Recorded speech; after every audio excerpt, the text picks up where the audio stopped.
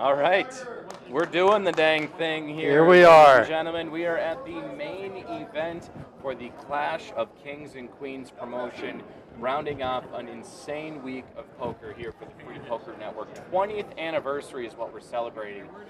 We've got about just under 90 players left on the main event. I think it was like 393. I'll get the official number here soon. But we had a ton of players come out. And Chris, how's it going? It's been a great day.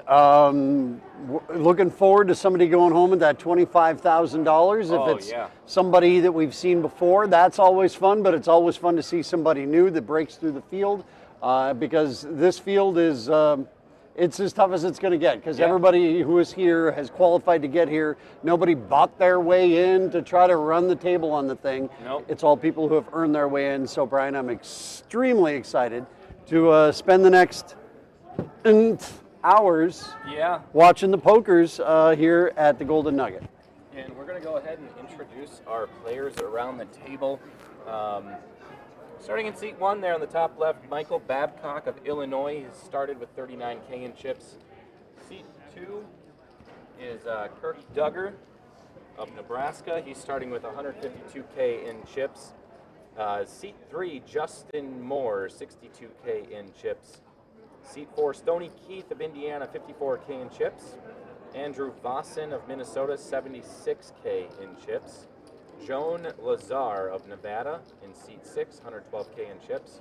And we do have an all-in right here with pocket nines of Joan Lazar, and Kirk Duggar is going to make the call. Got 40 left in his stack. We've got a classic coin flip to start off the live stream. Welcome back from the players' break, and we'll see if it's an elimination or a stay alive. 5, Queen, 10 on the flop. Any ace, king, or jack is going to knock Joan Lazar out. It is a king, and that gives the check mark to Kirk Duggar there in seat 2. Drawn dead. Joan Lazar is going to use up just a few minutes of her 15 minutes of fame here on the live stream. Joan, did you even get to introduce her? I just introduced her, I think, and we'll continue around the room. We got Sue Leskunis in seat 7 of Illinois. Seat 8 is Tammy Quaid from Minnesota, 610,000 in chips. And then in seat 9, Jim Morgan of Minnesota, 183,000 in chips. How many people are from Billy's Bar? I know at least 2 because they're wearing their T-shirts today. 8 and 9, both Tammy and Jim. I know that, but do we have any others? No, and I had to ask the table once I realized Tammy and Jim are both from Billy's. I'm like, is anyone else here from Billy's? I think we're actually federally mandated to always have someone from Billy's playing on our featured table. It does seem that way. But there's little chip counts, player position, and... wow, Tammy with a big stack in the 8th seat with 590,000 in chips. She's got 4x pretty much everybody at this table. That's a big old chip stack. Very significant. I always like to say in the game of poker, getting chips is easy. Yeah. Anybody can get chips, but can you hold on to the chips? That is the main question, right? Key question. Yeah.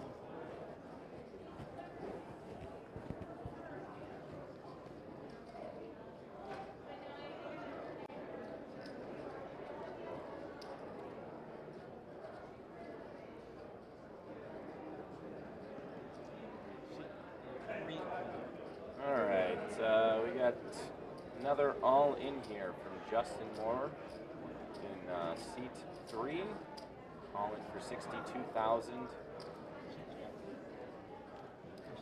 As he folds around to Jim, and he'll scoop up. Is that the blind? He was in the blinds and annies. He'll scoop up.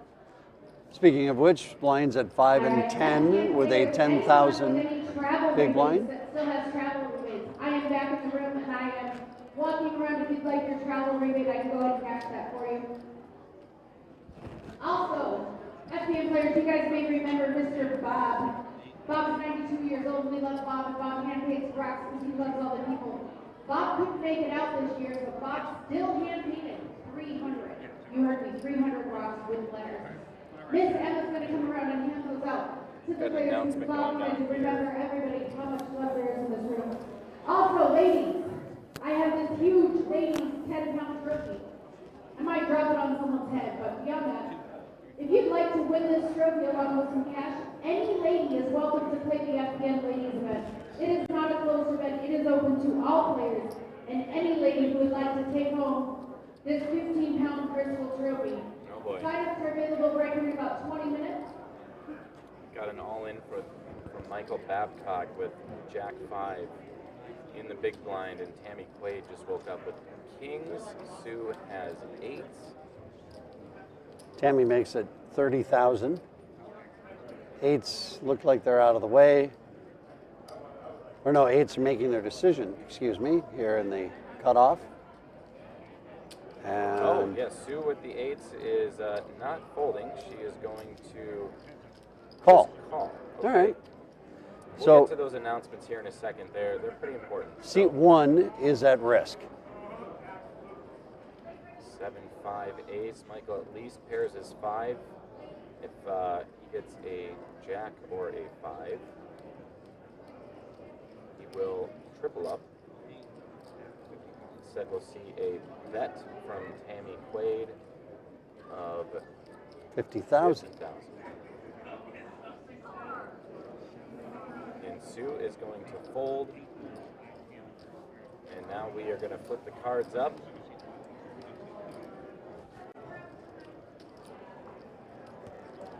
Is he not all in? Okay, must not have been. All right. Well, good. No one's busted. Okay, good. We wanted to keep Michael around for a while. Yeah, we sure did. So a couple announcements just came over the loudspeakers with Dana. One, we've got our ladies event coming up here in just 15 minutes. I'll probably have to step out and introduce that tournament real quick. So all the ladies of the Free Poker Network, for the first time this year, we're going to have a ladies event. It's a trophy event, and they can win some cash. So if they're no longer in the main event, I'd like to see, it's good and bad, but I'd like to see hardly anyone registered for the ladies event because all the ladies are still in the main event. But if there are, I think there's plenty out there to be able to fill up a nice little field. But this, first time we're doing this trophy event once again.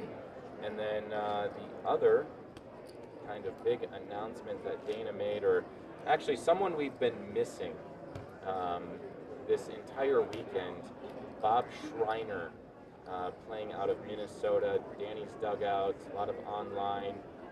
Bob is the kind of person that you walk into a room and he lights it up and makes it luminesce 10 times more. So Bob, I think this was his first time qualifying for nationals beforehand. He's qualified while he's here, but so he qualified for the first time this year. Unfortunately, has not been able to make it. So Bob is also known for giving out these Wow Girl rocks, and he sent us 300 of them. He's been working on those for a while. Yeah. So Bob, we love you. We cannot thank you enough for everything you've done for the Free Poker Network and creating and adding to this true family atmosphere. You are certainly missed out here, and we hope to see you next year. What people don't know is that Bob actually knows where the honey hole of Run Good Rock is. So he goes there with a chisel and his bare hands, and he chisels away at the Run Good Rock, and then he takes the pieces of Run Good Rock that he gets, and he paints them, and he puts poker sayings or whatever on them, or suits of cards or whatever, and then hands them out to people because he has found the rock of Run Good. Yeah, that's the story. At least that's the one I tell my kids at night when I tuck them in. The legend of Bob. But oh my gosh, look at this here. We have Stony Keith all in with Jack 10. Jim Morgan, pocket 9s. Hits a 9 on the flop. If we see a club, we're going to see a chop pot. King or 8, and it is a queen Jim Morgan of Billy's Corner Bar is going to knock out Stony Keith. Stony. Now that's a name. Yeah. Stony Keith out of Indiana. That's a strong man's name right there. Made his way out to Las Vegas to play with us this weekend, but unfortunately his main event dreams are gone. 25,000 is the first place tonight. Is the top 27 are paid? We've had enough. I think I saw 36. 36. Places Okay. get paid out. Published was 27 conservatively, but you guys have shown out in force this weekend and were able to pay out in the top 36. My staff can't work. If you're looking right in their work area. Thank you so much. Okay. All right. See what? Okay. All right. For which one?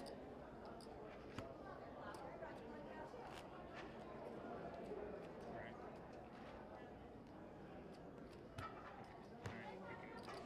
All right. In hand 1, 2, 3, 500.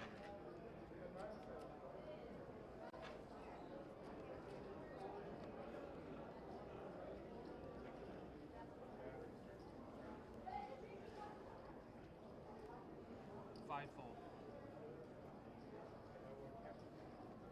Seven-fold. Eight-fold. Nine-fold.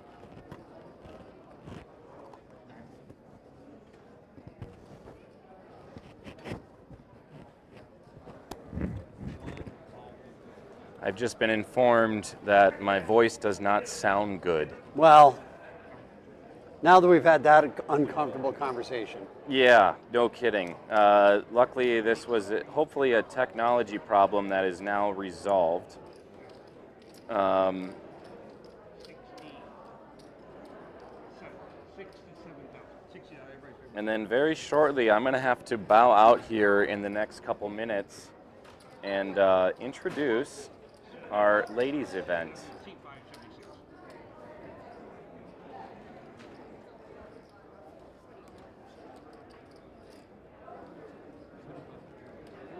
We're also following along with the chat on our YouTube stream, so Yes, we are.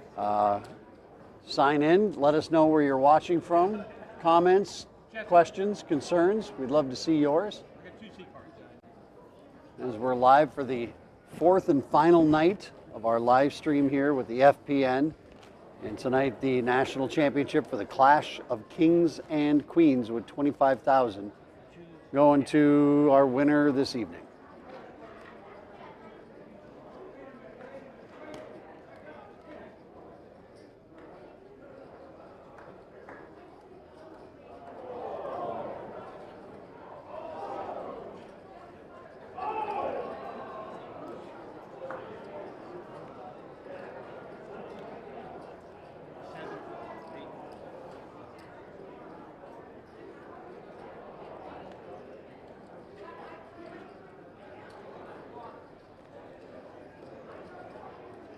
All right, Jim Morgan in seat 9 starts off the betting with pocket 5s.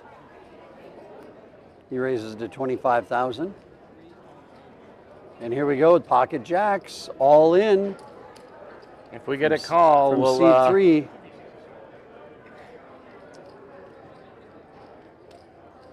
$42,000 to call, just under around a quarter or so of what Jim's got left in front of him.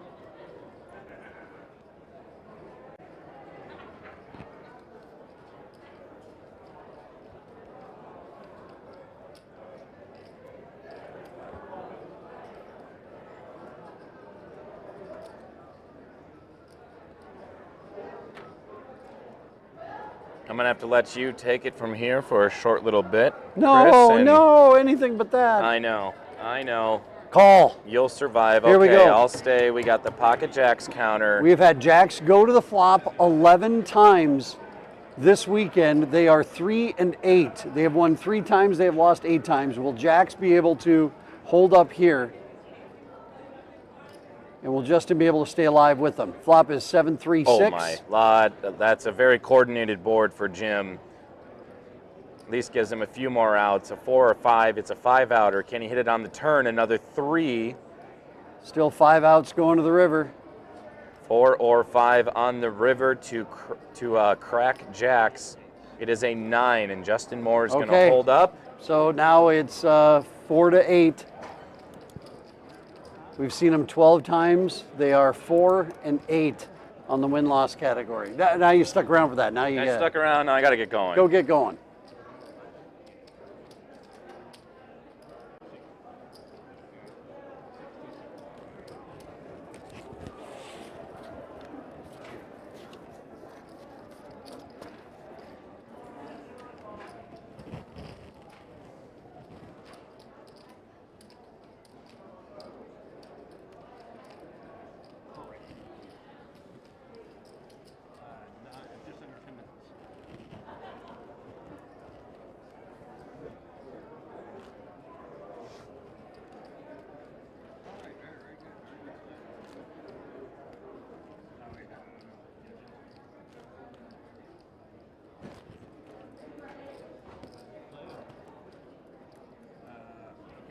Just under 10 minutes. Culmination of a lot of hours of poker is coming to a head here tonight. Of people who have qualified from all over the U.S. to come and play in the Clash of Kings and Queens here at the Golden Nugget in downtown Las Vegas.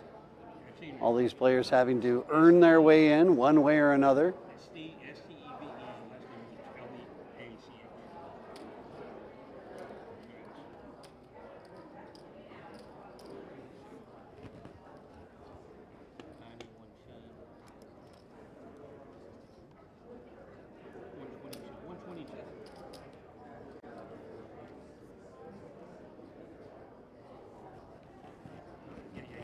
New player coming into seat 6. We'll get his info here in a moment of who is joining us at our feature table. Somewhere in the neighborhood of 60 or so players that are left in this field that was well over 300.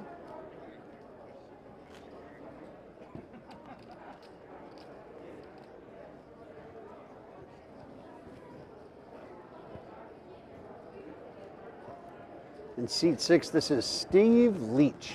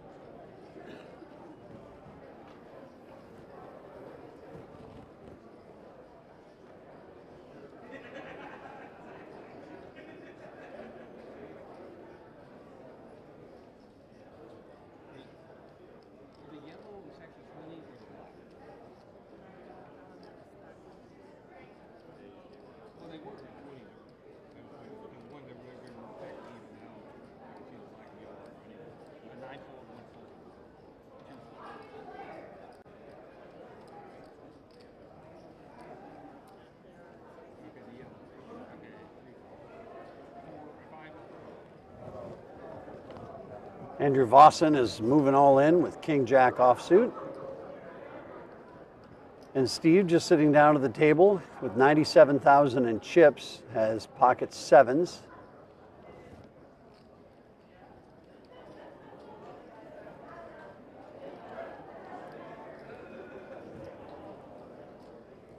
And he Okay, we have is calling, it looks like, out of the small blind.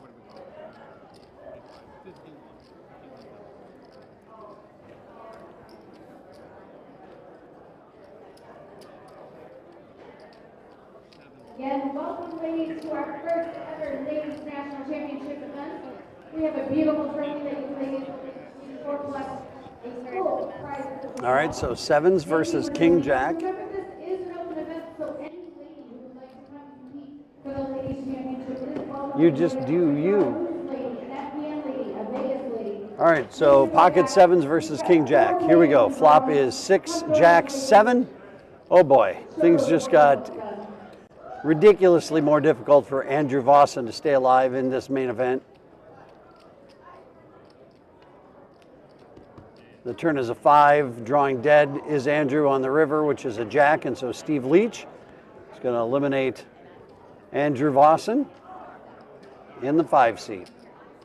2 seats open at the feature table. James G, 1, 2, 11. James G, 1, 2, 11.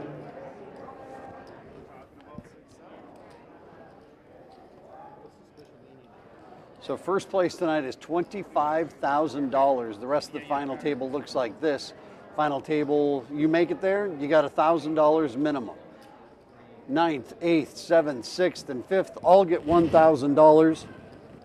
Fourth place, $2,000. Third place, $5,000. Second place, $10,000. And again, our winner will take home a beautiful trophy and $25,000 in cash from Free Poker Network and the Clash of Kings and Queens, the National Championship main event here at the Golden Nugget. Also celebrating 20 years of Free Poker Network. Originally started in the bars and establishments in North Dakota and Minnesota, and now spread out to 19 different states all across the U.S. League nights every night of the week in all those different locations.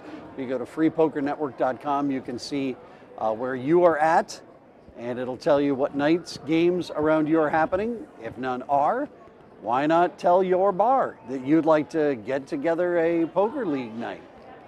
And you too could find yourself playing here in Vegas for a national championship. Justin in C3 will fold King Jack. Steve folds up to our blinds.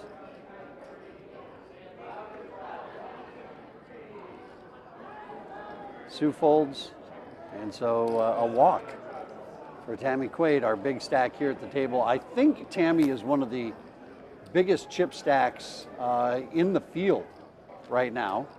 I was just looking through the some of the numbers. There's Shane Santos, has got 539,000 chips, and Tammy is right in that neighborhood.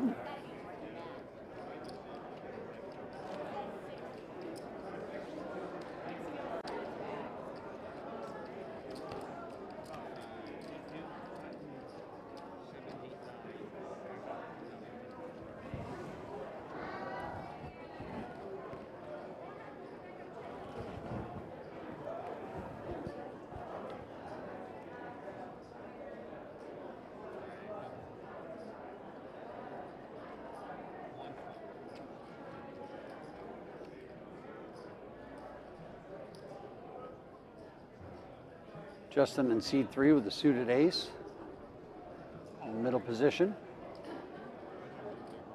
Calls the 10,000 big blind to Steve, sevens. He makes it 40,000. And blinds are folding around, so we're going to be back to Justin. It's 30,000 for him to see a flop, and he decides not to. So Steve Leach accumulating chips since coming to our feature table. That's what the thing, but everybody says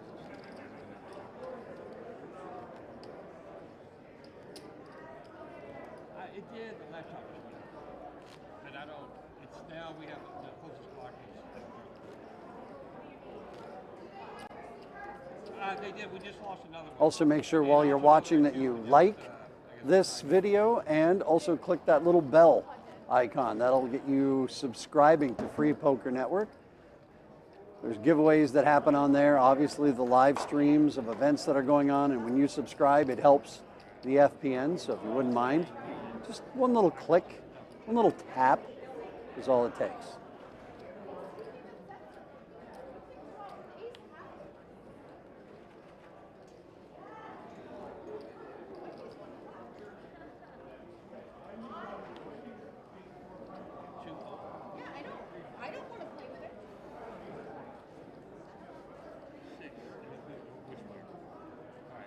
Be careful with your cards.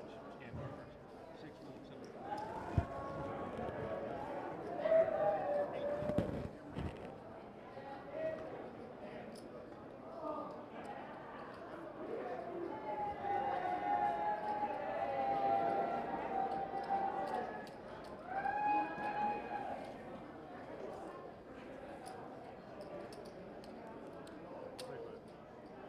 All right, small blind of Jim Morgan is going to call. Actually raised to 25,000. Michael Babcock in the big blind will fold 6-5 suited. So Jim wins this one. Speaking of Michael Babcock there in seat 1 in your top left, a lot of plays. Played 173 tournament nights or days of Free Poker Network, mainly at the Town Bar and Grill, which is located in Aurora, Illinois. So thank you very much to the Town Bar and Grill for their Monday league. All right, ladies and Thank you, Michael, for playing. Also playing online as well.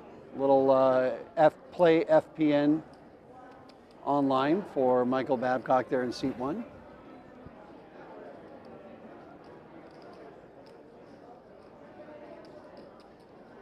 And Justin here in seat 3 with pocket 9s, looking at his bio. Mainly an online player, but a lot of online entries.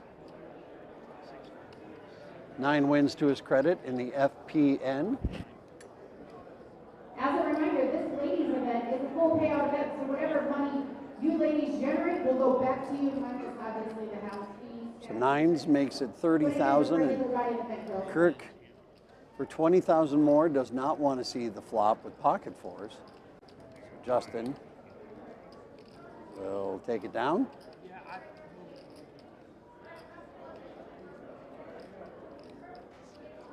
New level.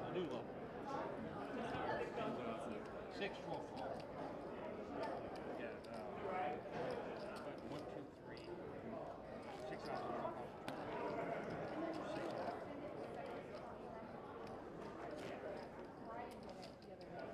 12. By some looking up here, it looks like Justin is from Illinois. At least that's where he's played some of his poker in the past with the Free Poker Network.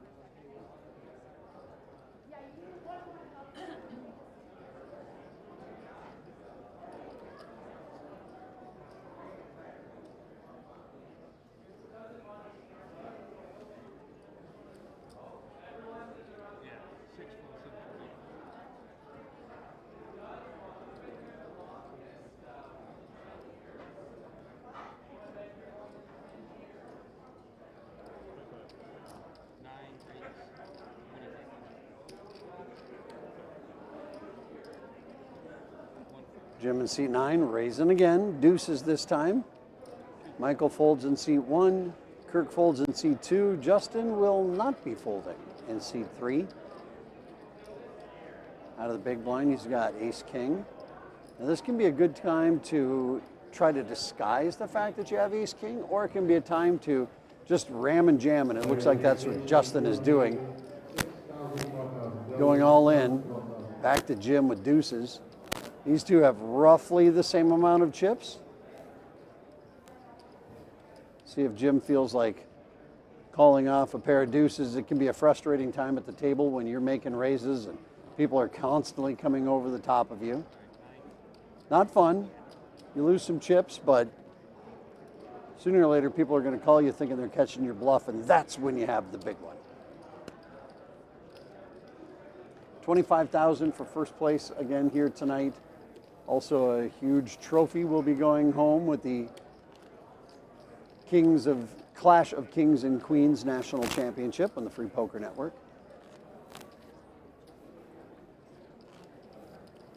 Don't worry, we didn't lose Brian to Fremont Street. He's out doing some real work out on the tournament floor, so he'll be back momentarily.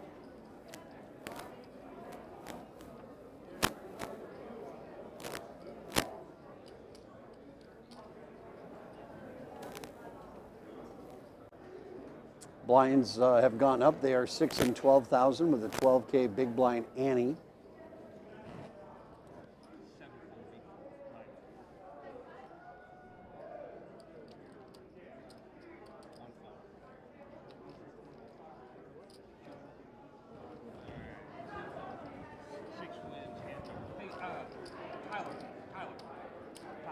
All right. See who's going to weigh in out of the big blind. No one was on this table right here. I just realized there's action. So I need to find open the down for a certain table or find out what the dealer did with it. Right here. Yeah. Okay. Yeah, just perfect. There you go. Thank you.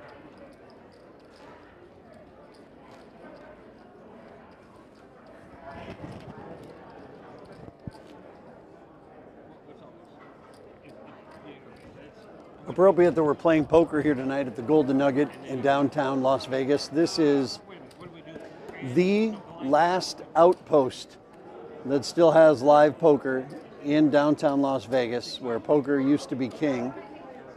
Of course, right across the street, caddy corner over there is Binion's, and that's where for many years the World Series of Poker was played out. And Sue is going to be all in with their blind.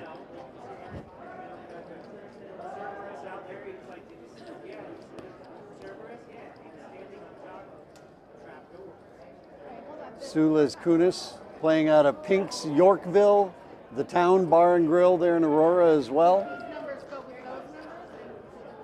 39 tournament wins of the 468 she has played on Free Poker Network. And we're sending her some feel-good vibes here. She is all in with her blind. Tammy will be first. Folds over to Jim. Fold. Michael. With ace deuce. Ace deuce no use. Ace deuce always loose. Kirk also with ace deuce, but he decides to call. Button folds.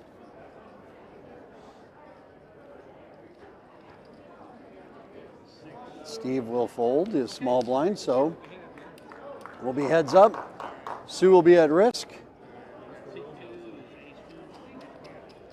got 40% chance to survive and play more. Otherwise, she can maybe quickly run over and hop in the ladies tournament, which has just kicked off. Jerry, go ahead and draw for a button there back there, Jerry. All right, here comes our flop. Dealers and the ladies, you are holding the number 9 seats. Flop is queen 6-5.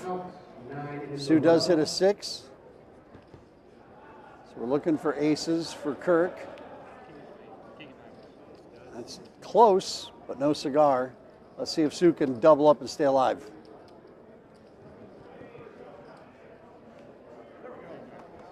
And she does. Easiest hand of poker all day for Sue. Being all in the big blind, no decisions to make. Just wondering what hand she was going to get dealt, and this time around, she was dealt the winning hand.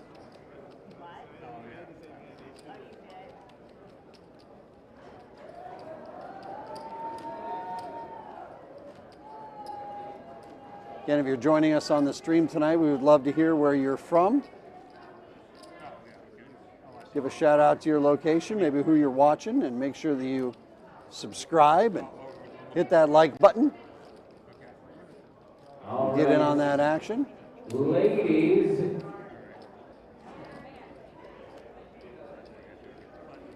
Noble dames and sovereigns of the Free Poker Network, the hour has come for a historic assembly. We welcome you to the Grand Ballroom for the first tournament of its kind, the Ladies Championship.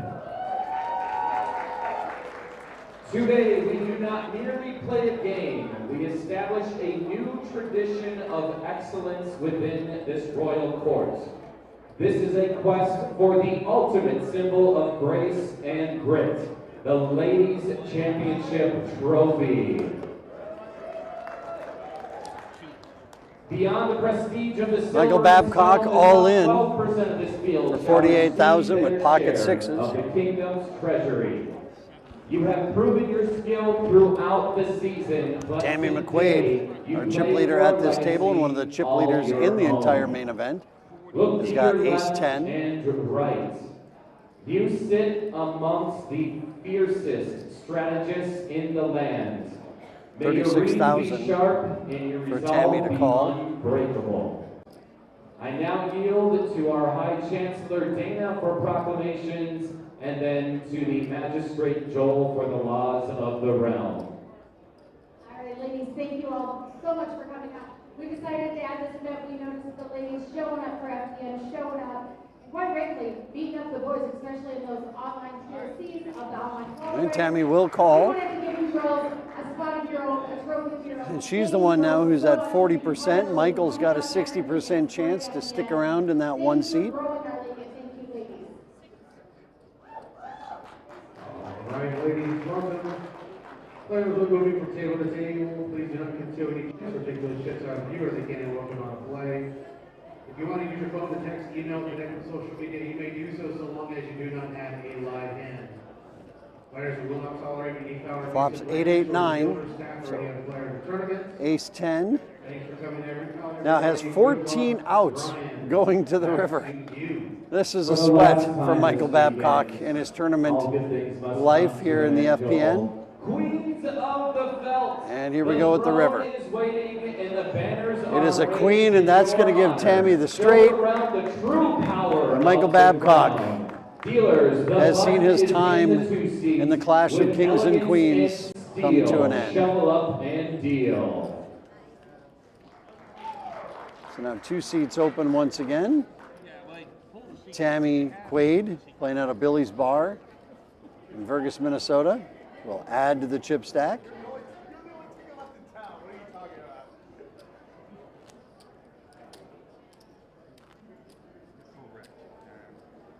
Thanks for your note, Megan, on the chat. We're working on Brian's mic. Hopefully it's fixed by the time you hear this. Kirsten's cheering for Sue. Megan is cheering for Justin in seed 3. Justin Moore there in seed 3. Oh, yes, yes. This is the 20th year of Free Poker Network and the FPN Championships.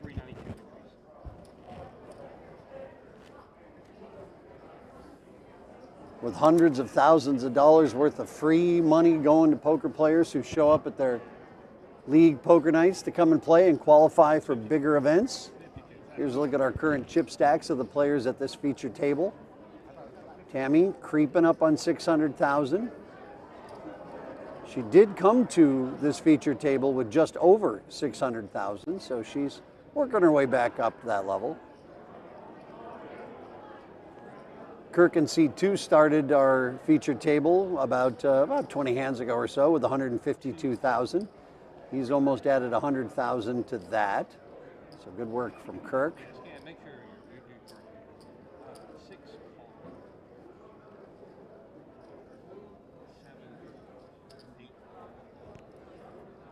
Steve limps in with a suited ace.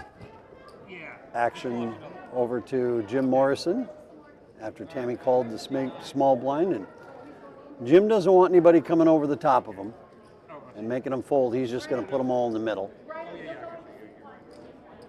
With pocket 9s.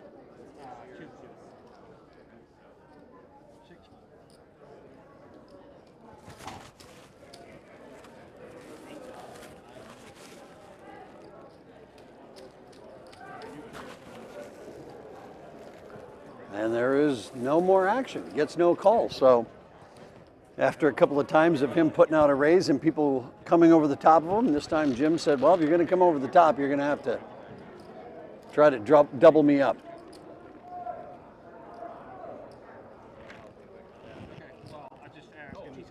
We will keep on rolling throughout the night here from Las Vegas at the Golden Nugget. No, that way. Okay, his name is R-Y-N-E Peterson. Ryan Peterson. Looks like current numbers are 52 players remaining out of 392 that started this main event. 338. Nat'l is the family's son, just turned 21, first national championship, and he's doing well. Hold on, I get it. Let's get rid of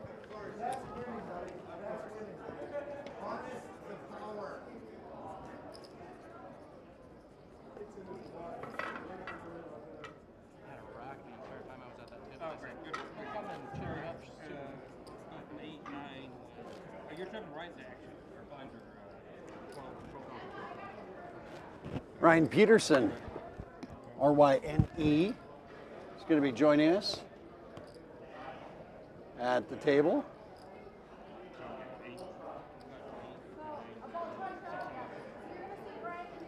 $338,000 in chips. Okay, yeah. 12, Sorry, first there you go, action. sorry. Oh, by the way, I got a purse. Purse. Why is it not a little purse? Yeah, I said purse, purse. And we have a new player coming in. Okay. Yeah, I got right there. We were just down 3 seats. All of a sudden. Looks like he plays mainly out of Danny's dugout in Sauk Rapids, Minnesota, right along I-94, in between Fargo, North Dakota, and Minneapolis, Minnesota. So welcome to the table, and thanks to Danny's dugout and the Sunday League for being part of the FPN.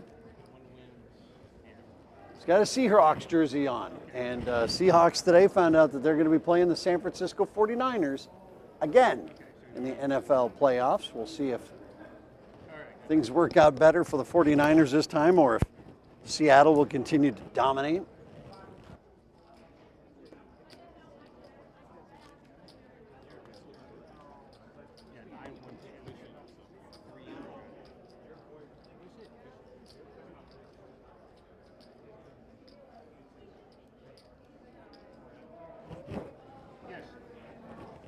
Just taking a look at Ryan Peterson there in one seat. His profile picture at freepokernetwork.com is a picture of him and who used to be known as Kid Poker. I think that name has probably grown out of its welcome. Him and Daniel Negrani in a picture there on his profile. Daniel, a super nice guy. I've met him on a couple of occasions. And, you know, he's Canadian. He's still a good guy. I'm just kidding. I'm actually French-Canadian by heritage, so I think I can make those jokes about Canadians. I'm not sure if they're even appropriate in today's world, but anyway.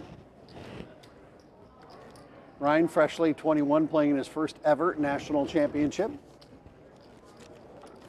Hopefully enjoying his time in Vegas. Maybe even, who knows, if he's freshly 21, this might be his first time ever to Las Vegas, and he finds himself sitting at the feature table playing poker in downtown Las Vegas. Again, we're playing all the way to a winner tonight. $25,000 in cash goes to our champion this evening. Plus, they'll also win the Clash of Kings and Queens trophy that comes along with that.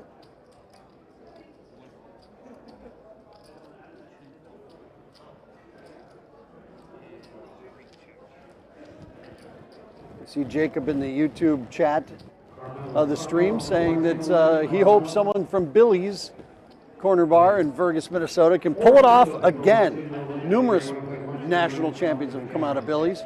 He said, I love playing with my poker family there. And Jacob, thank you so much for joining us tonight on YouTube on our Clash of Kings and Queens main event stream. Make sure that as you are watching tonight, do click that little thumbs up at the bottom. It might not seem like a lot to you, but it does help FPN, and also hit the subscribe button which is just to the left, the little bell that is there. Click on that, and that will get you subscribed to FPN.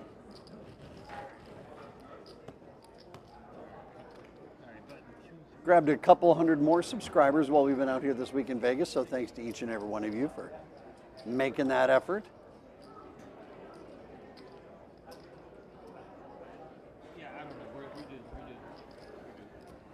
What did I miss? Oh, a little of this, a little of that. Okay. You know. Boy, that was a lot just to do right there, but we got her done. So I just was introducing our first ever ladies tournament, ladies championship. It's a trophy event. Top 12% will get paid for that and help some new players get in on the table. So we're kind of doing it all today. I love that. And yeah. I noticed you're wearing pink for the ladies tonight. I am. Yep. Got to show out for those ladies. Nice.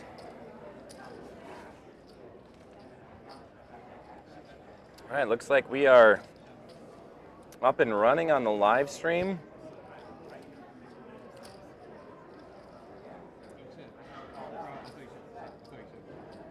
Tammy Quaid, our chip leader at this table, and probably in the top handful of players throughout the room. Will raise to 36,000 with pocket tens.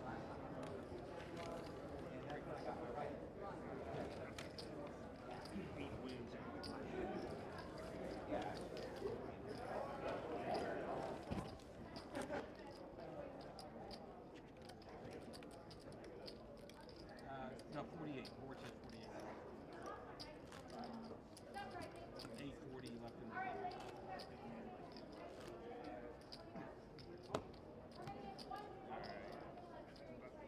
Three, four, six, 12, 7.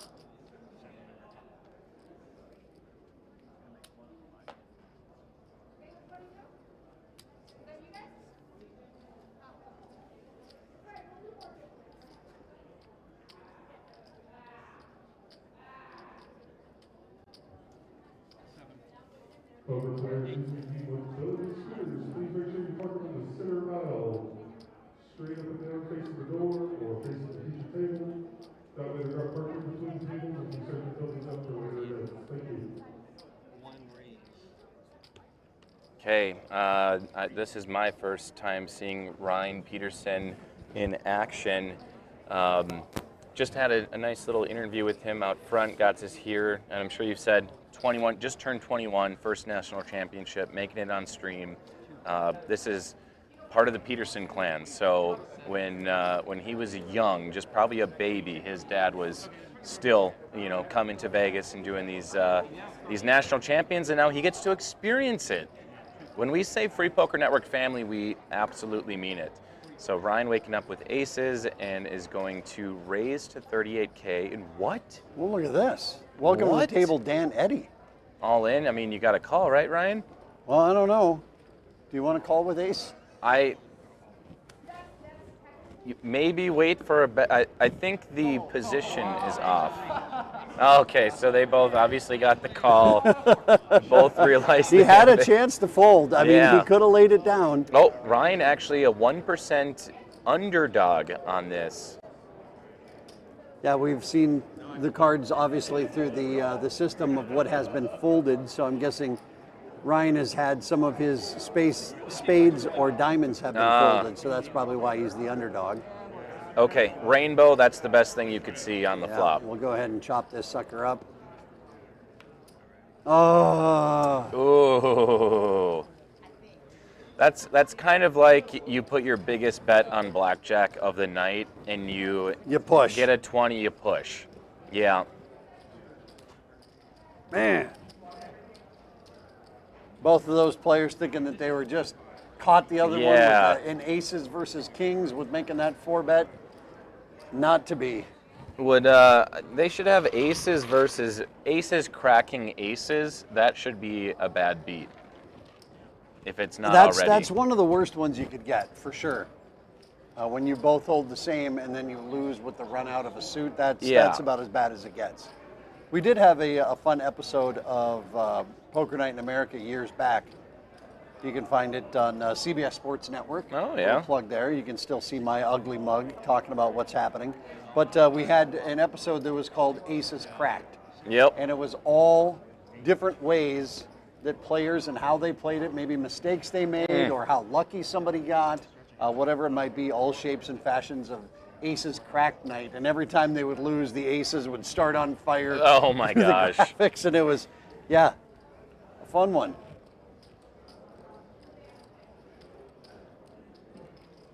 We had another episode that we did that was Runner Runner. Same premise of people just going absolutely gross. Yeah. Of having to go perfect, or Runner Runner to eliminate or stay alive, whichever it might have been, or to win a huge, couple $100,000 pot of chips. So very significant. Yeah. We mainly just ran out of ideas, and so we just started generating new content from all the hours of video footage we had. Probably like months or years worth of A lot footage. of hard drives full of absolute just boring poker. Eh. A lot of fold arounds, a lot of raises and folds and the like. All right, Sue is All right, gonna, Sue. Yeah. I think last time she had 10-6 when she was in the big blind and was able to survive. Okay. So she's a little worse position here against Ace Deuce, but still 2 live cards. And the flop is, I think there's a deuce out there. RFID There's not quite. the box. Yeah, Oh, two deuces. 2 deuces for Tammy Queen. 6% chance to win now for Sue Liskunis of Illinois. She needs that perfect runner to make it straight. Oh, Yeah. insult to injury. Just a boat. Is that all you can do, Tammy? Tammy slams the door on Sue's run for the Clash of Kings and Queens. And she even gets She even made a flush on the river. did Sue, just as a parting gift of kicking her in the hind end as she leaves Yeah. our feature table. Thanks for playing, Sue. And now go register and get in that ladies event. Yeah, That's absolutely. your last chance to play FPN branded events for this run here at the Golden Nugget. So Okay, we're gonna do this all day small. We're gonna be 12. I'm guessing at this point now we've got to be in probably the mid 50s of players that are left. You know, in the half hour that I was out there, I forgot to look. It's okay. Actually, I'm gonna go fix that light. Okay, all right. Oh, hi. Oh, All right, so you alluded to a major wardrobe thing, so here it is. detail on that. Little poker chip detail. Golf and poker colliding. Let's give the plug to one of my favorite brands because they're not paying me. I paid them for this, but Pins and Aces, which is out of Colorado. Okay. Golf company that I love. They make so many cool designs, and one of the things that I'm known for is making these 4-way stretch hoodies with different insides of the hoods. Nice. And when I saw this one with the poker chips, I thought, Brian you always come in strong with some cool, fun poker shirt. I'm like, well, this year I'm going a poker theme. I love it. So I got the chips up here on my shoulder. I love it. Not up my sleeve, but in my hood. Yeah.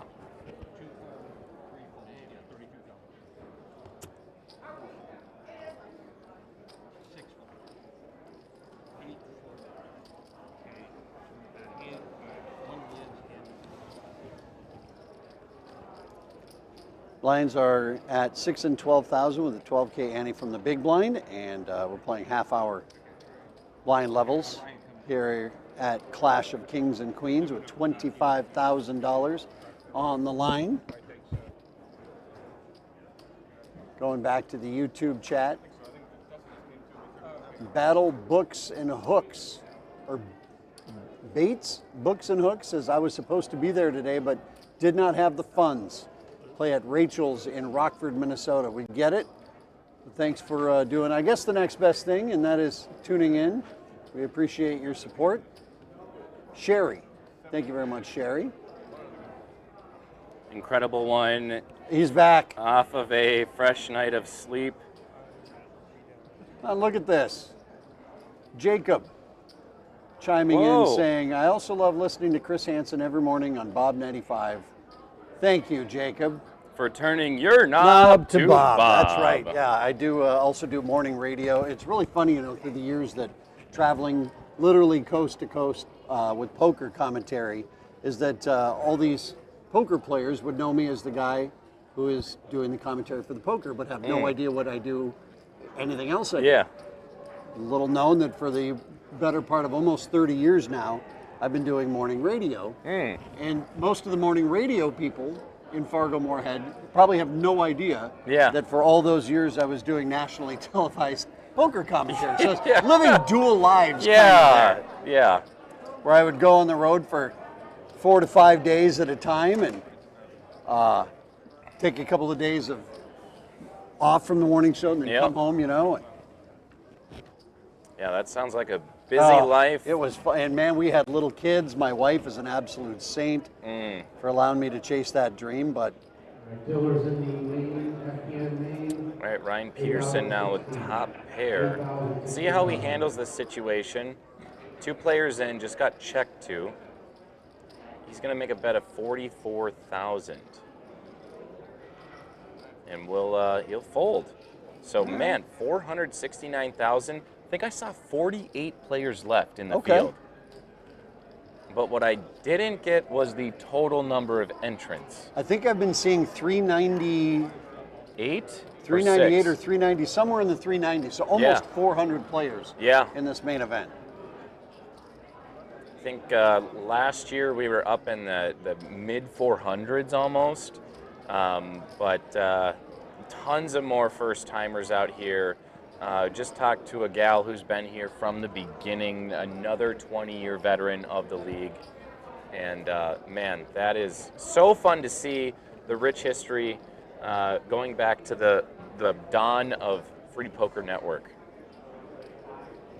Yeah, in years past, there hasn't been a couple of national championships at the same time. So I think you can combine those 2 numbers. They probably would have been, again, if we're almost at 400 with the second of 2 national championships, I think it's safe to say that if there was just one, that number would have been a lot bigger for it would have, Yeah, a lot of people came in, qualified for the Royal Court, not the Clash of Kings and Queens, coming out to play a main event there. Obviously, let's just stick around and play the qualifiers and try to get into the big show. Of course, there can only be one winner tonight. $25,000, cold hard cash. And while we're on the topic, paying top 36 places, $130,000 in the 2 championships is our prize pool. Between the 2, we've awarded $230,000 in cash so far, or we will this weekend. We have given away $33,000 in season championships. We've given out $65,000 in travel rebates, $2,000 in drawings, and $1,000 in Kingsguard.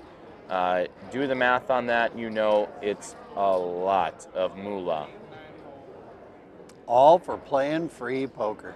Geez, Ryan now with pocket kings. He's on a run. He's on a heater.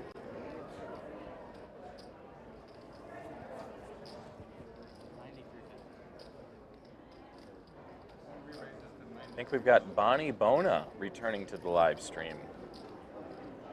Oh boy.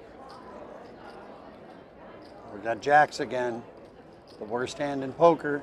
Dealers at the 1 p.m. Please start having 1 player buy up your 500 chips. I mean, he's just going to shove, right? He's already committed $32K into the pot. He'd be calling off half of his stack here.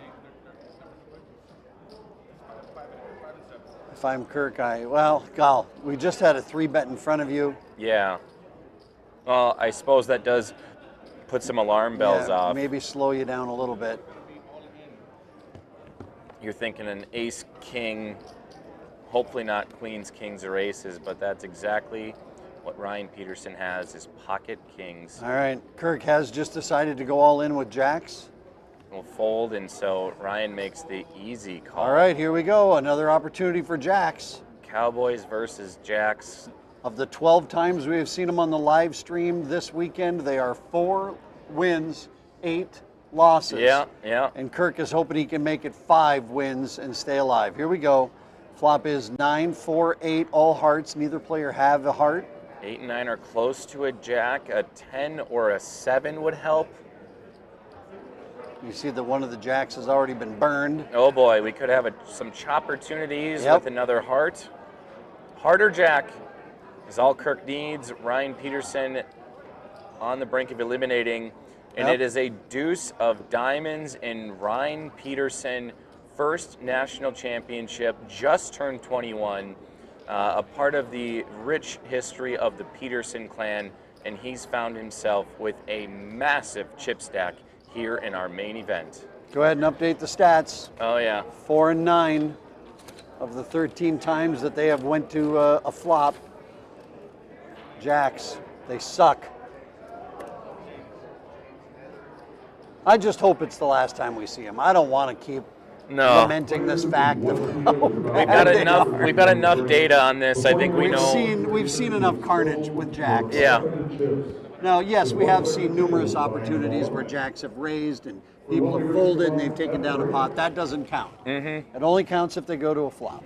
Correct. Which I'm sure then you could put the number of times that jacks have won would be above that. Yes. Where it's at. But we're just saying once you get to the flop, jacks really then suck. Boy, do they.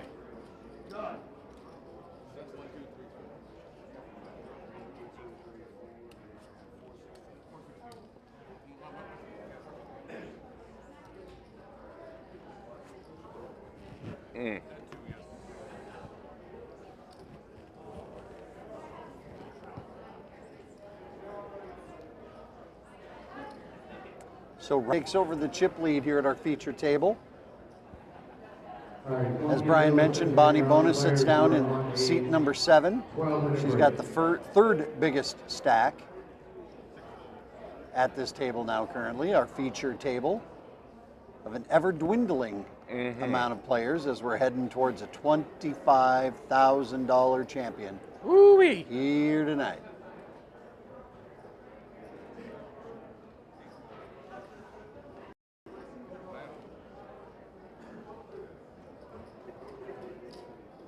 FPN players, if you or my friend looking for a travel rebate, are you back there? Okay, he's ready. I found him. Last one, found him. Marco, hold on. Justin gets a pair of 5s. Ryan, middle pair with the jacks, but flush draw on the board for Justin Moore. This is dealer versus big blind. Justin Moore looks like he is a strictly online player. That is one of the many ways to qualify for the national championships out here. Red 7 hits the turn. Ryan's jack 8, still in the lead. Not scared of that ace. I don't think there's been a, just 16K, a bet and a call. Not feeling, oh, there's a 42K from Ryan. He's, really amping it up, putting some pressure on Justin. Basically seeing if he's got the ace or not, and he does not. Ryan Peterson will scoop in another pot. His chip stack swells to about exactly 712K. Unbelievable.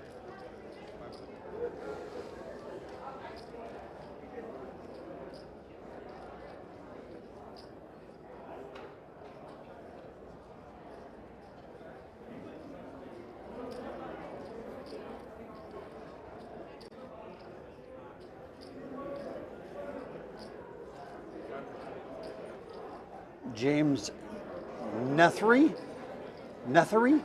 in seed 4, new player. Wearing a Misfits Poker League shirt. That means he must be from Las Vegas. Yeah. Either that or he's just into the merch. One or the other. That's cool too. James Nat'l? Let's go that. James Nat'l. Was it James? Yeah. Well, by golly gee, we got ourselves an actual LPT player. If that is the case, we're gonna match up name to a face Oh, I here. take that back. Dan Eddy Oh, Dan. Okay. is this player in seat 4. Whew. But we do have a James Nethery. I saw his name come up. I'm not sure which player that is. Is that new player in seat 2, maybe? Very well could be. This call in poker is not exactly what you'd call a exact science. Yeah, Dan Eddy plays at the Bonfire. I believe this is going to be, oh, well, we know it's Vegas because he has the Misfits shirt on. So the Bonfire Putters Bar and Grill in Pecos. And it looks like that is Joe's Bar. We got Aces and Ales. So making his way around the FPN leagues here in the local Las Vegas area. 6 is Steve Leach, okay.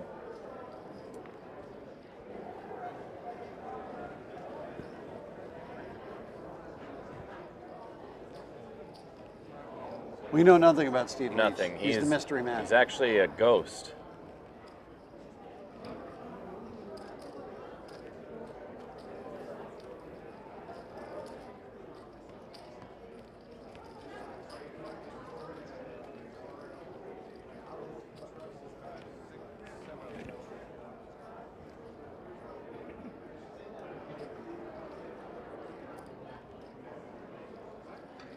Bonnie's sitting down at our table. Her and her sister were part of another national championship early this week that you might have saw on our live stream.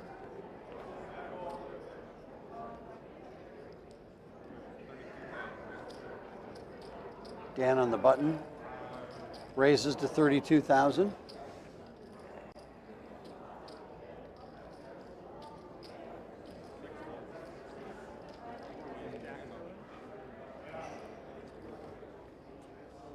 I think James is in seat 5, right? I'm pretty sure I saw that. So James is a LPT player, TOC champ from the Step in the Ring promotion, and league champ for the Royal Court promotion at J-Town Strike and Spare Family Fun Center.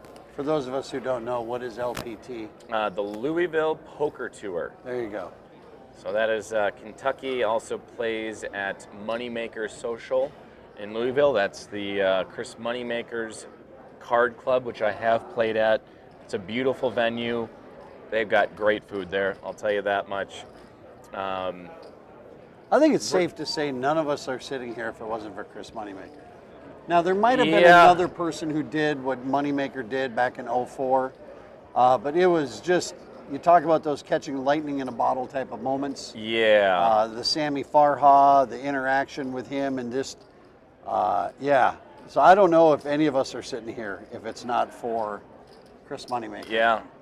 Greg Raymond, he was shortly after him. Greg Raymer, yeah. Was, or Raymer, yeah. A couple of years after him. He had those crazy glasses, if I remember correctly. The fossil man with the alligator eyes, Yep.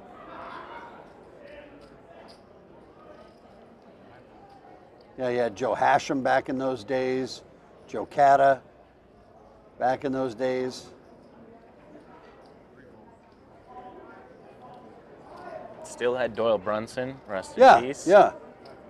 You've met the man? Yeah, yep. Yeah. I had an opportunity to spend a little bit of time with Doyle and his son Todd. Also his daughter, oh boy, I want to say Wendy, but I don't think that's right.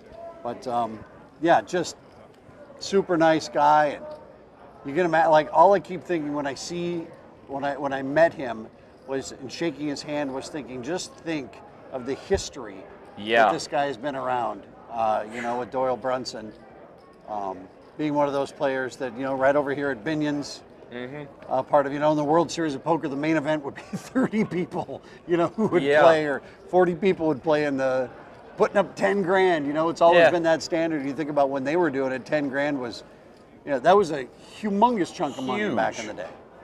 Not that it isn't now, but you rewind the clock 70, 80 years. Yeah. It's called inflation, people. Yeah.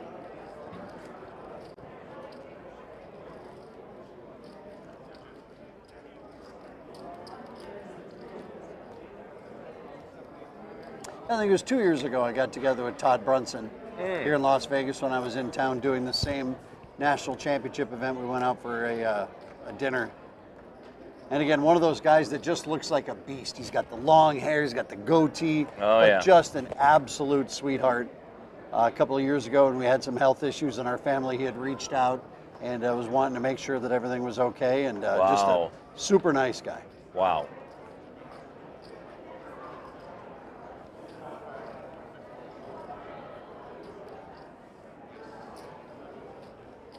Yeah, there's definitely something special about the poker community in general.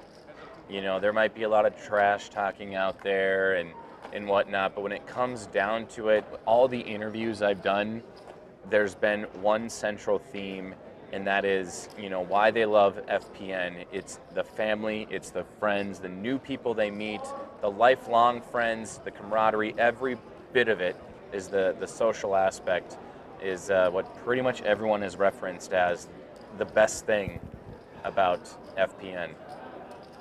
Yeah, and I know the online platform is great. It gives people a chance to do their thing if they're not able to make a certain night or whatever it might be, or maybe they don't have FPN exactly a league where they live.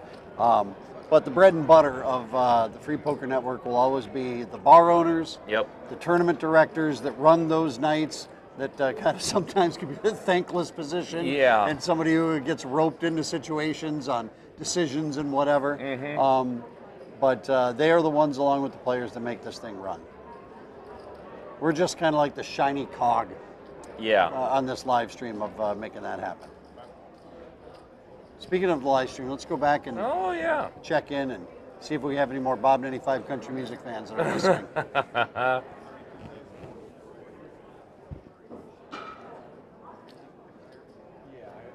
Southside Don says there might be 31 players left if Poker News is up to date.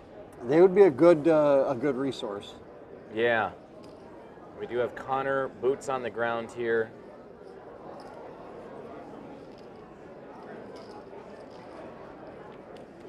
But as of 1 minute ago, we got DN Stilkey letting us know that 52 of 392 players remain.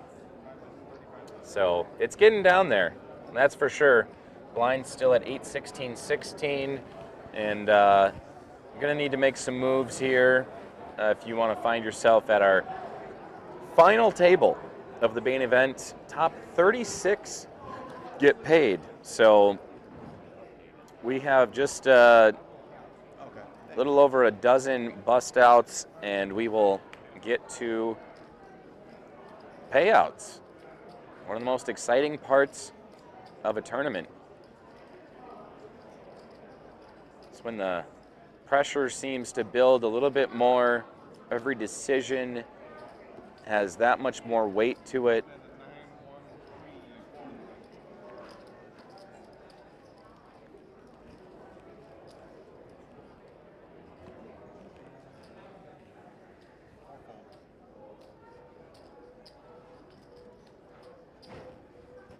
There, that helps us out a little bit.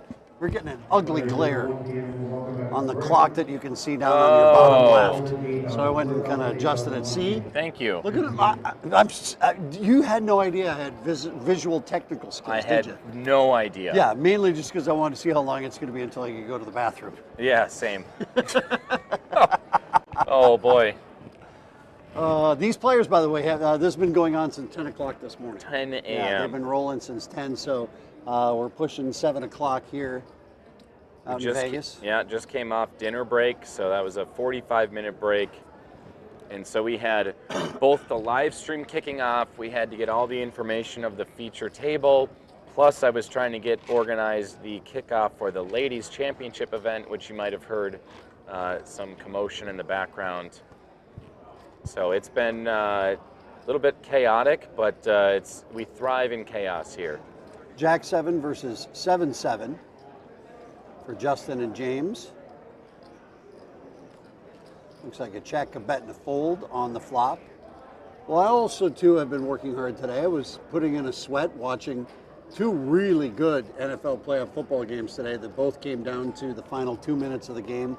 Was Niners Eagles? Yeah, Niners Eagles, and the Niners pulled that one out on the road in Philadelphia, and then the other one was Bills? upset as well. Bills going down to Jacksonville and taking down the Jags. So now tonight is the Chargers at New England. Oh wow, that should be going on right Yeah, now. that's happening as we speak. You know, now that I think about it, I should go adjust that clock one more time. Yeah, Just to make sure. But it looks pretty good up there. it does. You're gonna have to find something else on set that needs some adjustment.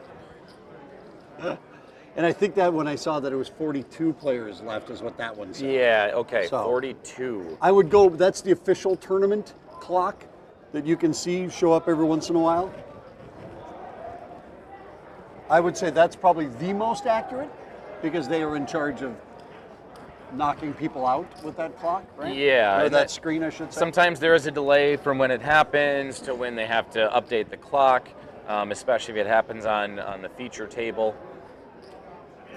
And the rest of the field is actually in the back right of the room, so far away. So getting some bonus coverage is going to be a little bit of a challenge, especially with the ladies event going on right in front of the feature table, and then other the Golden Nugget Winter Series daily games are happening as well. Actually, the Moose are in town. Yeah, the moose are back. There's moose crossings everywhere here. There is. At the Grand Ballroom. Is that a fraternal organization? Is that a service? I guess a service organization or Yeah. service club organization like your Lions or your Kiwanis, I guess. Same kind of Yeah. vibe, right? I The would say moose so. from all over the place. I just talked to a guy in the elevator today who has just gotten into town and he had that fresh Vegas look in his eye. Yeah. You can see it. You can see it from a mile away. I saw a great clip today. Somebody posting a reel, and it said, "The point of view walking into your hotel room for the first time in Vegas." And the Yeah. guy walks in the door, walks with his roller bag to the middle of the room, takes his hand off the handle, turns around, and walks right back out the door. I'm like, yeah, that is. That's- Sometimes I don't even make it as far as getting all the way up to the room. I just drop it at bag drop at registration and see you later. You guys take care of it for me. Hold on to this till later. I cannot wait to start getting into the game. I did have a nice little run out there. When I'm out here, I do like to play slots, and I do like, I did play a little bit of blackjack, and I ran it up. Oh, yeah. High watermark, $1,200. That a boy. Got a $800 win on a, what was it, the buzzsaw, the golden buzzsaw feature on Huff and Even More Puff. Look which at you. is super rare to get. You win that, you got to do some backup spins. And I hit another golden buzzsaw feature, two of the rarest features that you can get on that game, back to back within 10 spins of each other. And that was another 400 or 500. This is the stuff dreams are made of. Yeah. So together, not quite the hand pay I've been searching for. Yeah. But still, that got me back, and then I hit the blackjack table, and I don't normally do that because we have blackjack in North Dakota, and it's not like it's that much more fun here, but I said, why not? And I turned 100 into 275. Wow, my phone must have been off because I didn't get any notifications that people were going out to get the slot machines and the blackjacks. Yeah, it was definitely a solo adventure. I like a solitary run. Yeah. Like it's just me and the machine. It's just me and the cards. Well, you pop around a little bit, so you play, $7,500 on a machine. If it doesn't hit, you move. So it's kind of hard for it to be tons of people around you, or even just a couple people. You're a one-man wolf pack. Yeah. Out here running around wild in the desert. I get it. Yeah. I get it. Well, I'm still living off of the hand pay from Friday, so Yeah. that was my first one in decades. Mm. But I don't play slots more than once a year, maybe. Yeah. So that was all thanks to my friend who went to get a player's card, and I just grabbed a random machine and away we go. Why not? All right, Steve Leach with the ace-3 out of the small blind. We'll raise to 32,000 and Bonnie will call. So these two will see a flop together. Checkity check. Turn. Bonnie behind, 9 outs. Can she hit it on the river? An ace comes. So we will check, check. Oof, that's some exciting poker action. A lot of thought, a lot of discipline, a lot of numbers running through the heads there with 3 streets worth of checking. Maybe swearing will help. Oh, okay, yep. Is what Steve's hat says. Maybe swearing will help. That's what I was wondering. No bet on the river. Pairs the ace. I mean, he probably knows he's good, but it was such. There's an old saying that goes, "You're probably only going to get called if you're beat." Yeah, true. Right, like, yeah, you could bet it, but you're probably only going to get. And then what do you do if somebody comes over the top of your bet? Right. Who's been just waiting for you to do something? Yeah. You know? So we'll check. If I have to, I'll call on the river. It's kind of that kind of vibe, especially blind versus blind, right? Yeah, true. All right, Justin Moore is going to go all in for 60K. Jack 10 suited. James will fold. Folding over to Tammy Quaid. And Justin will scoop up the blinds and antes, 40K worth. We'll just keep saying it, $25,000. Eventually could be one of these fine folks who will be our national champion tonight for the Clash of Kings and Queens. Oh, wow, look at that. Look at the tight Tony, zoom in on that. You dirty dog, you. He's rolling that joystick to the right. Look at that. Now back out to the left. He's panning up, panning down. That's a nice, smooth. Look at, there's the down. Now, he was telling me with running the joystick that runs these remote cameras that he plays a lot of flight simulator games. Yeah. And it's exactly the opposite of what his flight simulator is with the joystick. Is pushing up, goes down, and pulling back makes it go up in the flight simulator, I guess, right? Well, but exact opposite. Yeah, thank goodness we don't have engines and anyone at risk of taking flight with any errant joystick movement. Justin Moore is going to go all in for the second time in a row. Scoop up the blinds and antes yet again. That's 40,000 chips each time you can do that. So he just added 80,000 to his chip stack in 2 hands with absolutely no pressure of doing it, right? Pretty much tripled his chip stack by the blinds and antes. That's where you, like I said, keep that chip stack where it's defendable, where people aren't just going to pluck you off because you've got a low amount. Yeah. But yet you're not putting, you might have to put yourself at risk, but.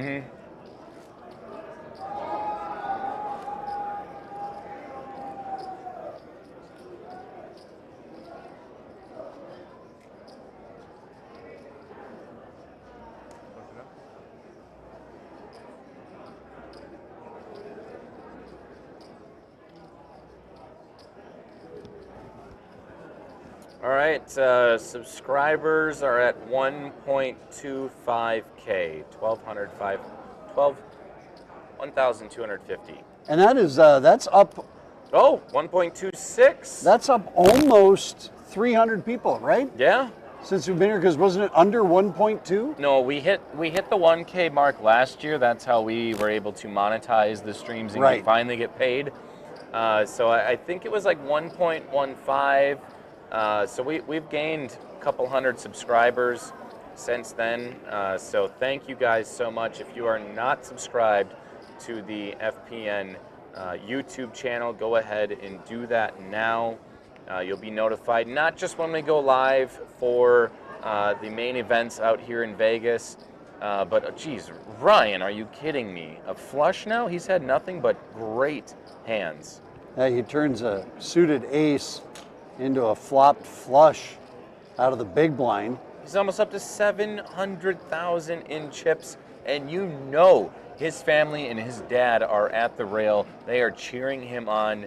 I talked to Nels earlier. He is the proudest dad in the world right now. That's cool. Not to this level, but I remember a couple of summers back, my kids are lifeguards at a swimming pool in Fargo, and a bunch of the swimming pool youths were getting together to play poker, and he was asking if he could take my 5,000 chip set Okay. with him, and so I went out into the garage and Dusted them off. and handed it to him, and he's like, everyone was super impressed that you had this chip set. I'm like, yeah, so proud moment. Yeah. When the son was like, yeah, there's a bunch of people who want to play poker, and I included, back in the day for Heartland Poker Tour, I used to have my business card, had a rank of hands on the back of it. Ah, nice. You Little know? cheat sheet. Yeah, 1 pair, 2 pair, royal, like what beats what, right? So I gave him a stack because I had a box of 500 of them, and I think there was probably about 391 left, or 491 left. And so I said, here, take a bunch of these so you guys can know what the ranks are. Yeah. Realized it still had my cell phone number on the front of it. Oh, no. So a bunch of rando teenagers are running around with my phone number, but whatever. It's all right. Look at this flop. Wow.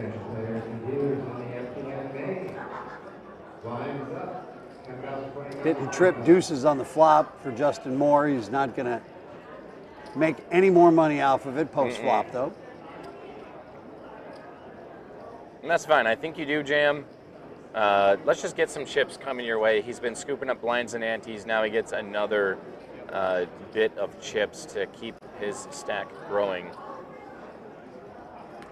We are paying out the top 36, so we are just 6 bust outs away with, according to our last number, of 42 players remaining. Now, will there be a redraw at that point? You know, Is that what we did the other night? Are we doing that again, or? It's possible. Okay.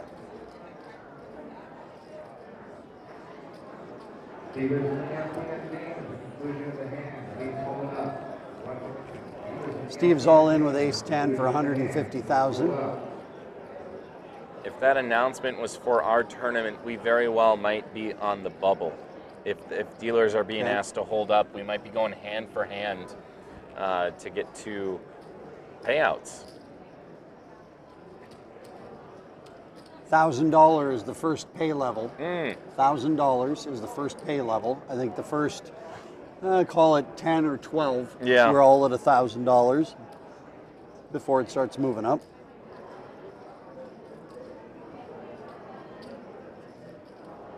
Seat 4, Dan Eddy is next to act in the big blinds, already committed 40K. It looks like blinds either just went up or this hand. Yeah. So he just put in 40K. Dealers in the 17th tournament, we are holding 1-5 in the well. Players, before we get started, we're going to cover a few ground rules. When moving from table to table, please do not conceal any chips or take them out of view, or they may come out of play. If you want to use your phone, text, email, connect with social media, you may do so as long as you don't have a live hand. We will not tolerate any abuse of language towards the dealer, staff, or any other. Got an announcement going on, so we'll just hold up. So 38 players remain. You must get your seat before the last card hits the button to have a live hand. Thanks for coming out, everyone. Good luck. Dealers, button starts at seat 2. Dealers, please begin.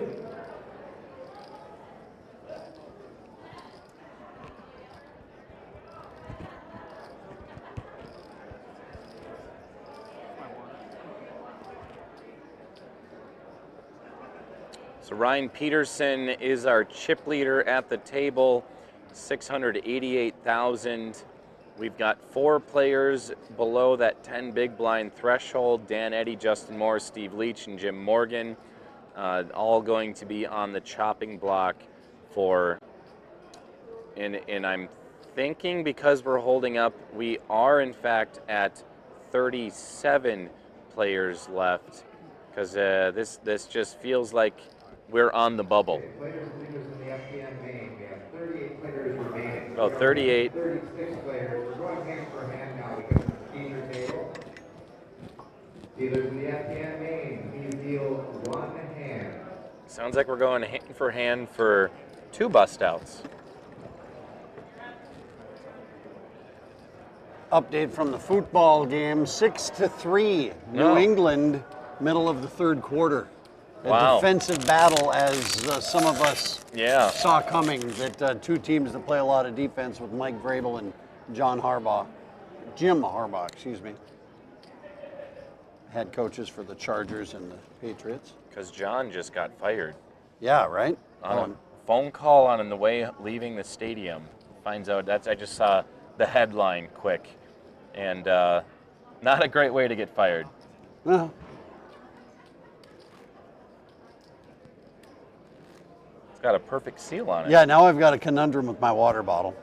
I was putting casino water bottles, pouring them into my water bottle, and just dumped them over and put them on the top.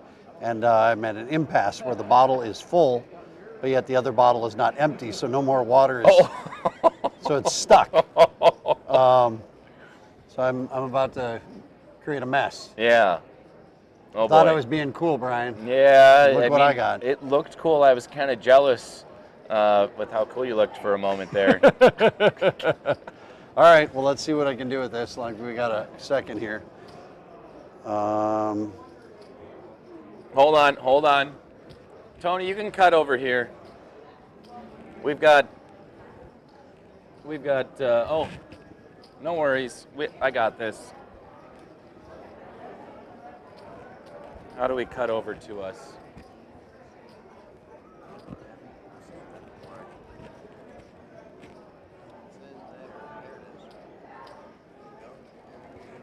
Okay. Okay, so here's the dilemma. I went to put my water, and I just dumped it on top to let it go, but now it... It's kind of like a Red Bull type of martini or a garbage can type thing. It's stuck. The water will not go in, the water will not come out. Here we go. Okay. How big a mess is this going to be? Back up, hide your computer. In. Well, that's minimal. Wow. That was pretty good. You've done that before. No, I wish I had. Now watch, I'm just going to dump it all over myself. Cheers. Stay hydrated, my friends.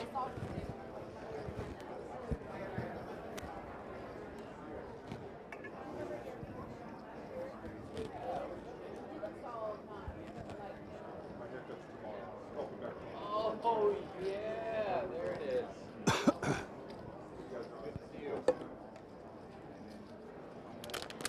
So we're still hand for hand waiting on the rest of the tournament to conclude. If there's any all-in action, we'll hear it over the loudspeakers. And that's about it. Another reminder, we've given away, I think the number was 130,000 each promotion between all of our events here today. Question being asked, can you list how many players are left and help us to understand the whole big picture of the tournament and not just the featured table? All right, I'll take that one. We start with almost 400 players. 10 o'clock this morning, everybody had to qualify their way in. There were ways to buy into qualifiers out here in Vegas. Yes. But a lion's share of the people who are qualified did it at their own local poker league. Yes. By getting in that way. So then they all come to Vegas. They all play starting at 10 o'clock this morning. Whoever wins $25,000 in cash. We are down to 4 tables worth of players or so. Yeah. And so once we get to a certain number, which is 2 more players being eliminated, then all of those people will get paid. Yes. And we'll continue on with the play. What you are seeing is roughly 1/3 of the players that are left in the tournament here in the gigantic ballroom. Yeah. Here at Golden Nugget. How was that? Yeah, I think you set the stage nicely.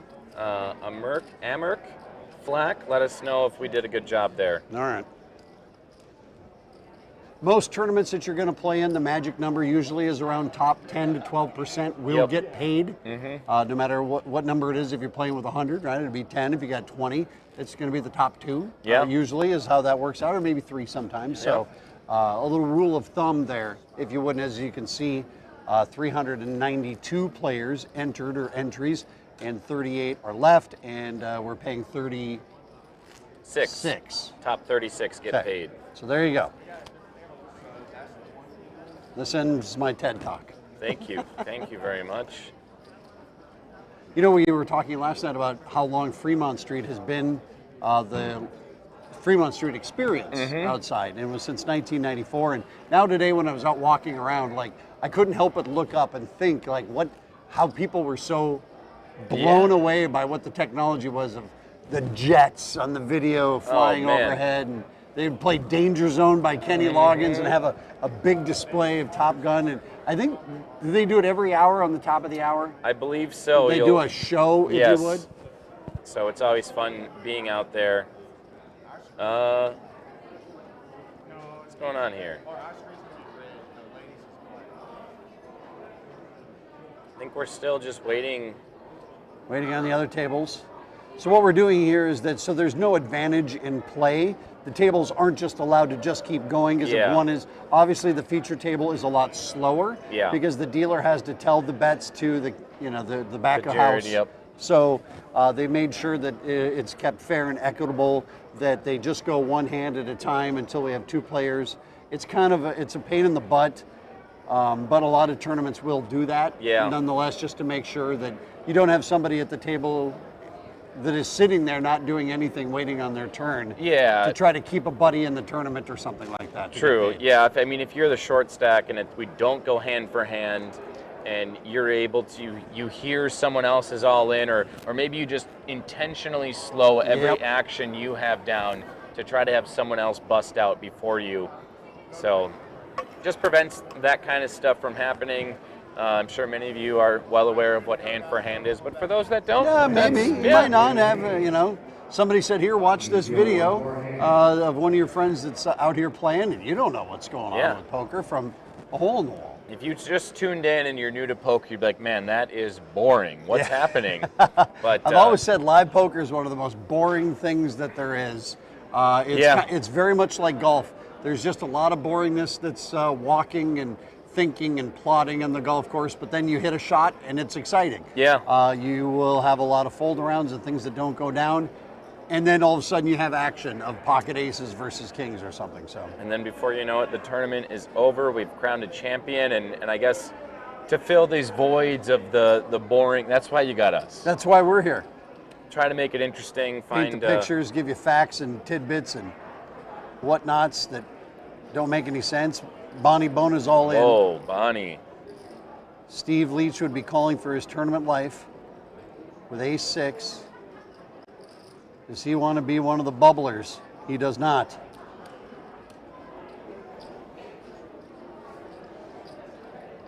That was a very nice aggressive play there from Bonnie, trying to just take away that small blind that he just paid into. And knowing that, again, one of the shorter stacks at the table, trying to survive to get into that first pay ladder, so... The game within the game, Mr. Peck. Yeah, very much so.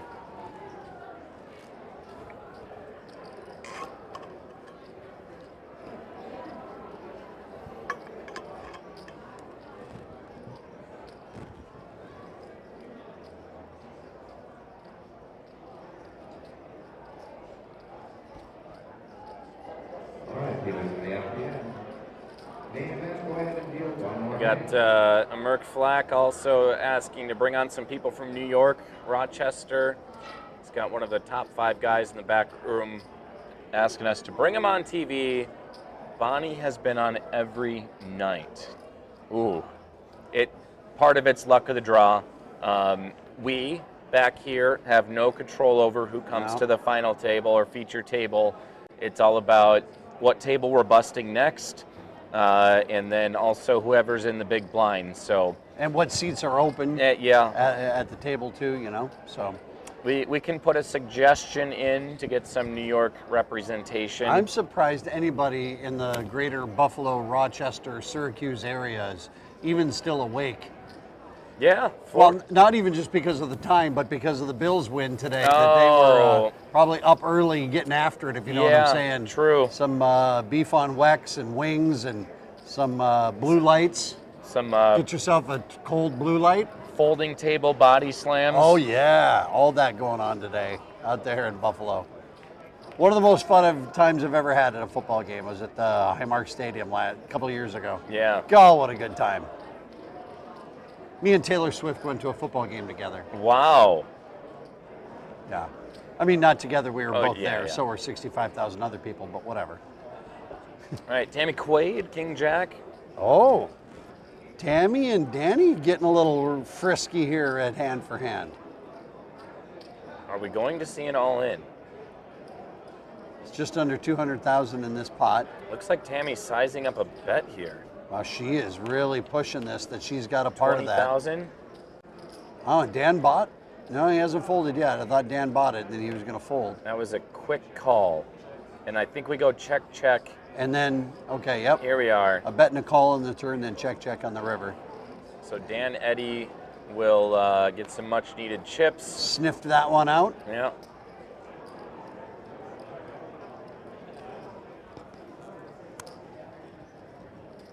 At first I thought Merc Flack on YouTube was asking us to list all the players still in the tournament.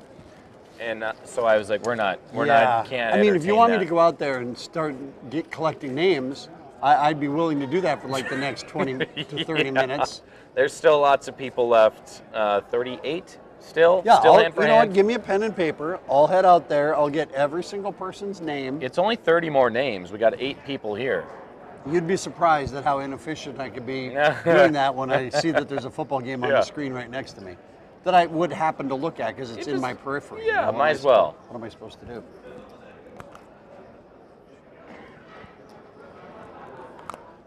I had one of my favorite moments in casino lore. Culture happened. Okay. Actually happened yesterday. I was, I don't like to carry my wallet around. I like to just carry the bills that I got, my ID, a couple players' cards, yada, yada, yada. So then I always ask for a rubber band from the cage. Yep. And so I got a rubber band, and then yesterday it broke. Oh, no. So I had to tie the rubber band together, and now this has been my my good luck rubber band while I've been here this week. Unbelievable. That's old school. Yeah, no kidding. Now, if it breaks again, I will tie that sucker a second time. You will just retie it. Yeah, because this has been a good luck. I got this the very first day. So I can't lose that rubber band. Oh, boy. Ooh. Okay, all in for 89,000 after a raise from Ryan to 40K. I think we're just going to see him call, right? How could he not? 49,000 more to call. He's already got 40,000 in. With the blinds, you're already talking 179,000 before 49 would go in. So he's getting over 4-1 on his money. Or excuse me, just over 3-1 on his money if he makes this call. Little does he know he's up against the most beautiful hand in poker. No, not Jack 9 of hearts, the other most beautiful one, that'd be aces. And he does make the call. Here comes the pain. Yup.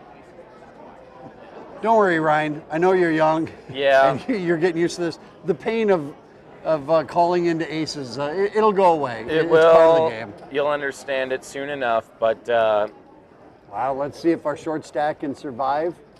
And all in, there are other tables that are obviously interested in the happenings here at the feature table. Oh, boy.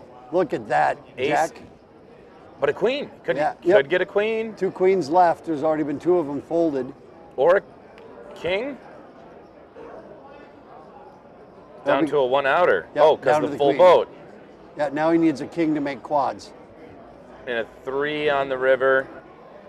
And Steve Leach is gonna double up to our chip leader at the table, Ryan Peterson, the young gun.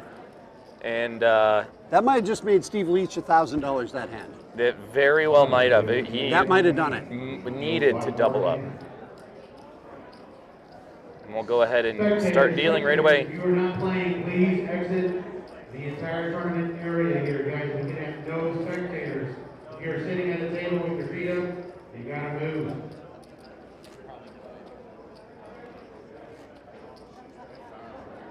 I have never wanted to break so bad in my life. I don't want to break from the action right now, but let's just say a rest real quick, and the restroom is much needed. But this is It's hand for hand, so it's like a little bit slower. I could probably run there. Here's what we do. We do the next one. I'll put you on the clock.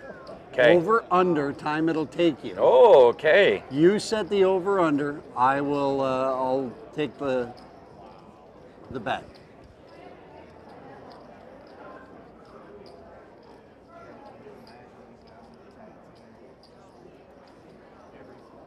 Actually, I'm going to set the time because I have no control over it. No, you don't. So I will say you would have control of the time. So I'll set the time. Okay. And I promise I'll turn my mic off when I leave. No one wants to hear that. Please don't stand between the other tournaments. All right. I've wrote down the time of how long I think it's going to take you to do it. I think I can do it in under a minute and 15 seconds. All right. Well, I wrote the over-under down there. You are well under. Well under. Well under what I think it's going to take you. Okay, so once this next hand is done. I'll take the under on what you've written down. Oh boy, now this is fun. Yeah. Now we're having a good time. We can put 5 on it as well.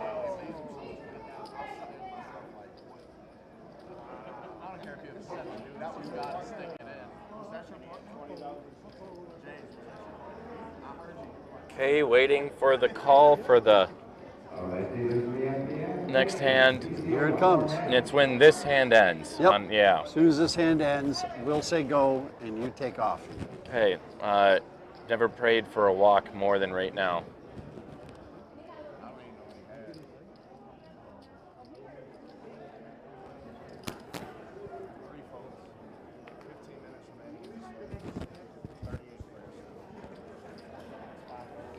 All right, no action so far. Actually, I'll start sitting. Steve Leach. Okay, he's pocket 9s. Just over that 10 bigs threshold. Raises to 40,000. Jim Morgan has been trying and trying and trying to hold on. He is going to fold. Oh, Jim, that might have been the time. But although he's got the button in front of him, and Brian is off. Just so everybody else knows, I wrote 3 minutes and 48 seconds was how long I thought it was going to take him to be able to traverse from one end of the grand ballroom to the other end of the grand ballroom, out the front door, down the hall to the bathroom, and get back in 3 minutes and 48 seconds while we are hand for hand waiting to get to the money bubble here at the Clash of Kings and Queens. Go ahead and put it in the chat. Do you think Brian can do it? He said a minute and something. There's no way. He will be back here. We're at 44 seconds. This guy could just have ace jack. This guy could just have king 10 and 8 7. And you're average. Ryan Peterson has been doing very well for himself since he's gotten to this feature table. He's got 564,000. We're now at 1 minute in Brian's dash for bathroom.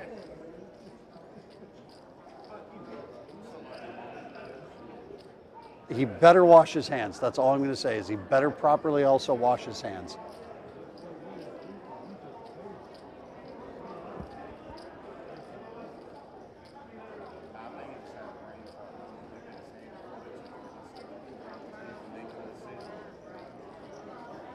We're at 90 seconds.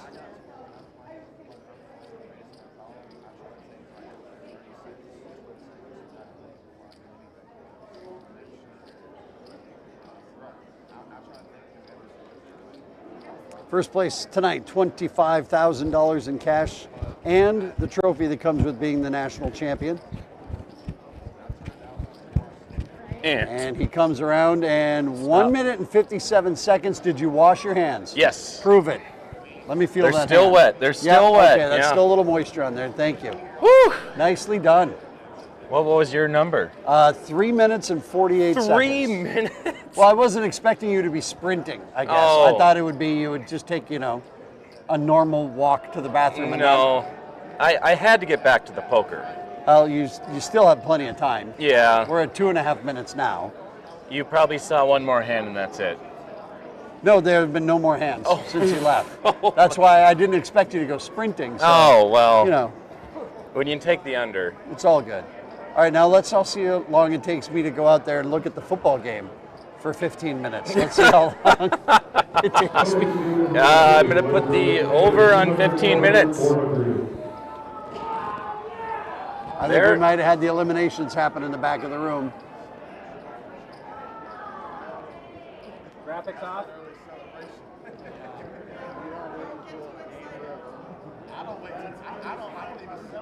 There we are. We're in the money, ladies and gentlemen. There we go.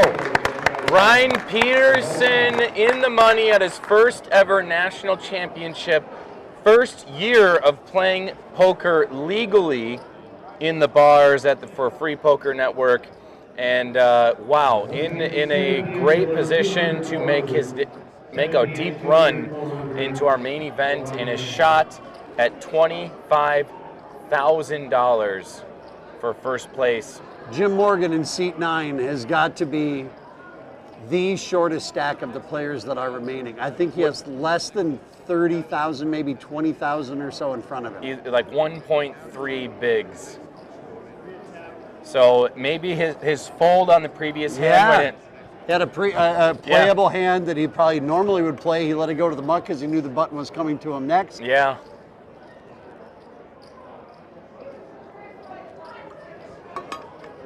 Oh, that's sweet. You also get a look at the top of your screen there of some of the ladies who are taking place in the ladies event. That's cool. Nice turnout. Looks like you might have... I think it went up to like 6 tables. 6, 7 tables out there. Oh, boy.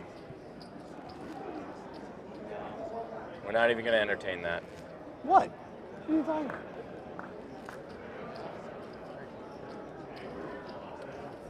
All right. James Netherly, he's not still on here anymore, is he? Yeah, he is. He's right there.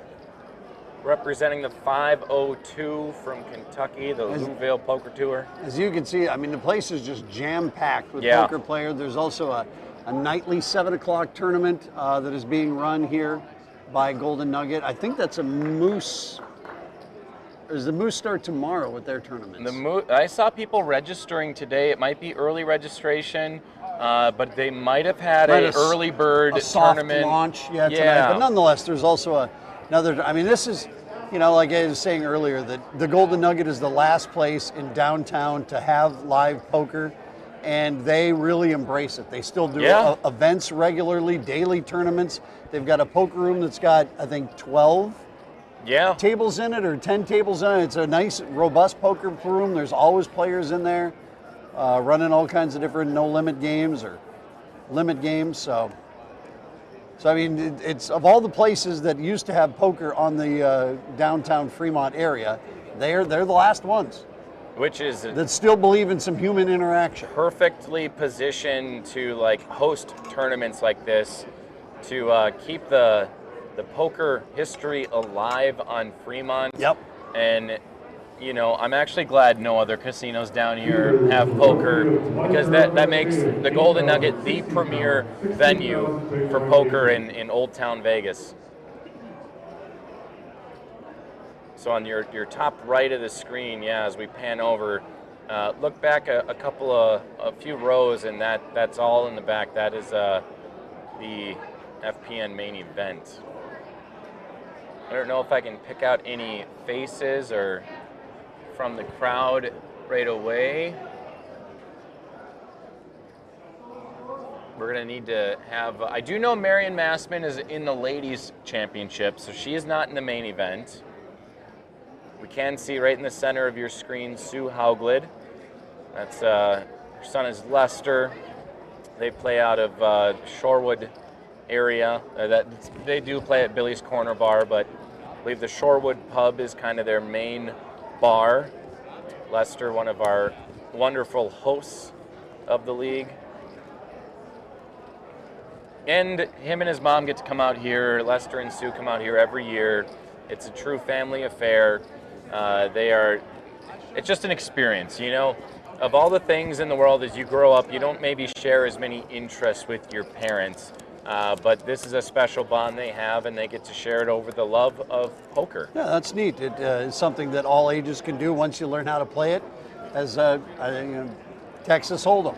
Yeah. It's the game that takes minutes to learn and a lifetime to master. Exactly. Because there is nobody who has officially mastered it. Some have come awfully darn close. Yeah. But I don't think that anyone officially can say that they have mastered the game of poker, because it's always something Changing. different. There you see. There's Marion right in the middle of the Yeah. screen. And we have Last year's main event national champion. such a fun one to call. Then we've got Nels Peterson sweating his son at the rail. I think we're just rebalancing the tables is what's happening, Okay. and then we'll get going for regular paced poker. Who's the gal with the camera in the middle, wearing the pink? That is my wife, Looks like Raina. she just ate 6 burritos.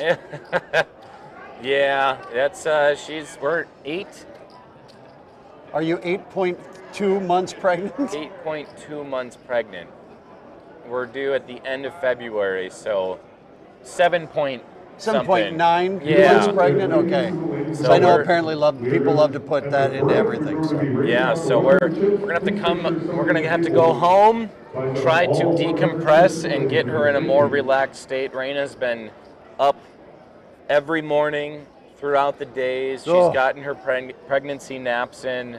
I've rubbed the feet. Yeah, I was just going to say that my wife, of the times that she has been pregnant with our 4 kids, was to be at this point and to be standing all day and walking around and being active.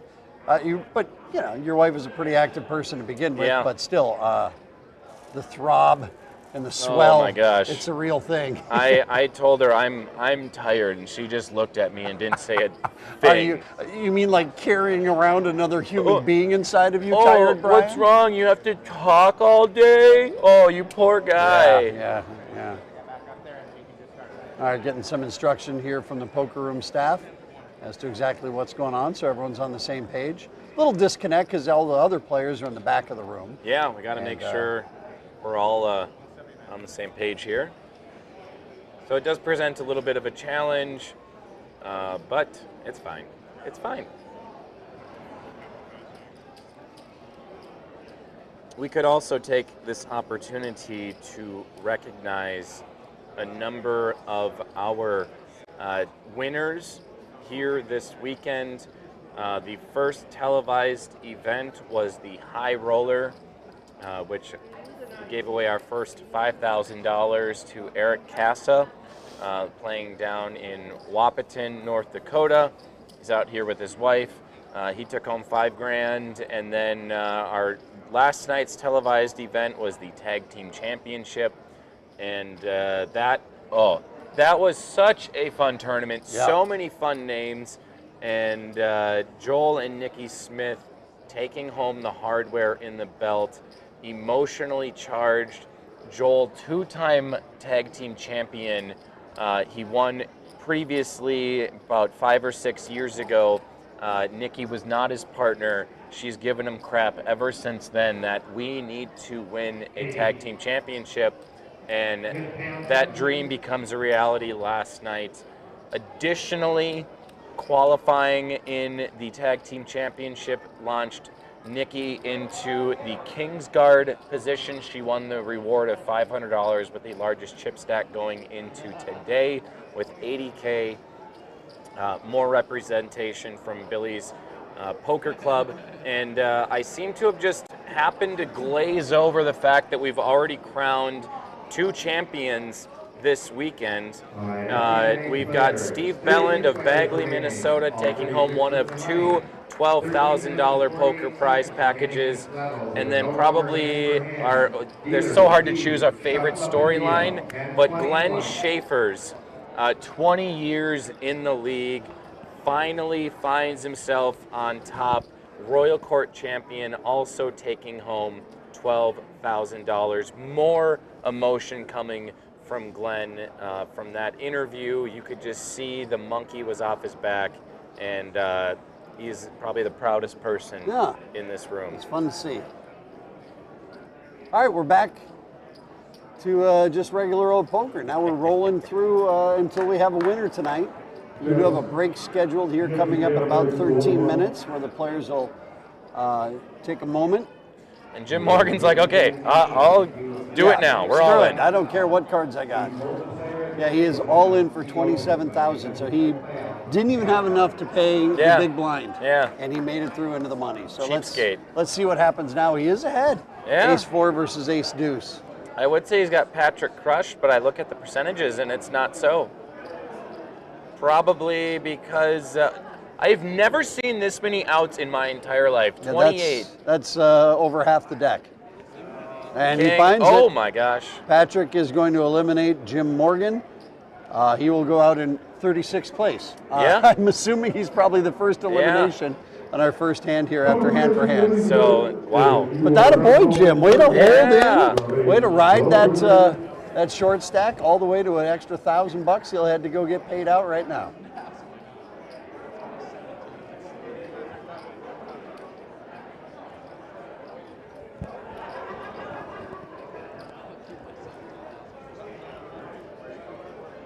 Got Patrick McGuire joining us on the table. He's coming in with a large chip stack, 544,000.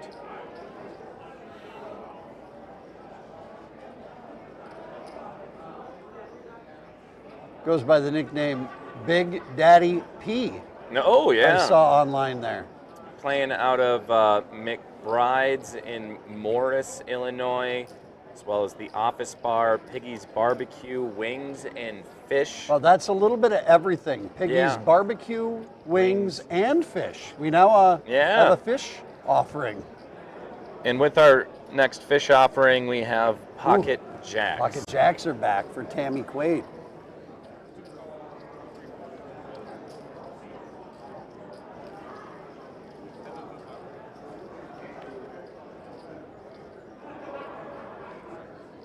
Pocket Jacks, they're making a strong case to get that fourth win of the weekend with Pocket Jacks post-flop.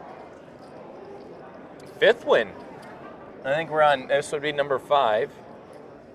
It's 4 to 8. 4 to 8. I think we had another loss in there. You think so? Yeah, I think 4 we to did. 9. If I remember right, it was 4 to 9. I think so.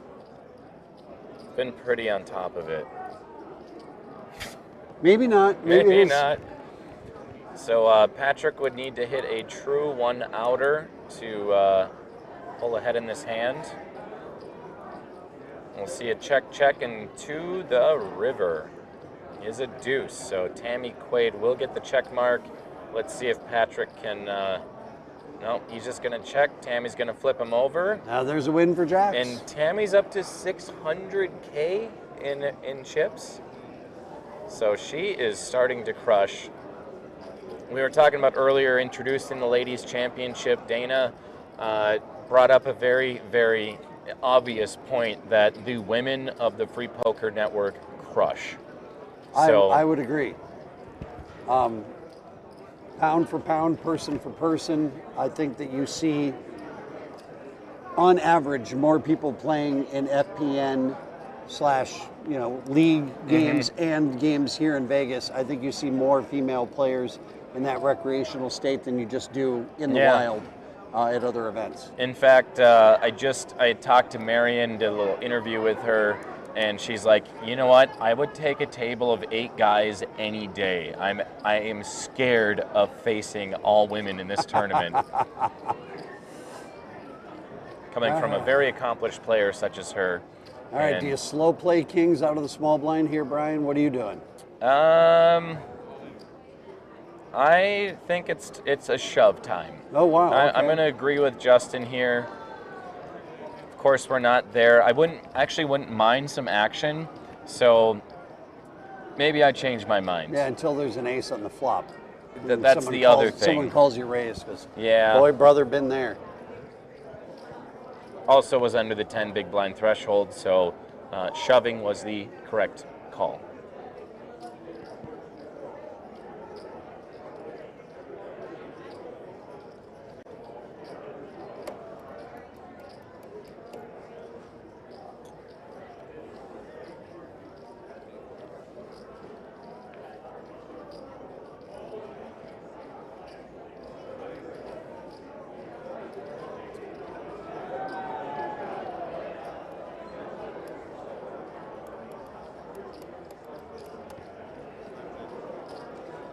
James will check his option.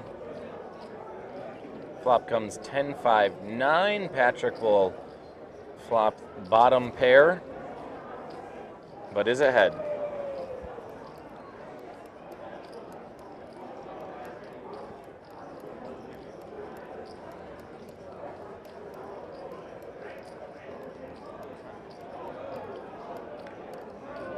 Nine on the turn. James has 5 outs, an ace, 8, or 10.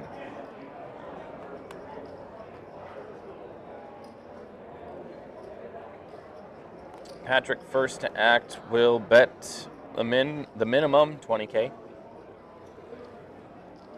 And James is gonna fold. Okay.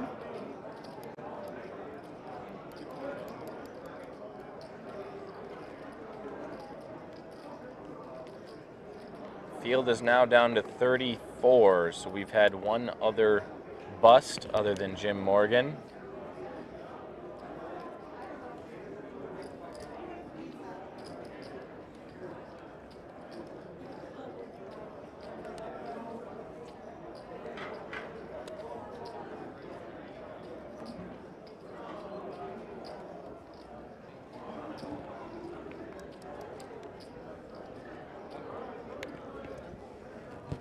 Bonnie raises to 80,000 with ace queen, and Justin has got ace jack, and he will fold ace jack suited to that raise.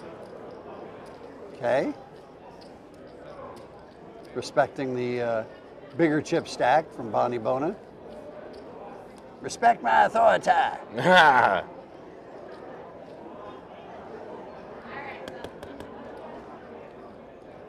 I hate pens that don't write. All right, FPN friends and family, Did you lick it?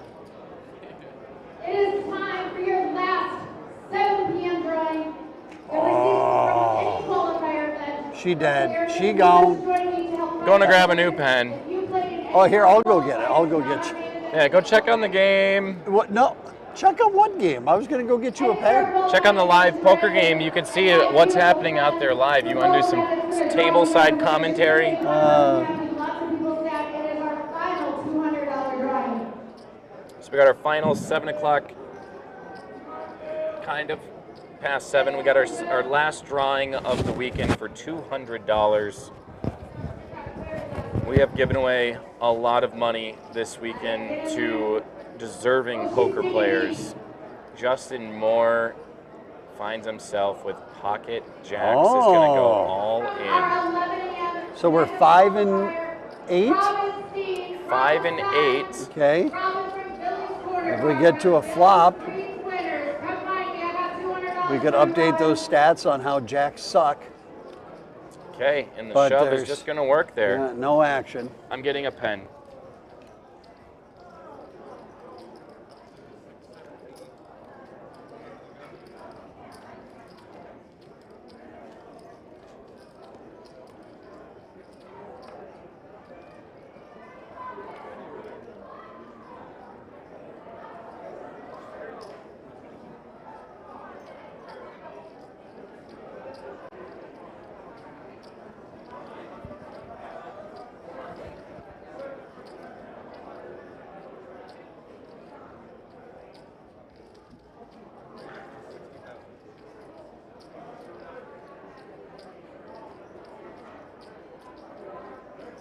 Ryan Peterson raises to 60,000.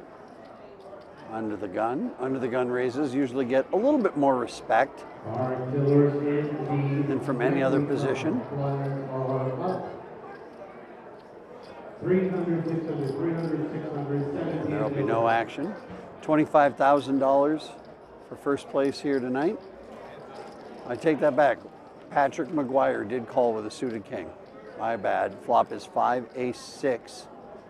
No diamonds to help Patrick out. Ryan is grabbing chips. With 170,000 in the pot, he bets. And Patrick folds.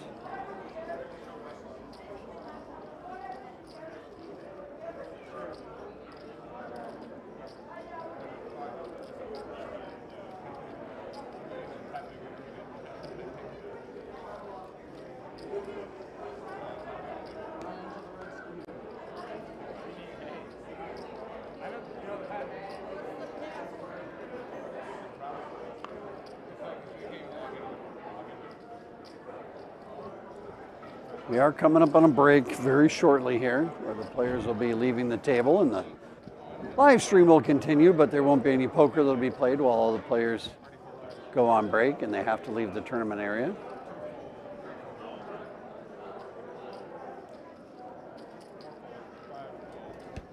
"34 players remain. We got 3 minutes until our next break, so that'll be coming up very, very shortly.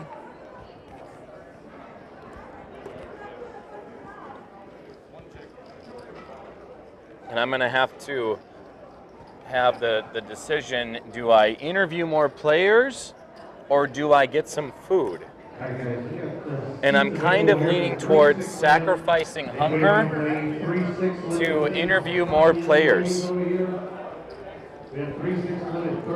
But first, we have 3 minutes for the gimbal to charge, and so that's all the juice we'll have. Okay. Yeah. So there's that. Got a lot of the odds are stacked against me, but I have royal blood running through my veins, and we will get her done.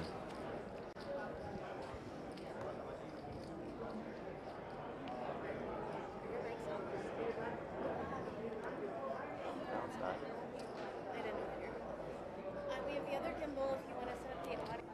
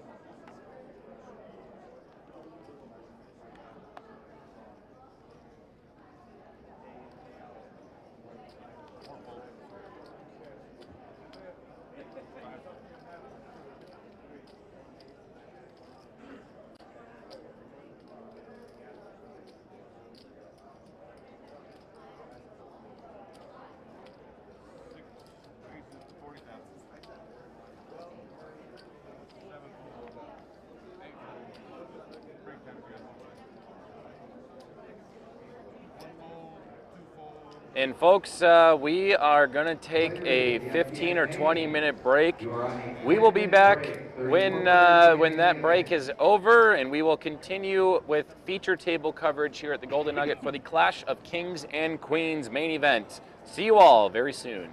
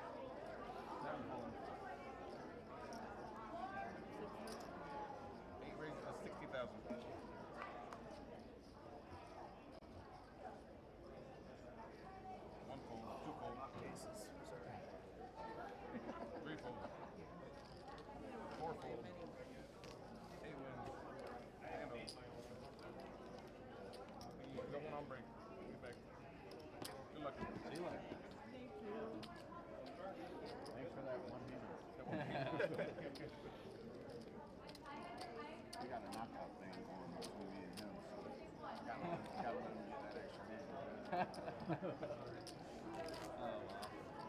but I've only dealt like 4 hands. When I came in, we did a hand for hand. When I came in, we did hand for hand.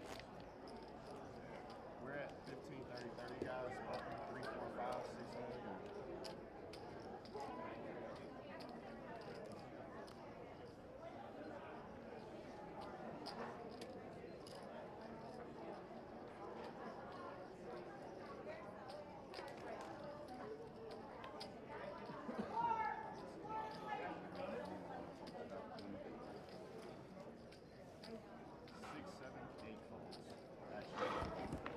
All right, we are back to it.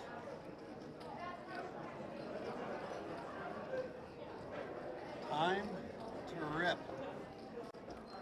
Tater chip.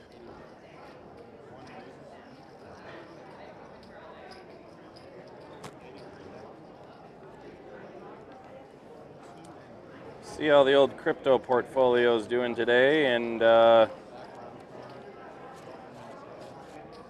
pretty flat. Uh-oh. Is that good or bad? Well, I see some meme coins up or whatever, like 25%, but I don't dabble in that kind of stuff. Well, up is better than down. Yeah, true. Unless it's your blood pressure. Yeah. So we got pizza on the way. There was a long line. Oh, okay. Yeah. A little late night snack here, or dinner, however you want to. Early morning snack here in Vegas, 8 p.m.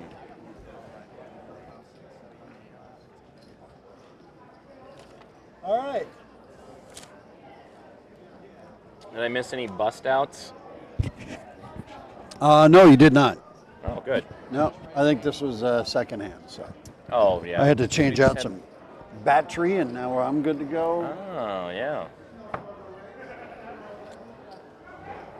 Looks like the Chargers are meeting their demise in New England tonight. Yeah, that's what I just saw on the TV. 16-3. 3.5-point underdogs. And the first home team of the day looks like that will win will be the New England Patriots.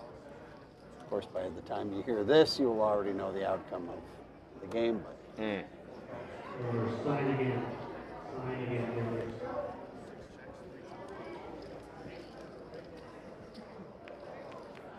So we got 2 calls and a check of the option of Steve Leach with 6-9 offsuit.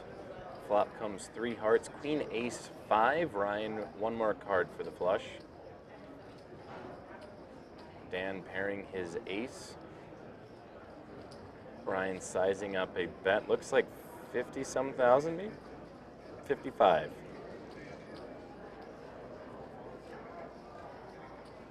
Dan will fold.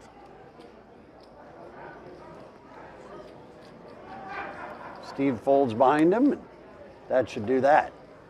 You know, I wonder how many years experience Ryan is facing on from the field and on just the feature table. Well, I mean, he's been playing for a long time. Something tells me he's got some time in, but yeah, not quite to this level of amount of people for sure. Yeah, I can't imagine him having 392 friends back at home, and that they get together on the regular for big, deep tournaments for big money. So Ryan really holding his own well. He didn't. A lot of times we see players come with big chip stacks to the feature or final table, and they end up playing reckless. There is something about playing on camera that makes them act out of character. Any good bets there? Yeah, I was just looking back here that my biggest bet of the day lost. I assume that the Chargers will be going down in flames, but still, not bad. I had the Bills on the money line, and I had the 49ers on the money line. Okay. Both underdogs prevailed. There you go. Those are nice paydays. So even though they weren't the biggest of the bets, they had the biggest odds, and both hit. Nice. Congratulations. How about them apples? Yeah. How about Bonnie Bona's apples? She's got king. 2 of them. She's got aces versus king 5, but she's just as quickly she got those orange chips out there. She shows him, and Steve's like, Yeah, I'm really happy I folded.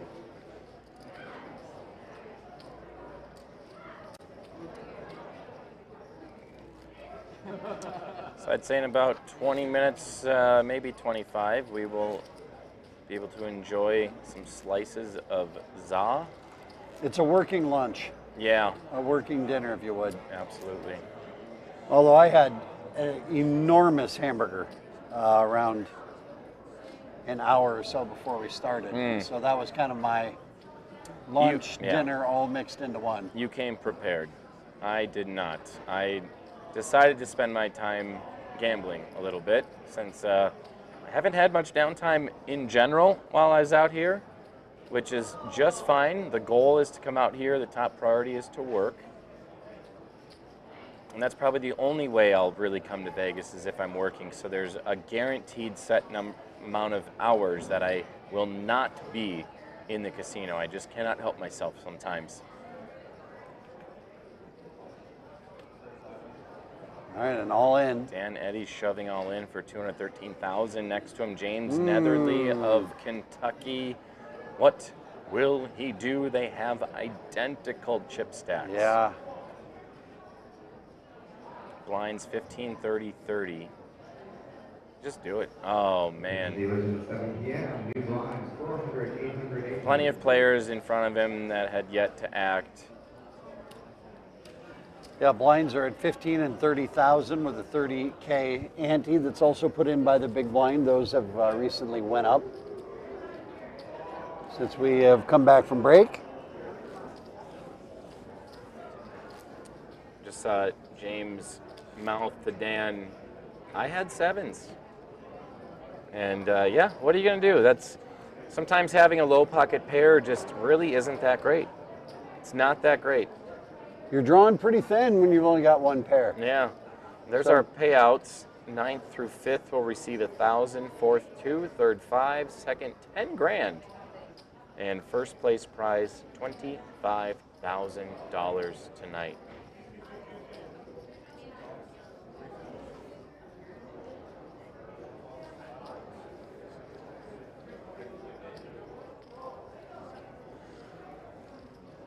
Over to Tammy Quaid. Tammy is, she spent her entire evening here on the feature table. She actually sat down with 610,000 in chips. So she is, she's down, but still a Not good bad. chip stack. Yeah, at 522. She's got a scary chip stack. She makes it 75,000.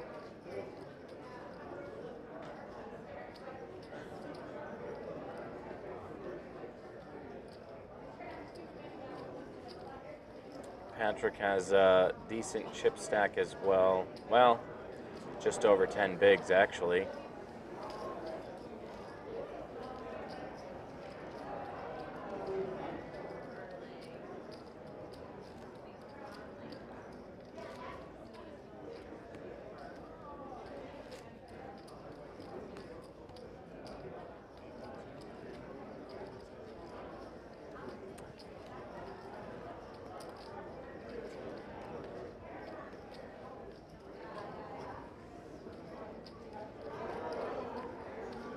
What are these, 25-minute levels? I think there were 30. 30-minute levels. 30-minute levels, so I think the blind structure is still, it's going to be about the same as the ones we've seen, but we're going to have a little bit more time at each level to allow some good play. It won't be as fast as a 25 or 20-minute blind level like we've seen the last couple nights.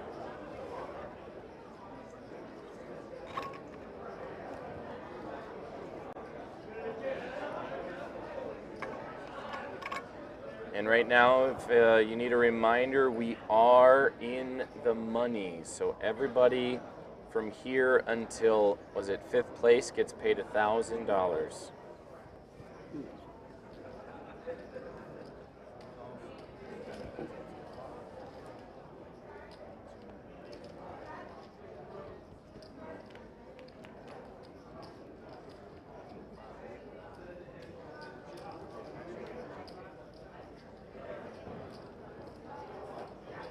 Oh, yeah.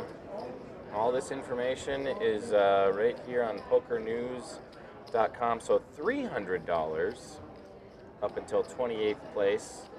Jump up to 400 through 20th. Oh, I must have just been thinking of the final table. Everyone who gets to the final table makes 1,000. Okay. My bad. That's my bad. I gave you horrible information. So max you can win now is 600 before the final table. If you bust out before then it's a minimum of 1,000. Sorry about that. No, it's okay. I had the 1,000 stuck in my head, and I just thought, oh, everyone, that would be a lot of money. There's a nice ring to it, though. Give everyone $1,000. I think all the players would prefer that. Yeah, who wouldn't? And we'll see if Ryan Peterson can get himself to the first one to see 1 million chips at our feature table. You never know. For the Clash of Kings and Queens. He is right now the closest. Dan Eddy shoving all in with ace, jack, offsuit.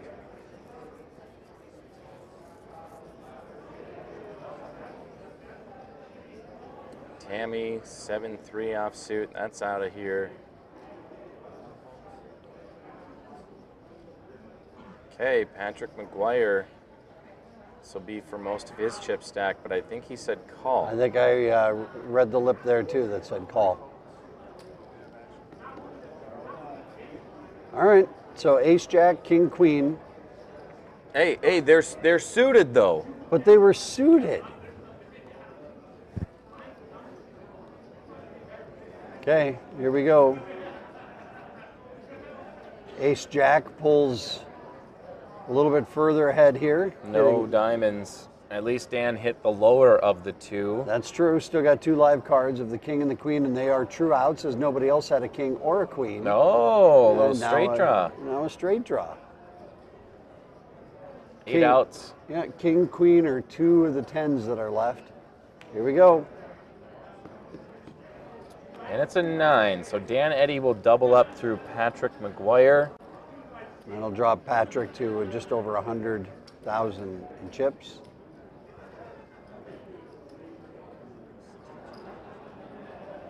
Again, Patrick from Illinois. We got Justin Moore next to him. He's our strictly online player. Dan Eddy, Vegas native, playing with the Misfits Poker. James of Kentucky.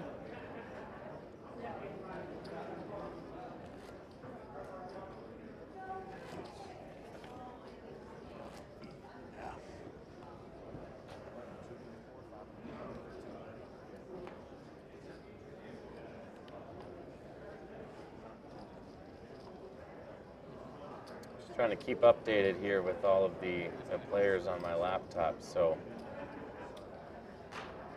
Remember, there is no Steve Leach. Oh yeah, he doesn't exist. Oh yeah. He's the man with no identity. Yeah, mystery man.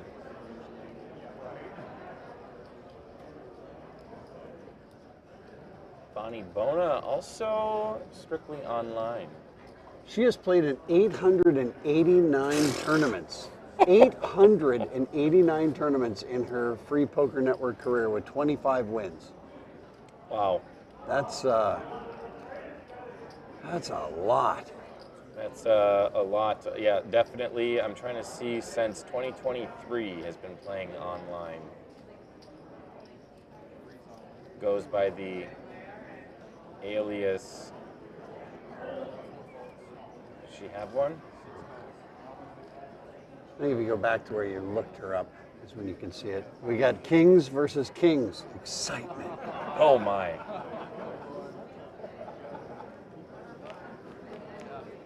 BJB 56. If you ever see BJB 56, you know that you're messing with Bonnie Bona. Yeah. All right. So we got Choppy Chop Cowboys versus Cowboys. Exciting. Nah. But maybe if one of them didn't have kings.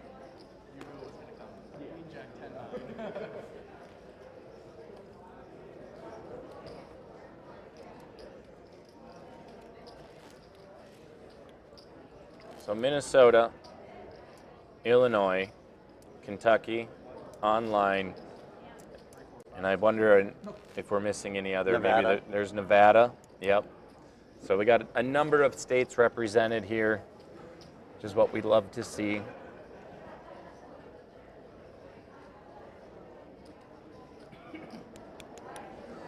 The dealer knockouts, this is a fun stat that is being kept. We've had pretty much the same dealers the entire weekend. And as you can see, Justin is the death nail when he sits in the block, in the box. Justin's going to take some people out, and we got another chance for pocket jacks here to get to a flop. Oh boy. Now we're going to find out what Ryan Peterson is made out of. When did he get 980,000 in chips? A bit ago. Yeah. Holy cow. Yeah. It's just dawning on me now. Had mentioned that he was trying to be the first one to the feature table with $1 million in chips. Yeah. Okay. You do need some food in you. I do. Your brain ain't working right.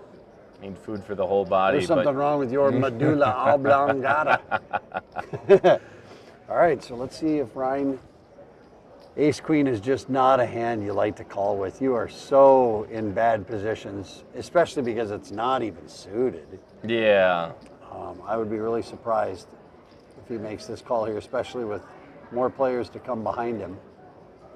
And he would be calling off just under half of his stack by making this call. You know, it is one of the things that you see him counting up his chips. When you get to this level of a tournament, as I've been fortunate to do from time to time, you spend so much of your time counting how many chips you have. Yeah. You spend, when you're playing, a home game or a smaller tournament, you maybe got 3,000 chips. When you start talking about hundreds of thousands of chips, it's a lot of. Yeah. It's a constant struggle. It's something that I struggled with when I've been in that situation.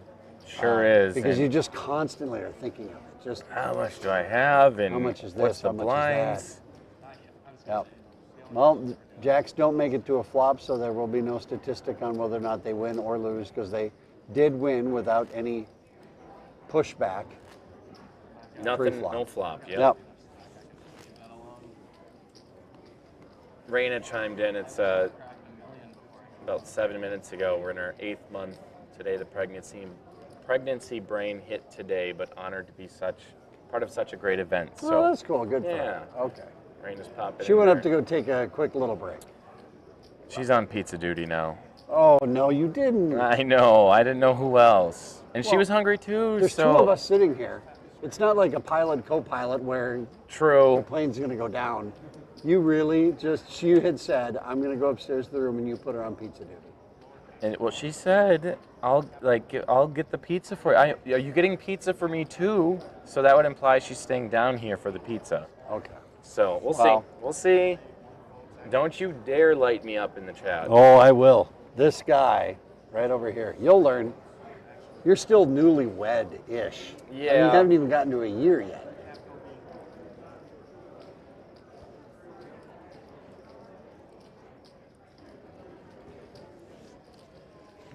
So Justin Smith, I believe, has been at our feature table the entire time in seat 3.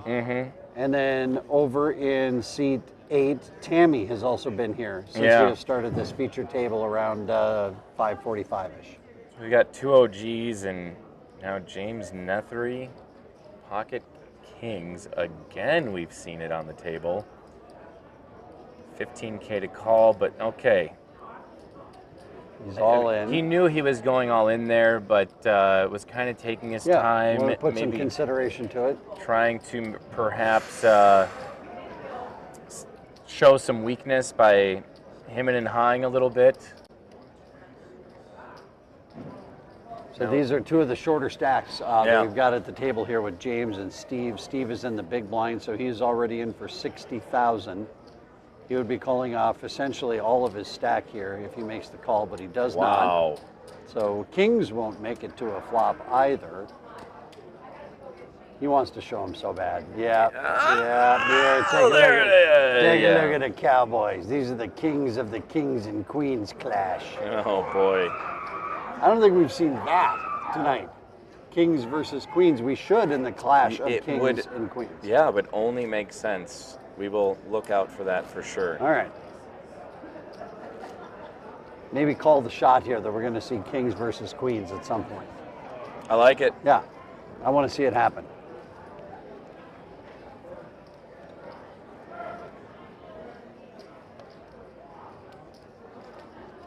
I think we're at the point where in the blind structure where we're just going to be going up by 5K at a time. So I would imagine, well, it might even be next break we color up because it's quite a task to color up.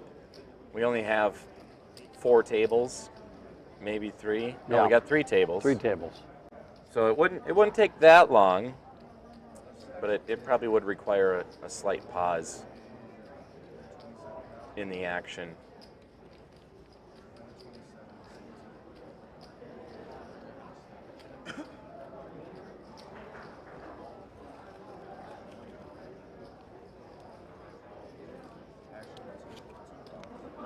Tammy and Ryan will call to play this hand. Same thing with Patrick. Steve Leach in the small blind will fold, and Bona will check. We're going to see multiple people to a flop? Not just heads up to a flop? All right. This hasn't happened for a while, and complete air. Now, Ryan Peterson's pocket sixes are in the lead right now. So he's going to say, well, let's see if we can find anyone who's got an ace. That's the game he's playing currently. He is the first one to bet. He bets 30,000, which is a tiny bet into this pot. The whole table limps in. You got to think, at worst, there's an ace bad X kicker out there, but with a 6 and a 5 as well, you're probably pretty confident on betting into that pot. But Tammy does not believe him. So she's going to bet to represent that she is limped in with an ace. Just the min, 30K. Wow. I mean, into 255,000. Yeah. That's nothing. Okay. Ryan doesn't blink an eye. And she gets there on the river. She's going to bet again. 60,000. Tammy, you're going easy on him. Boy's got to learn somehow. This would be a spot where if he wanted to get frisky, he might be able to against another one of the big stacks in the room. If he wanted to pull a play, this would be a time to do it. I don't think he's going to do it, though. Okay. Yeah. He could have definitely told the story that he was slow playing that ace the entire time. Yeah. Betting to just try to get more chips in the pot, and she was coming along for the ride. But unfortunately for him, an unlucky river.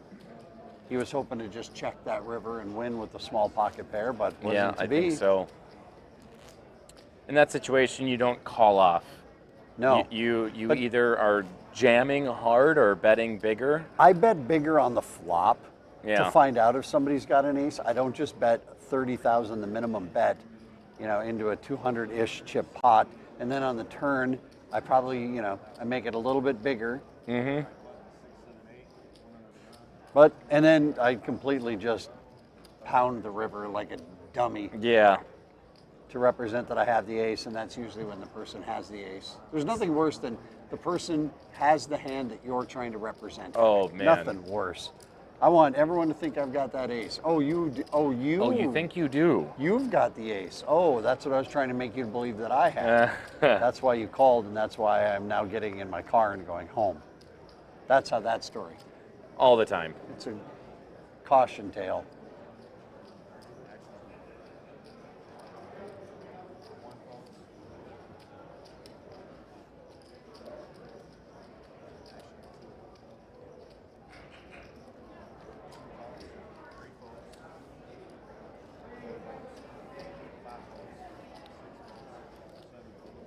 Got Richmond Flores from Las Vegas saying, as far as I know, there are only 2 misfits left. So we've got one of them here on the feature table.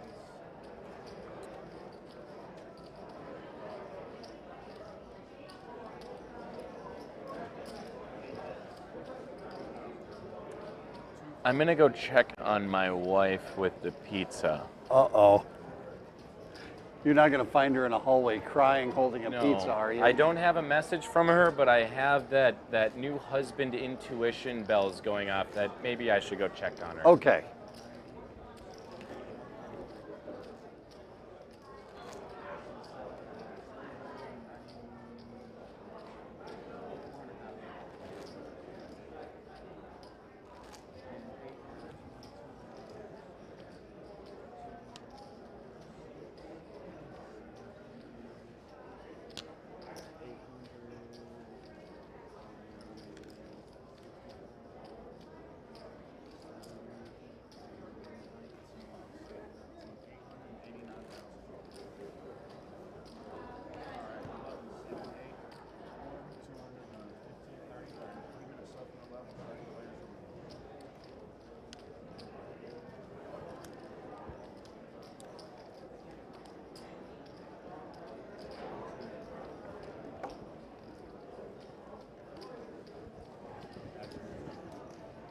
On to our next hand.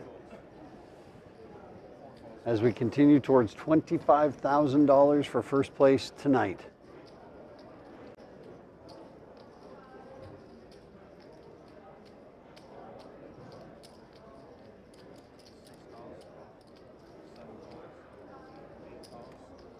Steve Leach calls with a suited Jack 10. Tammy calls out of the small blind, and Ryan in the big blind with 7-4. Will check.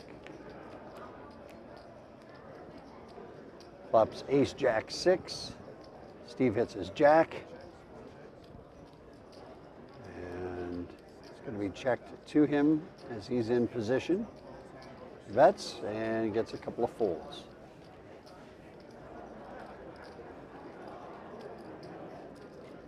So Steve trying to pick up chips here by hook or by crook.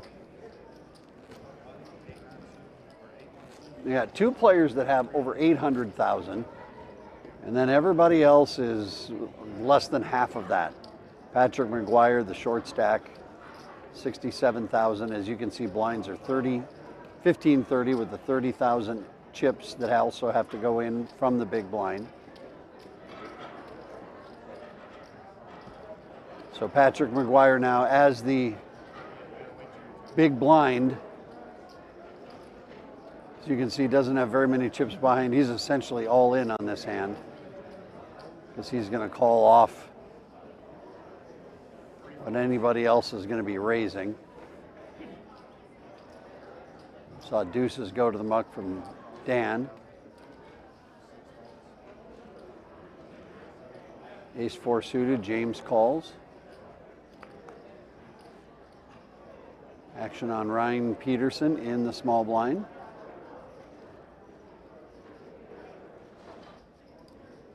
He's for sure going to call to get involved, but I think he's going to be raising. He announces a raise, I think.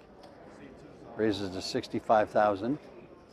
Patrick, as I had guessed, is all in. Now back over to James with the suited ace.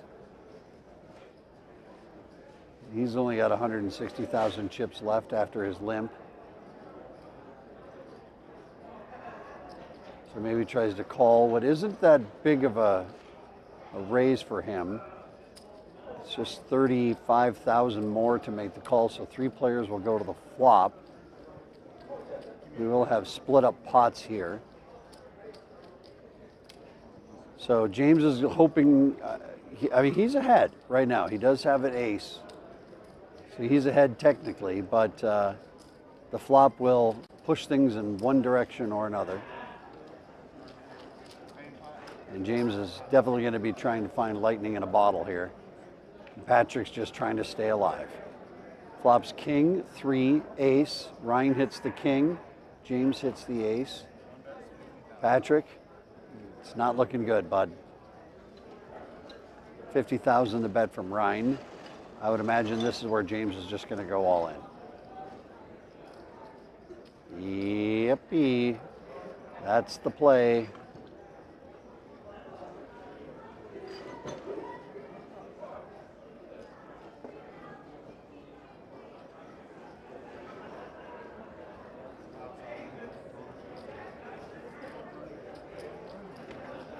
Yep, James is all in for 125,000. It's 75,000 more for Ryan Peterson to call.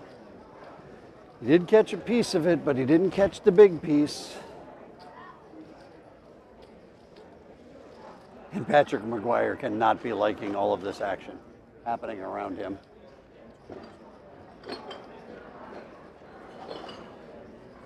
I see 2 all-ins. Yep, we have an all-in from Patrick. Welcome back. Thank you. That was the perfect time. Intuition was correct. Raina was getting food about to grab the pizza. And I swooped in like a knight in shining armor. All right. Carry it back for, okay. So here we go. Now we're going to expose everyone's cards, see what we're working with. 2 all-ins and a call from Ryan Peterson. James in a good spot to double up. Patrick in a good spot to go see what the inside of his hotel room looks like. Queen, on the turn. Oh, wow. Wow, Ryan Peterson, this is a huge pot. This is going to put him up over $1 million. James, of course, can hit an ace 4 or 3 on the river. And let's see if James can survive. It is a king insult to injury. Makes a full house. The kid, Ryan Peterson. Wow, he is up over $1 million in chips, 1.1 to be exact. I'm going to make a safe bet and say that's the chip leader of the tournament. That's a pretty sizable stack. Yeah, for sure.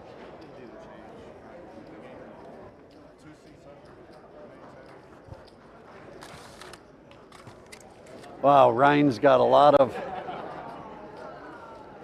stacking to be done.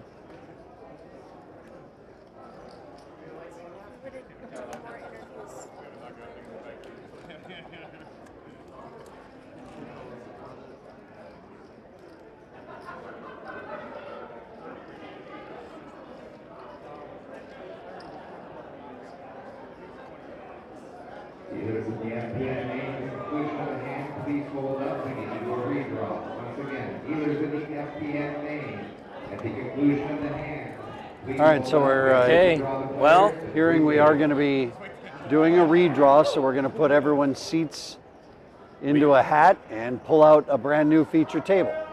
I think that means we're at 18. That would make sense, yeah. We get down to 2 tables. So we are down to 2 tables here in the main event. At the conclusion of this hand, we are going to redraw for seats. We'll get a whole new, fresh feature table. Well, maybe not whole new, but some new faces nonetheless. Yeah. At least that's what we think is that it's at 18. Either that or it's at 27. And they're doing it at 3. Oh, did you hear that? Late registration is still open? People just bought into... No, they didn't. They did not. No one else was able to buy into the main event. This was you had to qualify to make it into the main event. So I'm thinking perhaps we are on that break right now for the redraw. We'll be back in just a few for double table action here at the Golden Nugget. See you soon. I think so. We'll probably, so you're up to 400 now, and then probably when it goes to the final 2, it's probably going to jump back. And then the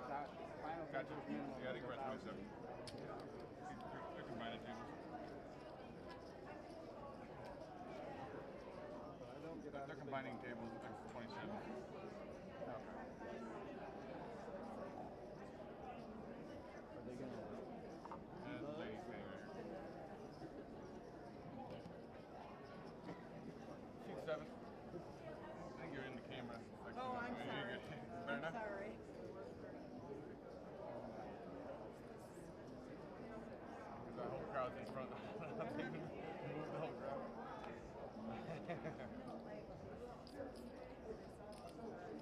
Better if they just move all the 3 tables over here and get like that.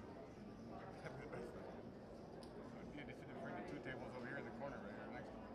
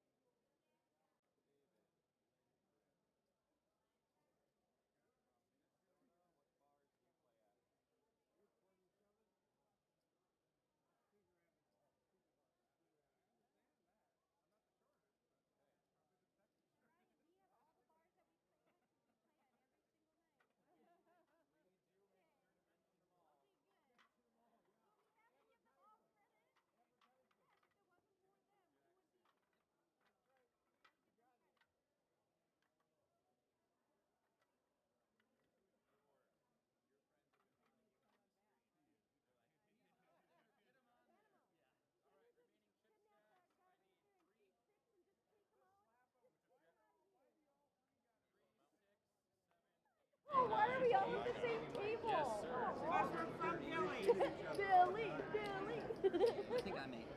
Yeah, you are 7. We need the exact number. 424 for seat 3. He's getting all the numbers. He'll bring it back to you in a second. 640. Joel, I need you to count 2 and Tammy just to make sure we're on. Completely full. I have 612.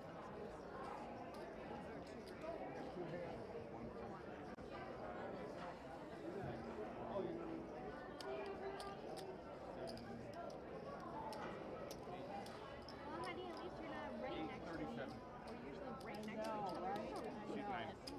And Joel, still counting? I mean, I don't care if, you know, one of us takes a turn or whatever. It's 5. like so early. Really. It's like, yeah, we want to be on the final table, yes. 613 for seat 6. 613. I think you You got it, Mark? I think you And we got everybody in there. Seat's coming back to you right now. Okay, we're almost ready. You got the chip. You got the chip count. Yeah, he's got it all. Keep it up, Sammy. Keep it up.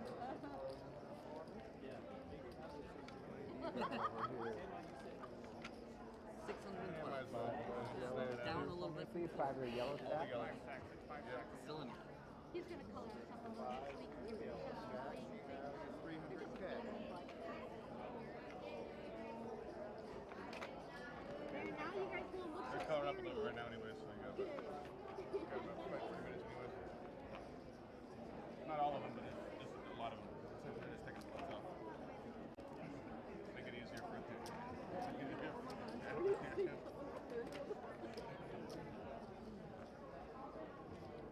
Perfect.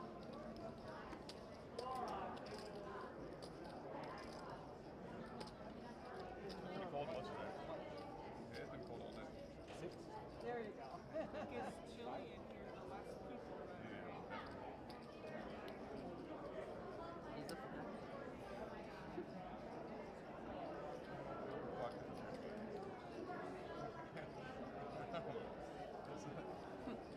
Automatically comes off my phone. We should see if they can time it all plus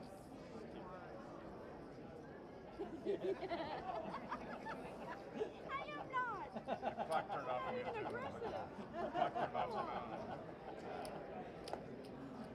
I'm the nice one, okay? So, you know, I'm the nice, easygoing, feasible. Yeah, I think so. That's- I hope so. That's what I gave everybody else. If I was wrong, it makes that we're all free equally wrong. As long as it's the same for everybody.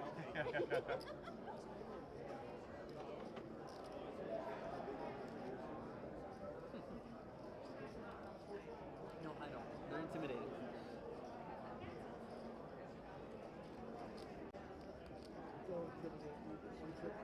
You don't get it. I know you don't get intimidated.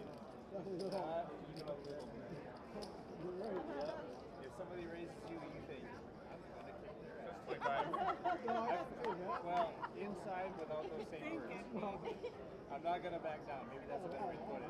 He does, honey, he does go all in with authority though. Yeah. He wants He something. means business. Is this a button seat? No, I don't know. They didn't have a straw yet. They didn't have a straw yet. Hold on.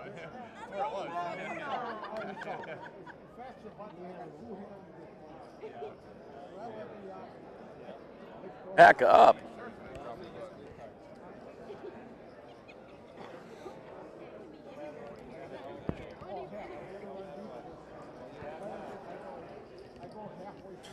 And, yeah. All right. We are live again, everybody, from the Golden Nugget in Las Vegas, Nevada. And, yeah, if you're looking at your screen, or at least the players already, you got an initial glimpse. You probably noticed something. Tag team champions Joel and Nikki Smith are on the feature table together. 3 tables left. And 2 of, I think, 4 or 5 Billy's Corner Bar players left in the tournament. Also, Bonnie Bona's sister is in. Is that Suzanne Barcelo? Yep. So she's still in there. So we got sisters. We have a husband and wife.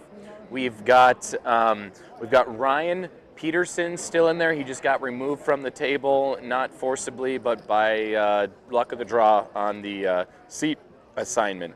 But let's go around the table and introduce our players. Seat 1, Nikki Smith. She is starting with 444,000 in chips. Seat 2, Justin Moore. He just moved spots. He's got 164,000. Seat 3, here's an interesting one. We have Hervé Brachon. He's from Marseille, France. Got 424,000 in chips. Seat 4, Bonnie Bona, 399K. Seat 5, David Lindgren of Minnesota, playing out of Route 47 in Cedar Avenue, 44K. He is our short stack.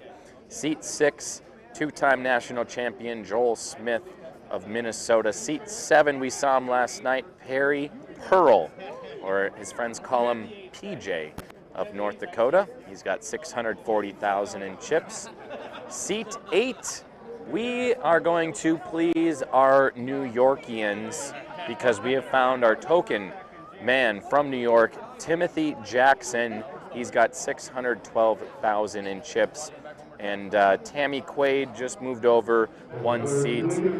She's from Billy's Corner Bar. She still has 837,000 in chips.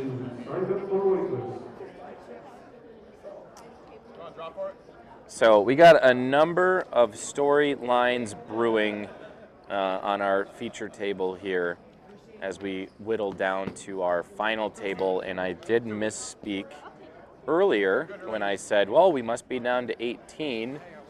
27 makes more sense, and that's exactly how many people are left. So I don't want to point out the obvious, but seat 3, Hervé. Hervé. What's the story? He said, I am from France. Did you get taken in your feature table interview out there? I might have, yeah. No, I should have maybe asked a couple more things. I mean, we don't have FPN in France, right? We do now. He could play online. And actually, we're looking that up right now. So, but nonetheless, we're international. We've got our man from France.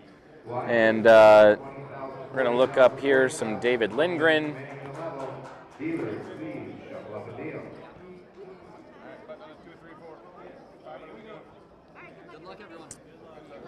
And we've got Joel Smith. All right, so now that the tables have been balanced up and rearranged, let's get back to it. David Lindgren all in for his 44,000 chips with ace queen.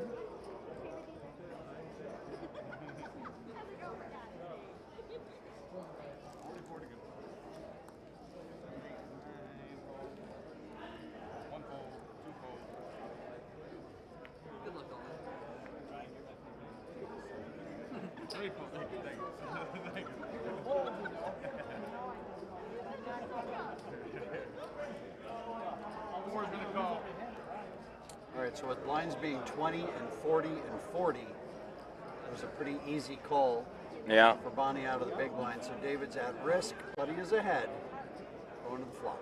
All right, let's go. Flop is ace, 4, 6. Both players caught a piece of it. Bonnie behind needs an 8 or a 4, a runner, heart. That's not going to do it. 4 outs for Bonnie if she wants to eliminate David Lindgren in 18th place, and that does not happen. David Lindgren will double up through Bonnie Bona. Both players still needing double ups. So we got to give our love to the New York folk. Timothy Jackson playing at McGinney's on the River, Nashville's, and that is it. McGinney's on the River. Okay. Rochester, New York. Oh, and actually McGinney's on the River has 2 sessions on Sundays and it looks like they have 2 sessions on Tuesdays, an afternoon and then the later evening. So Timothy seems to be like a dedicated player, and he plays both times for multiple hours, making sure he can qualify. And how that works is essentially, even if you have the league on the same night, that's 2 separate sessions. That's 2 chances every night to win your league night. When you do that, you get a code into the weekly online tournament. If you win that, you can get entered into the monthly Tournament of Champions. And if you win that, I believe you're entered into our main event here, without a doubt. 4,000 big white guillotine.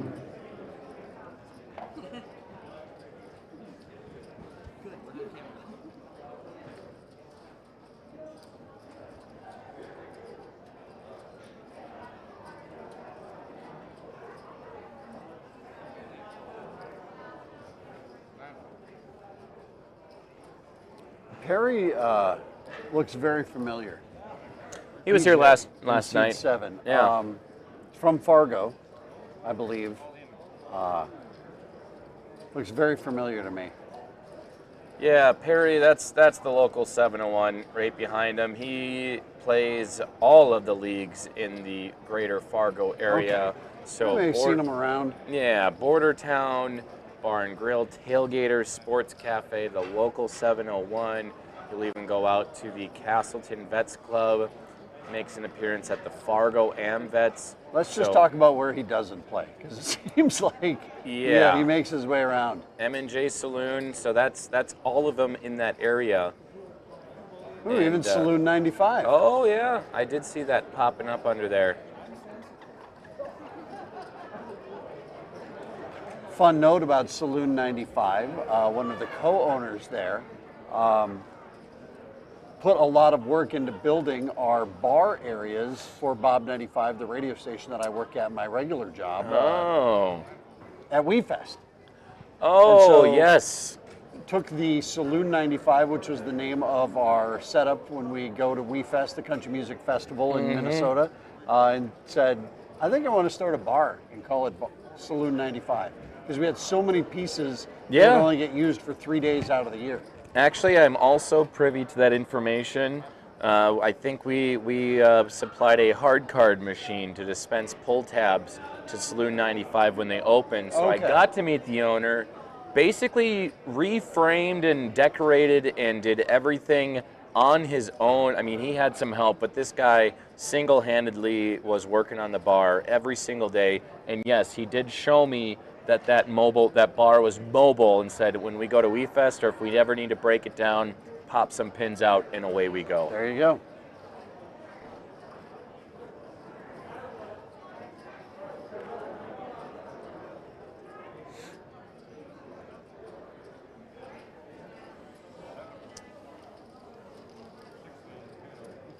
So Joel will bet into the big blind of Perry and win the pot. Joel and Nikki, of course, coming off of last night's tag team championship. They won. They got the belts, and a lovely emotional win.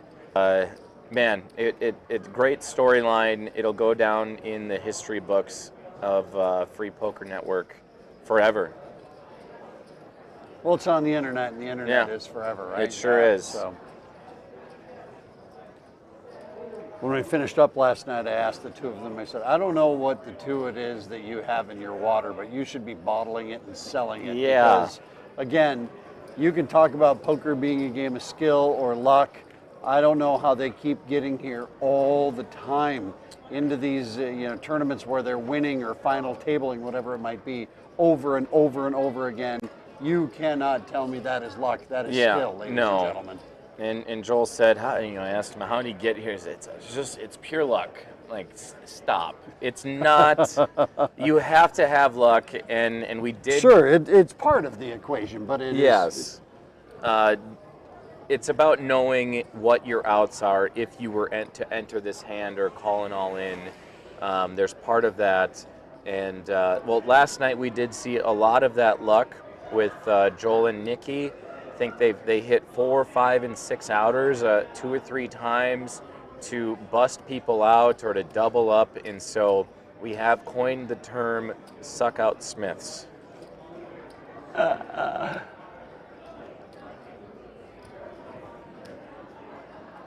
Perry Pearl with a pocket 5s will raise to 80,000. Tammy will call.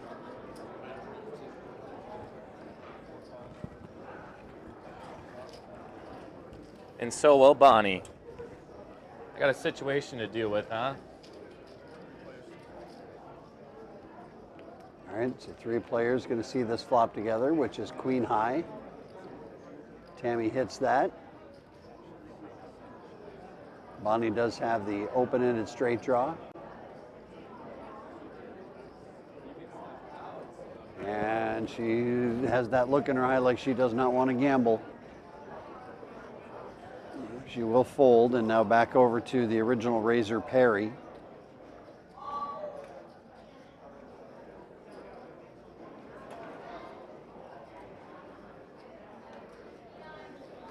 And Perry will fold. You didn't hear it, but I said, Monsieur, telephone? No, no. He can speak good English, but I had to bust out my French, you know? I'm guessing he lives here. I still did not get any other information. We will get more. Maybe on a break, if he's still out there, we can get some more info. All right, blinds, as we continue on for about the next 10 minutes, are 20 and 40, the 40K big blind. If you're watching us on our YouTube stream, please subscribe. Please, please, please do it for the children. Please hit that little bell. If you've always wondered what that does, that subscribes you to the page. It'll make all your wildest dreams come true. That is, if your wildest dreams are getting notified whenever we go live or there's something of note. And also the little thummy up thing would be preferred. I'm glad we have not seen any little thummy downs. Yeah, they took away, actually, they didn't take it away. On Facebook or something, they took down the thumbs down thing, but that's not a challenge to you to go ahead and hit the thumbs down button. But 1.26K subscribers, we're going to try to get to 1.27. Got an all-in here from David Lindgren. David got a much-needed injection of chips right when we started after break. Yeah.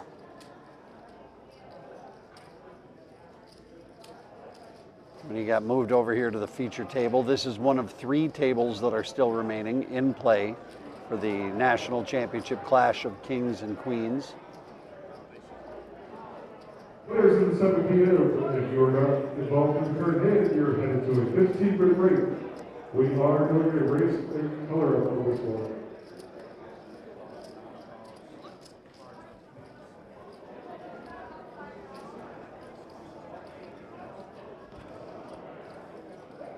And we do have the call from Tammy Quaid. Yeah, just 8,000 more for her to make the call, so let's see if David can stay alive. Tammy hits her 4, but still over 2 overcards for David. Ace, 9, or 5. Oh, that's going to do it for David Lindgren. Yeah. Sends him packing. Got a full day of poker under his belt. He's going to put a little money in the wallet from his finish here inside the top 30 at the Kings and Queens National Championship. Yes, fantastic tournament. David Lindgren outlasting so many players to make it this far. There is for sure no way. I have the utmost respect for poker players it's not a very physical game where you're not moving around too much. So I can't sit in one chair and focus on one thing for coming up on the 11th hour. So my hats off go to poker players who can do this grind. And not just today, but we've been going at this since Wednesday. we've seen poker since then. So many of these players have played every qualifier and every national championship, or the what was it, the Royal Court National Championship. And anytime you run deep, it just is a lot of time sucked out. On top of that, we're in Vegas. It's hard to sleep. Like, what else do Joel and Nikki do when they come to Vegas? They must not do anything else, because these events all start in the morning. Yeah, they're here. And they're rolling deep into every event. Like, you know, don't get me wrong, that's fantastic, and it's clean living. But boy, no, you're in one of the entertainment capitals of the world. Yeah, and, you've seen the inside of the Golden Nugget. Joel made it clear he had a couple of cocktails last night to me. So I guess that just adds to the legend of Mr. and Mrs. Smith. Good for that, man. It doesn't matter what level of inebriation I'm at, I can still win a poker tournament.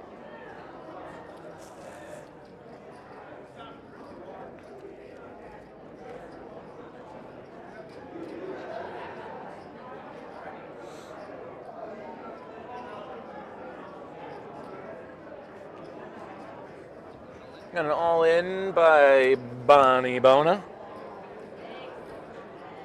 I just love the alliteration and how close first and last name are. It's a very fun name to announce. We got Perry Pearl right after that.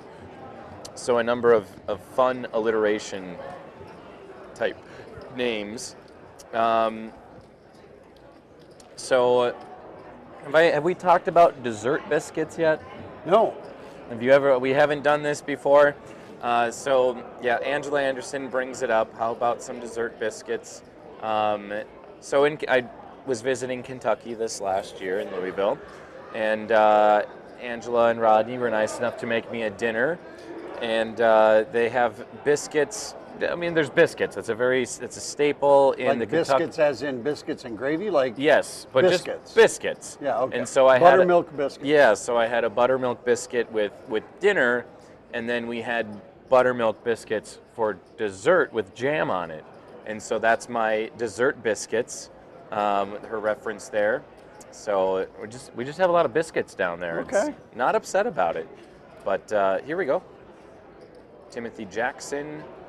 Pocket Queens. Okay, please somebody have kings so we can have the kings and queens. Oh yeah. I want to see the clash of kings and queens. Big opportunity here. Zedar Frenchman from Marseille.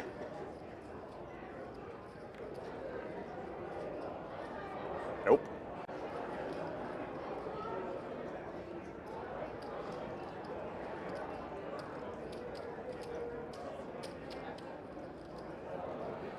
Perry on the small blind.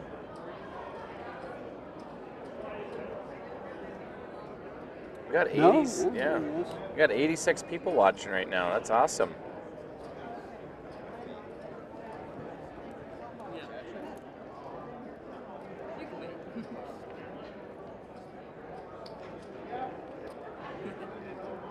I take that back. Perry had actually limped in. I missed that. Well, 87 people is pretty good. That's a nice number. Staying up late for most of the country as we're just past 9 o'clock here local in Vegas.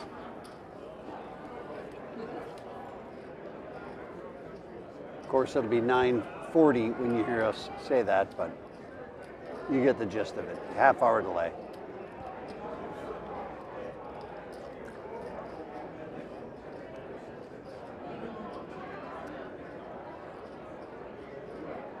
We might have just balanced the table and removed seat 4 and 5. So we got to make sure our graphics are caught up with that. Otherwise, that puts everything out of whack. Luckily, we got buttons to do that. And yep. Jared, who's got very nimble fingers, he can figure that all out. Perry with a suited ace-king, raises and gets no action. You'll get no action, Perry, and you'll like it. To the podium at the registration desk.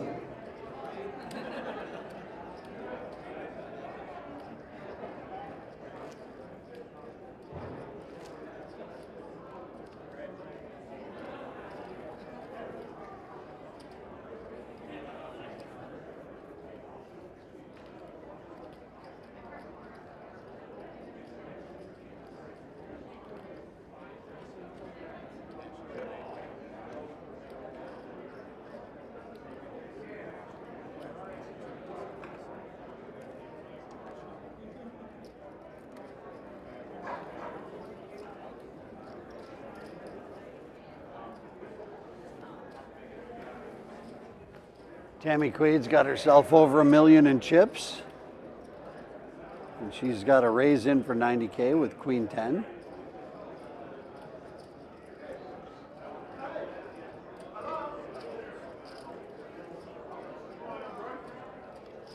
Now Perry is in the big blind. 50,000 for him to call with suited gap connectors.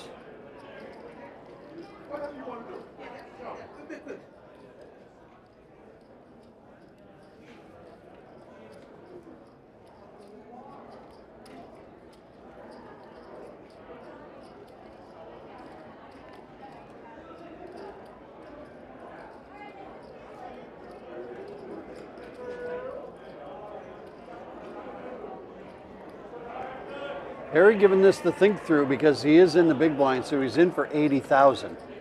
Yeah, I was wondering, were we waiting on something from the floor, but nope. Maybe even considering raising? We'll see. Yeah. It's all about that positioning. It's not the strongest raise, but Yeah, he's going to fold. He's going to save the chips.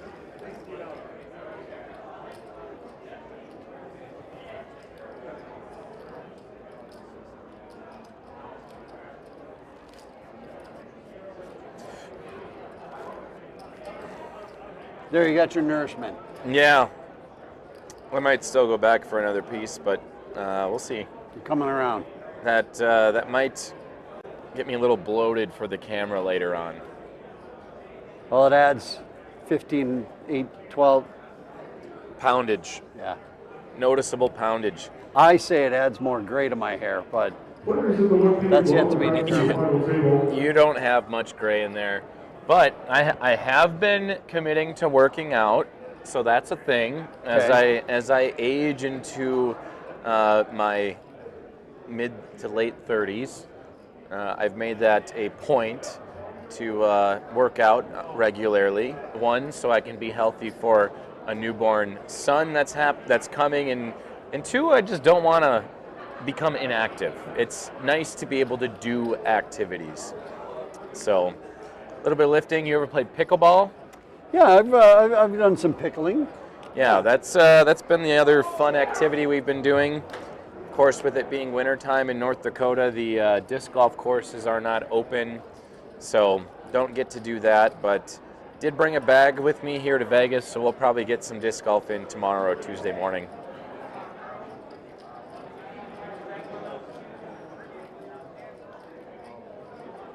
So Justin's all in for 164,000. Justin started in seat 3 on our feature table at the start of the night. He moved over to seat number 2 in the redraw of the reshuffle when we got to 3 tables. And he's now put himself all in and perhaps at risk to some of these bigger stacks. But every time you don't get any action and you pick up the blinds, you got 100,000 chips coming your way. And just like that. That's crazy. Yeah, I know, right? So just like that, he went from 164,000 to 264,000. Once again, subscribing to my book, Keep Your Stack Non-Instant Callable. Yeah. That's the name of my book. Catchy title. Keep that stack so it's not instant callable. Out now. You want to make people think. New York Times. Soon to be. Soon to be. New York Times bestseller.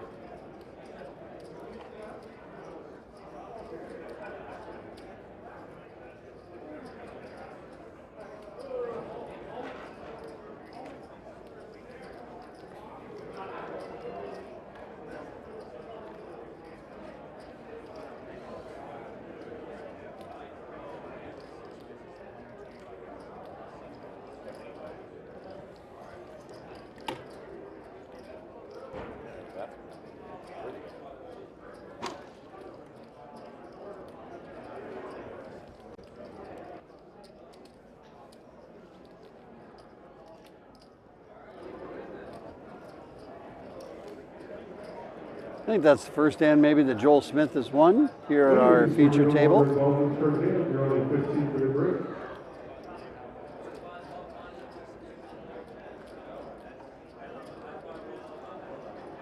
You just saw the chip graphic there. When you're playing tournament poker, anytime you're under 20 big blinds, that's when you enter the watch phase. Conditions are favorable for you to be running low on chips, but once you get under 10 big blinds, that's when the warning stage begins, because you're not doing well. So watches and warnings, just like in weather, when you're at 20 big blinds, you are watching the lowness of your chips. And then once you get inside 10 big blinds, which in this case would be anything under 600,000, once you're below that level, you are then at warning level.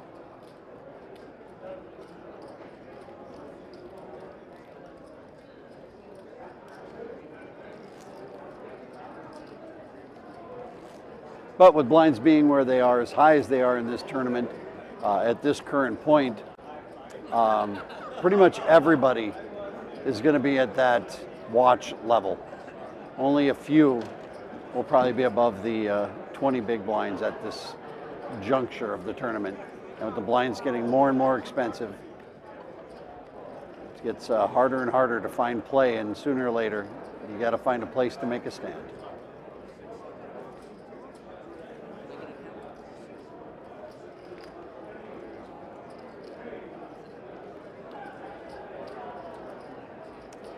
So we got an all-in from Hervé.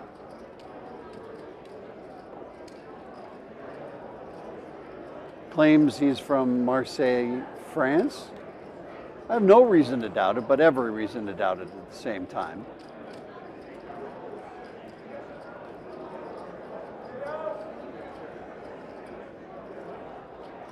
He's got ace-king. Trying to find somebody with something to maybe look him up and double him up, and he won't, but he will pick up the 150,000 in blinds.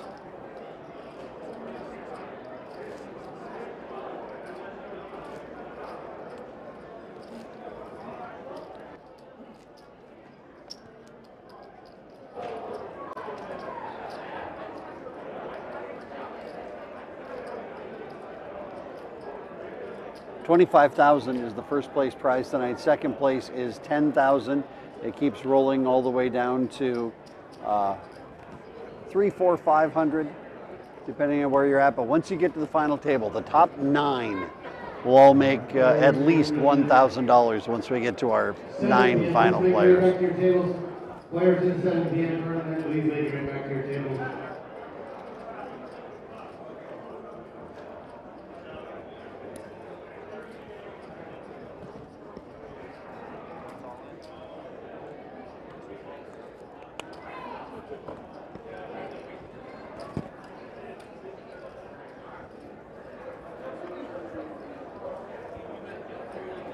And now it's Nikki Smith. All in. No action. Obviously, Nikki and her husband Joel over there in seat 6 play a lot of poker against each other. Last night, part of the tag team, they played with each other as a tag team partners. But I gotta think that the competitiveness between the two is just bubbling underneath the surface. You can just feel it. Neither one wanting to be get over by the other one.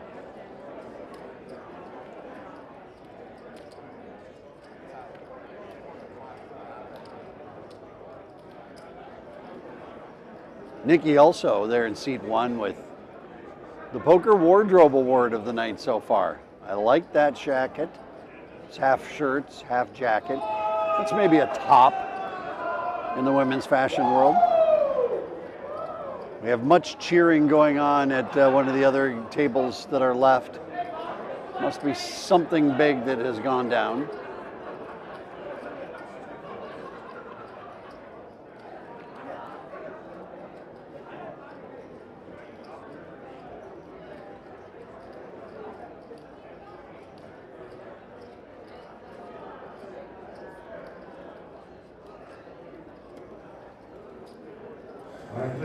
Just doing some research out with the rest of the field. We have 2 other world national champions. Chris Nelson and John Mazur are still out there.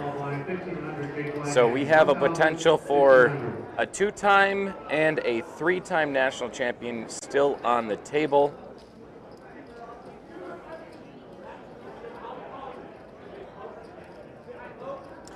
Actually, we'll go to John Mazur. I had talked to him earlier today, and I said, John, what inspired you to come, or what do you love most about Free Poker Network? He said the year before he came and won in Step in the Ring, he was watching this broadcast on YouTube or Facebook and saw, the win. He saw the product and saw just that the urge to play poker welled up inside of him again, and that inspired him to start playing in his local bars, qualifying for nationals and coming away with a $10,000 World Series of Poker prize package, and then realizing a dream of running deep into day 3 at the WSOP.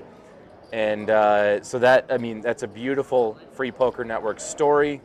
He said all the people here are just amazing, and that he obviously does not regret one bit getting back into tournament poker. That's awesome. Great story. Yeah, what a feeling that must be. You play in a World Series of Poker multiple day event, and usually there's multiple day ones. So you're not playing on concurrent days, right? Mm-hmm. So you play day 1, and then you might have to wait a couple of days, and then you get into day 2. You put your head on the pillow at the end of day 2, knowing you're coming back for day 3. Can you imagine? That again, it's kind of like buying a Powerball ticket. Yeah. Like the dream is what you're buying. Yeah. You know what I mean? Like, yeah, it's a reality. You're still in there, but you still have that ticket, and long way to go when you're at day 3 of a week-long tournament. But he said still. 1% of the field needed to bust out for him to min cash. Just turning a roll into or winning Free Poker Network's national championship, turning that into such an incredible story, and realizing a dream so many of these players have, is just to play in the biggest game. It's not to win. Obviously to win, but it would be to play. Dory, Jimmo, Howard, Ann, Mike C, Kathy, Reggie. You guys come up to the podium here, we'll tell you some shots. That was Mike's dream in Rounders. That's all Mike wanted to do. Yeah. Was to sit across from the best and have another chance at Johnny Chan. I don't remember John.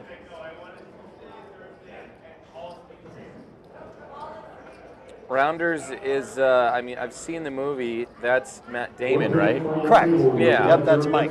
That's Mike, okay. 50,000 big blind cases. Yeah, Mike and Worm and Kanish.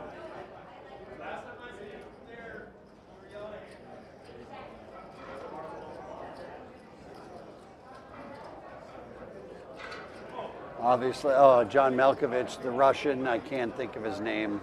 I will off the top splash of my head. the pot. Yeah, exactly. Yeah, that's another one of the poker pet peeves. Yeah. Yeah. And I think we probably just broke it by even mentioning it, but we got to come up with things to say.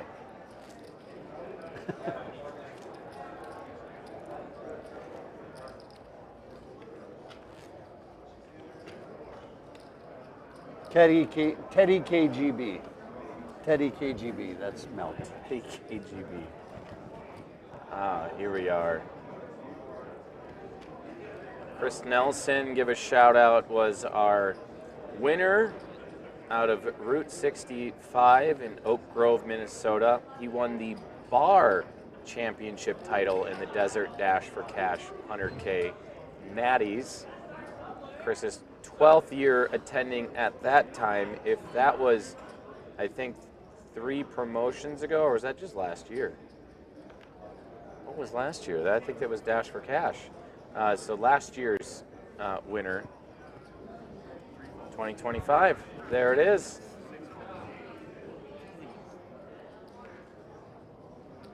So I apologize, not a national champion, but he's come here and he's won. He's one of the won. events. I mean, Yeah. it feels like you're a national champion at that. Yeah.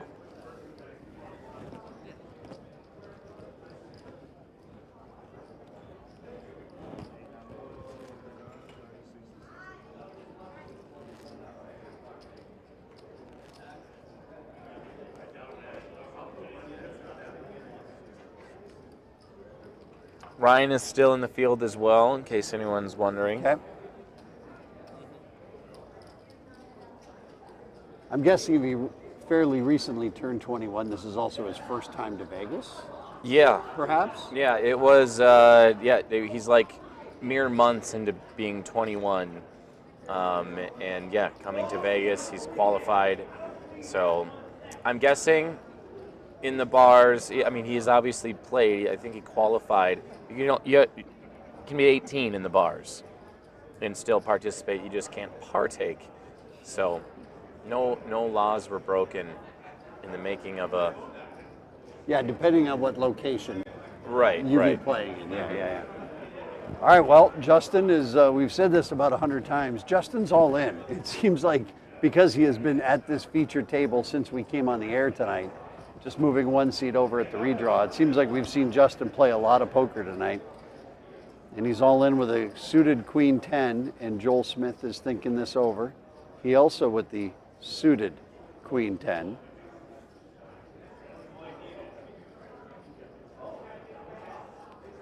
The hearts and the spades have been left out of this equation of Queen 10.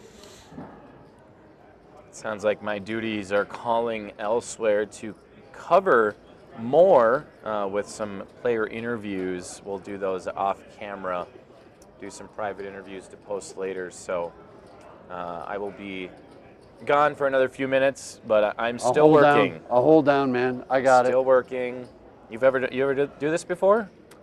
This is my second time. So Yeah. this is indeed not my first rodeo. Oh, okay. I've had a couple of rodeos previous to this. Okay, so now it's up to Timothy of New York to make the call with ace-6. This would be for about half his stack.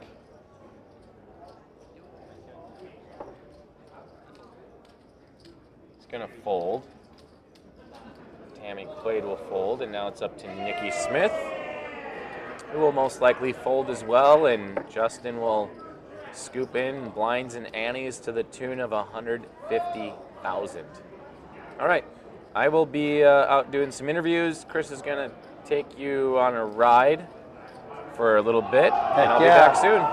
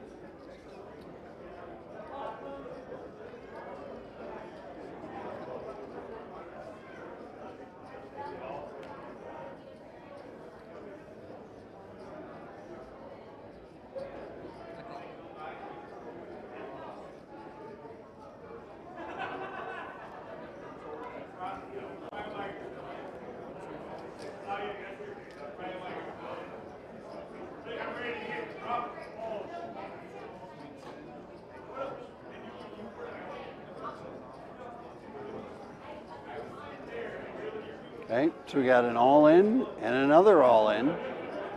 Queen 10, pocket nines. Gimbal.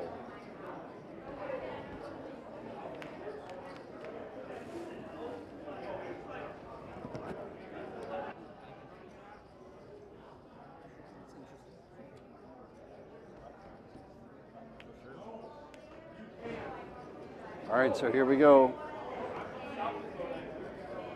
Pocket nine still holding on for dear life. Jack on the, are you kidding? There it is again. Joel Smith finding his way into wins. Are you kidding me, Joel Smith? Maybe he is correct. It's all lucky. And he's got a lot of it. All lucky for, like the past decade's worth of poker play. He also looks kind of disgusted in himself for pulling off the knockout there. Nikki, 2 in the top left, in disbelief. Covering her Actually, face in embarrassment. She's like, another one runs into my husband's luck. How dare they?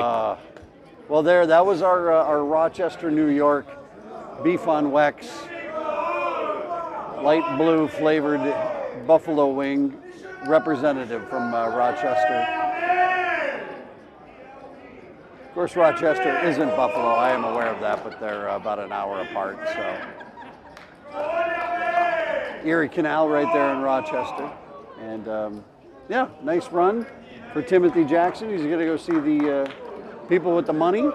He's got some cash coming to him for his finish here tonight. But everybody in the Clash of Kings and Queens is trying to get that $100 or $25,000 payout. That's what they're all hoping to get to before we're all said and done here tonight from Vegas.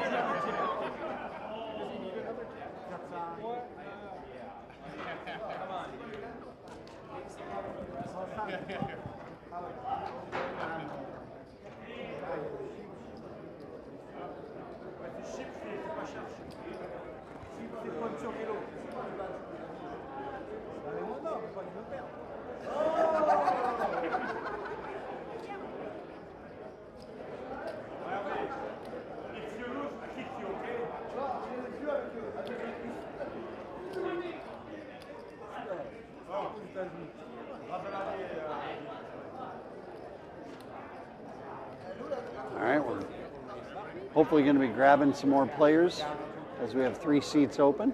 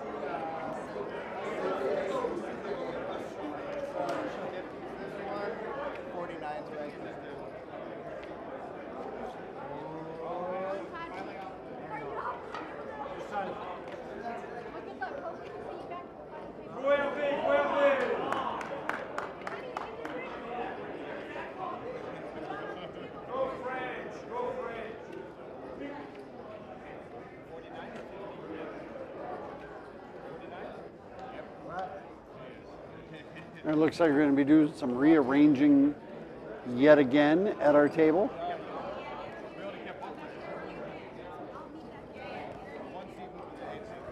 Moving players around, bringing in tables from players from other tables.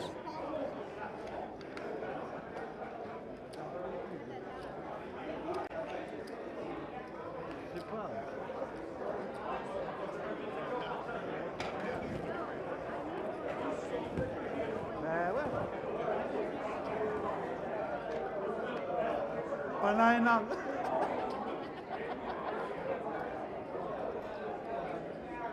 Je crois qu'ils vont venir jouer.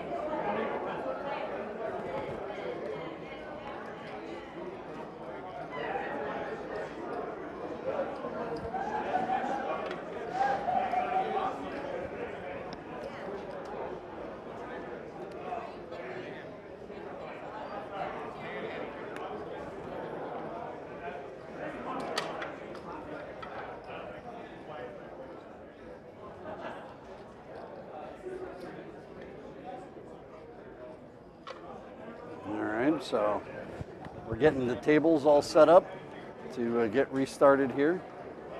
As I think we're down to 18 players, I would assume, at this point.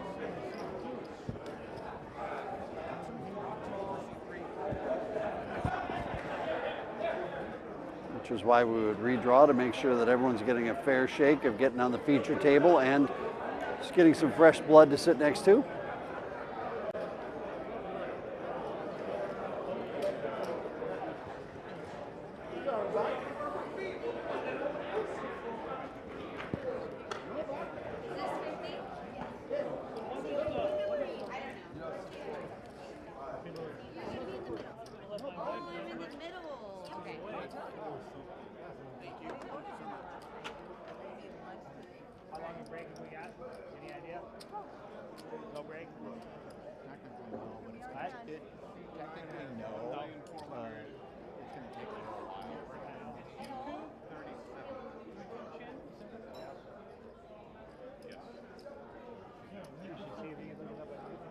There's an optical film in the back scanner, but I want to text my wife. Oh, you're next to me again? Yeah, that's good. Again? Hopefully I'm here half hour from now.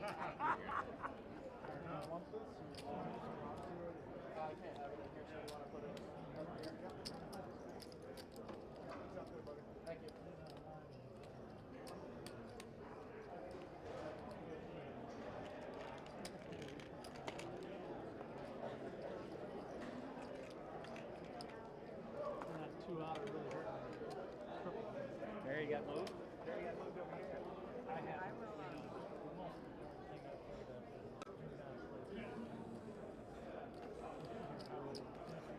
Picture, Ray.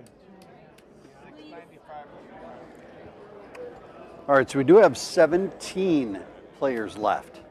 17 players left, so that's what we're doing here is balancing out tables. So we have two full tables.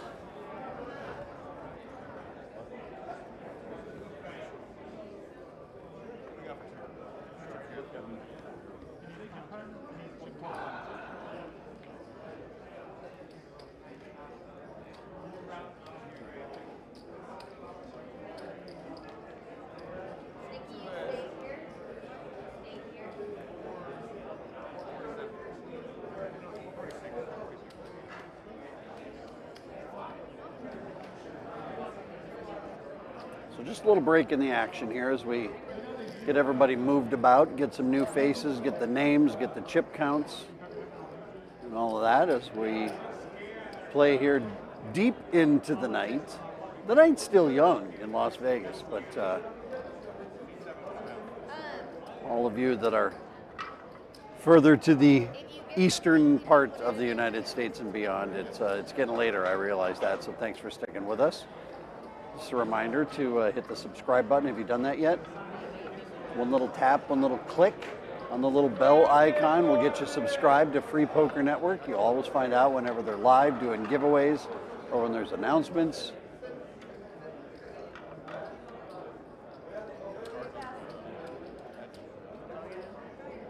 They're having fun.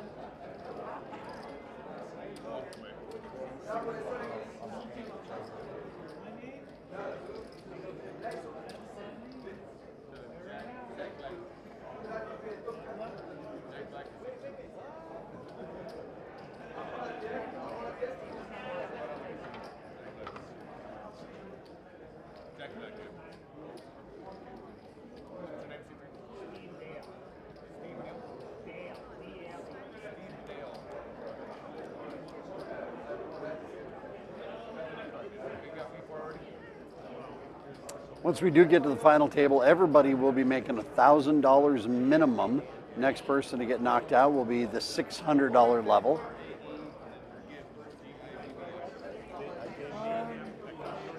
So that'll be, they'll all be the same. They'll all be $600 for everyone who is eliminated from here on out till we get to the final table. We'll all cash for $600. Today's winner will is $2,569. Thank you, Governor. Ladies, good luck.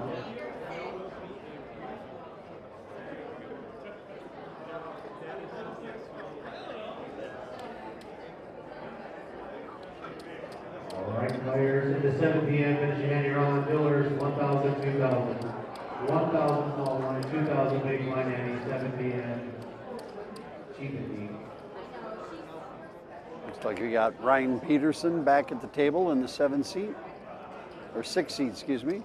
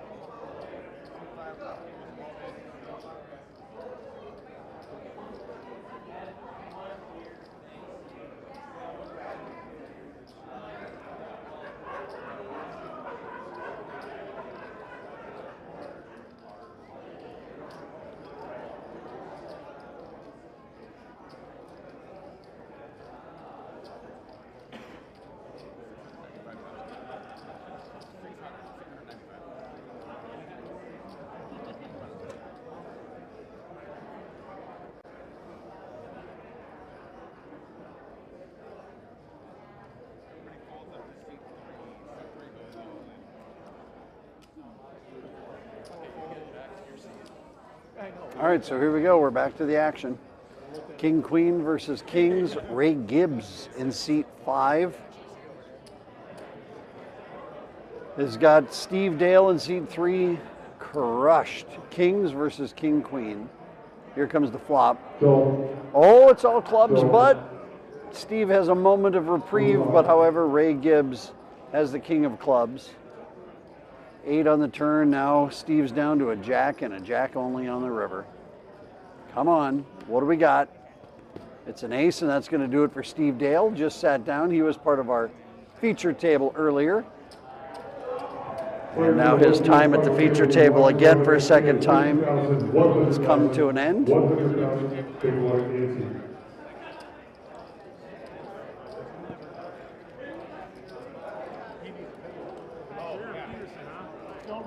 So just came back to the feature table and just leaves the feature table.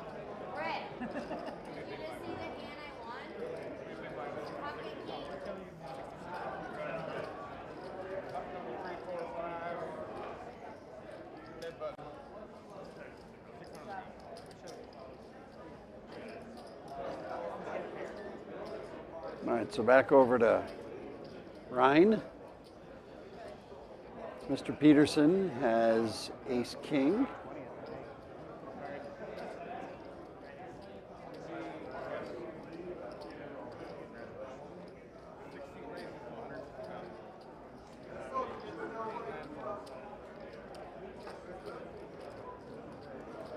Nikki folds. Christopher Nelson folds. And now we're up to the blinds. This is our first look at some of these players, including Ray Gibbs.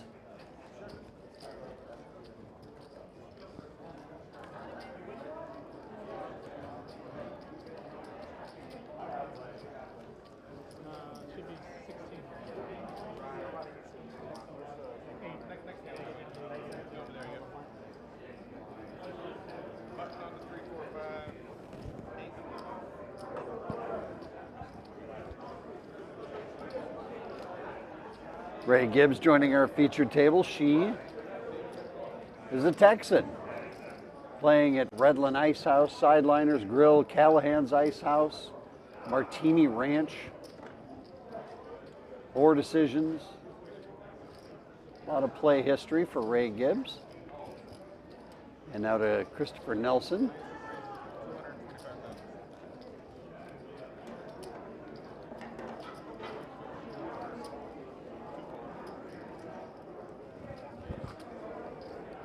He raises to 225 with pocket tens.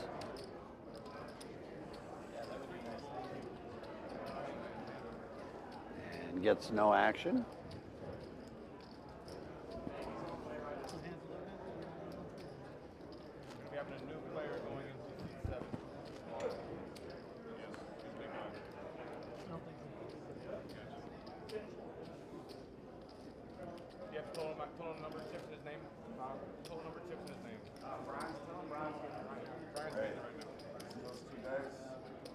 Christopher Nelson there in seat number 9. Minnesotan, playing mainly at Route 65 Pub and Grub in East Bethel, Minnesota. What was the total amount of chips? He said 912, but he said about, so we'll need it.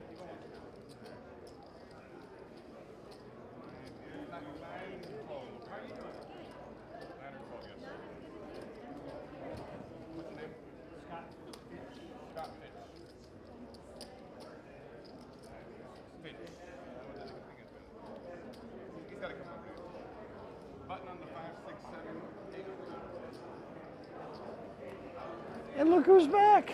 I always run with this whole clipboard that they need out there.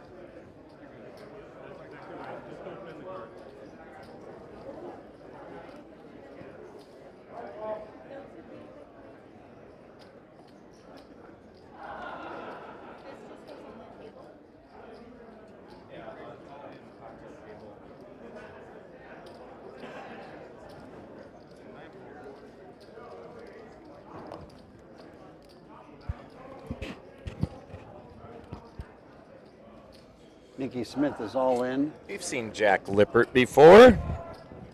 I recognize him. He folds his king 10. Ray Gibbs. We got Space Buns on the table. Is that official, or did you give her that name? Well, that's the hairstyle. That's what it's called? Yeah, those are Space Buns, made most famous by Miley Cyrus, I think. Look at you. Yeah. Just talked to, so Ray's from Texas, and just talked to a couple of these big burly men out there. I can't remember their names off the top of my head, but they are cheering and putting all their weight behind Ray to take this thing down. And yeah, fun guys to talk to, I'll tell you that much.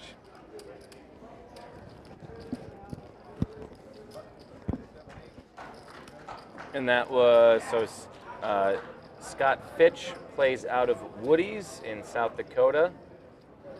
Longtime members of the league in Woody's, and also plays some online, made the monthly national qualifier.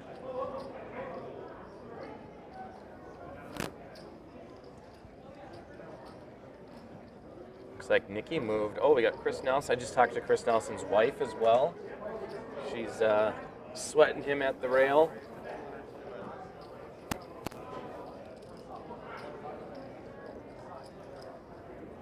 Okay, we got a raise to $225,000 from Christopher. What happened to Justin Moore? Got moved in the shuffle. Oh, okay, good. We got down to 17 and they balanced and moved and did a little redraw. Nice. That guy seems to never lose, but he's always lingering.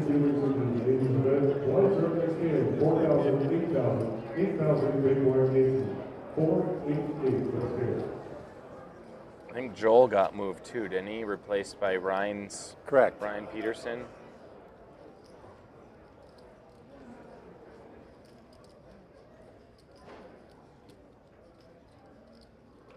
Nikki got moved to 8. How does that happen? She was at the same table. They did a redraw. That whole time I was gone. Yeah. While you're out there doing your thing, they did a redraw at 17. I mean, I've been back here lifting the heavy weights while you're out there running around with your wife, taking videos. Oh, yeah. Doing interviews. You guys will be able to see those interviews. Yeah.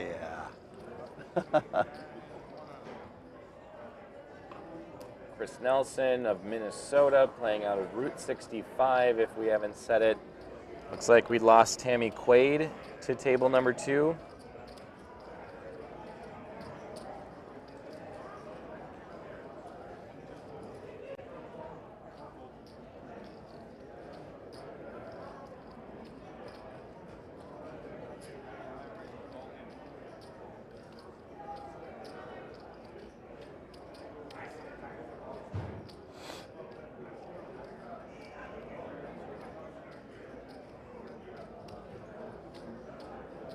I don't know if we said, but Jack Lippert is the last remaining Floridian playing out of the Pallet Bar and Grill. And Ray Gibbs is going to put her tournament life at risk. And what is that on her chip stack? She has got a whole bunch of crystals, rocks, stones. I'm sure there's an official term for it. I don't want to diminish what they are, but yeah, she's got a whole pile of things there, and a pile of chips coming to intermingle. She's up to 1.1 million in chips. And has 10 big blinds. Oh. It's not so impressive anymore, is it? Okay, maybe a little bit more than that, but you get my drift. Yeah. So we got 2 jacks at the table. Jack Lippert and Jack Black. Yeah. Sitting next to each other. That'll be easy. I'm guessing Jack Black's from Chicago. Yeah, you saw the black Illinois Hawks hat. And the Wrigley Field sweatshirt. Oh, yeah. That was. I mean, I'm a real problem solver. I'm a real FBI agent over here. That's what you would call a tell. No. Jack Lippert's all in for 109,000 in the big blind with 3 deuce offsuit. Dan Eddy has moved in as well. He's got ace 10. Seat 4. Oh, 2 all-ins, wow. Good news for Jack is he'll have 2 live cards. Doesn't look like there's going to be any other players getting involved. So it'll be Jack Lippert who is at risk of being eliminated from seat 1. Dan from Vegas in the Misfits Poker League is going to try to take him out.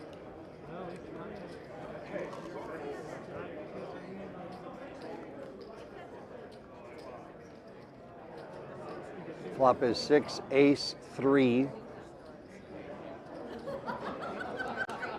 Just 1 3 and 1 2 left in the deck.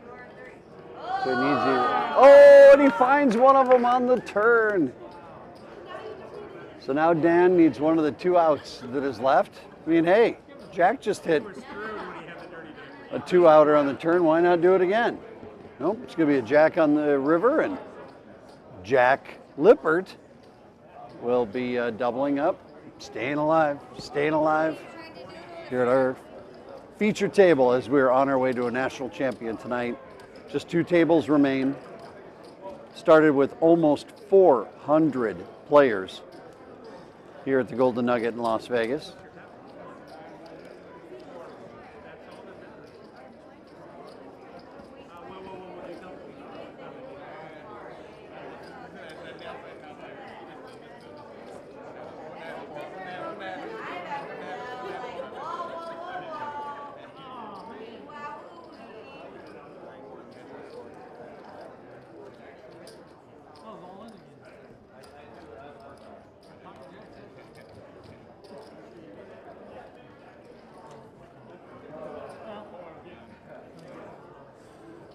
.29 minutes left on this blind level, so blinds just went up. 40, 80, 80. I'm sure you already covered that. Nope, because they just did. That's the first Oh. first hand we've had at this level. We did have Okay. a missed deal, so we had to start over. Whoa. So, all right. So now 200,000 in the pot before any action is made.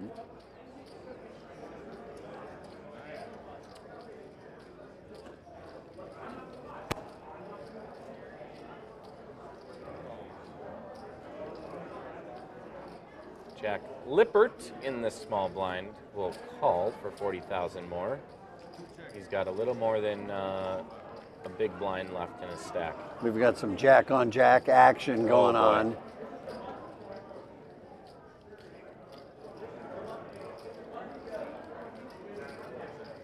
And 10-8 Jack is and ahead. Jack check.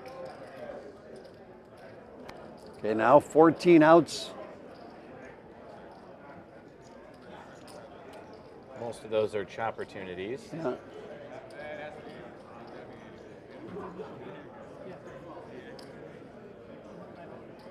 So the bet is 80,000 from Jack Black. To call is Jack Lippert. Yeah, and all he has got is that some opportunity to split it up, but I'm guessing he's probably thinking about the 10 of clubs right now and his opportunity to hit one of the clubs on the river to win. I mean, would the better bet have been that Jack Black just goes all in? If you're going to bet 80K, which is only 30K less than Jack Lippert's stack. Jack Lippert will get the check mark. He's going to check to Jack Black. The bet is going to have to be, oh wow, he folds. So Jack Lippert just doubled up, and now he's right back to where he started. But now he's got the button. Yes. So he's got some hands here. Now what I look for in those situations when I've got that few of chips, I look for when there's other people who are getting involved and I've got two reasonably good hands. Yeah. I like looking for suited connectors, 6, 7 of diamonds or whatever it might be. But Jack Lippert's chip stack, not scary. Nope, that it is not. It is. It's not even the small blind. So no, it is. It's not scary. The words all in sometimes can be pretty intimidating, but not when you're going all in for less than the small blind. Here's Ryan Peterson back on the feature table. Just did a quick little interview with him as well. Boy, he is trying to keep his emotions in check with just the stage that he's on. He's got his whole family at the rail sweating with him, cheering him on. Asked him who his inspo was in the poker world. And of course, he's going to name his dad as number 1, his mom is number 2, and then number 3, Joel Smith. Yeah, good guy to follow. Yeah. Speaking of Joel, his wife Nikki is moved all in with Ace Jack. So now this is not one of those opportunities for Jack Lippert. I would not take 6-10 to go see a flop. I would fold, even though now Nikki has put even more chips. Right. Right, obviously. Ryan has done the same, but you just don't have a hand that really can make any connecting. So you want to look for opportunities where you can not only double up, but triple up or quadruple up, right? But this is not the spot, Jack, so let's go ahead and chuck to the muck. Yep, there you go. Both Jacks will Jack Deuce will fold. And Dan Eddy will call. He's all in, yeah. So now we're going to go back over to Ryan, see what he wants to do.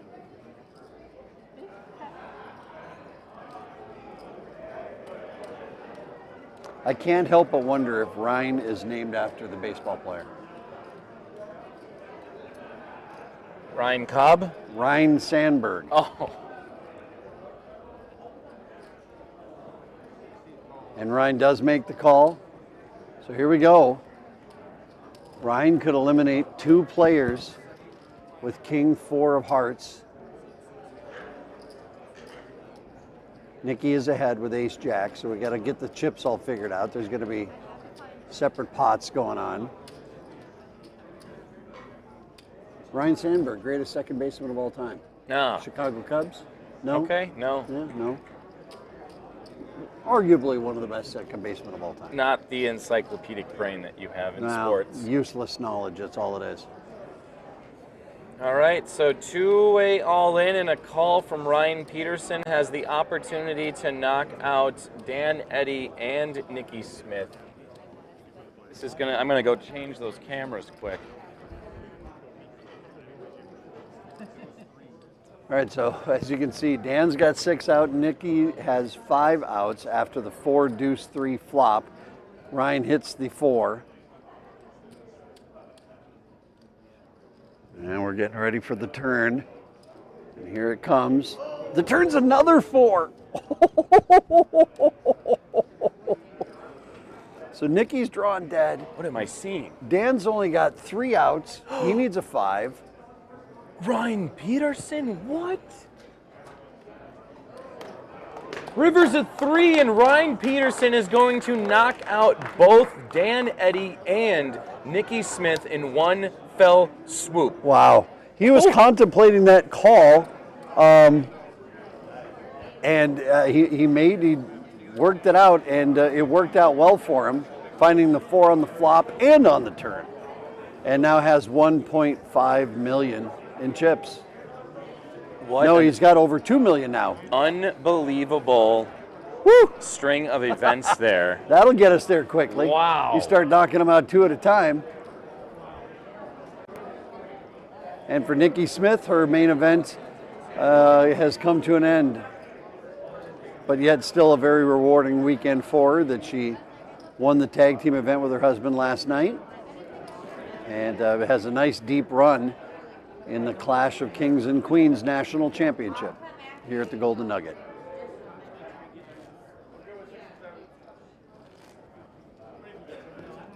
So every player that's eliminated until we get to the final table will all win $600 for their efforts today.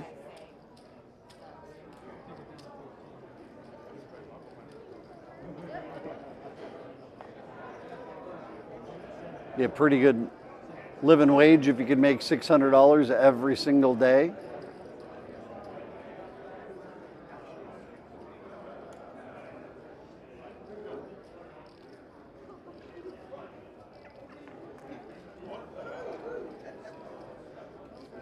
Okay, so Ryan has 1.5 million, not 2 as I had suggested earlier, but he's happy nonetheless.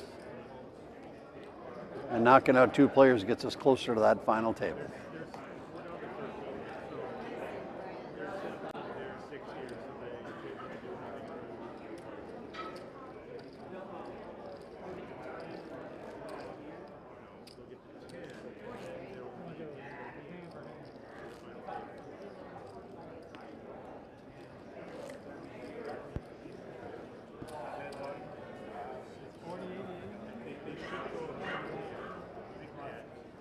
We've got everyone framed up, and if we are missing 1, 2, 3 seats, 4,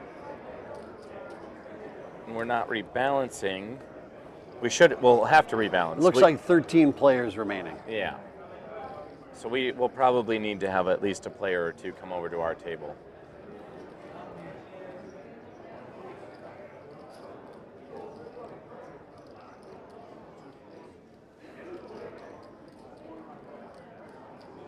No, that's not how that maths. No. It'll It's be late. 6 and 7. Shouldn't try mathing maths. 7 and 6 right now. Ryan Peterson. How many players? What? Young What kid at is it? heart still. Teenagers. They make you feel Yeah. old, but they keep you young. Yeah, absolutely.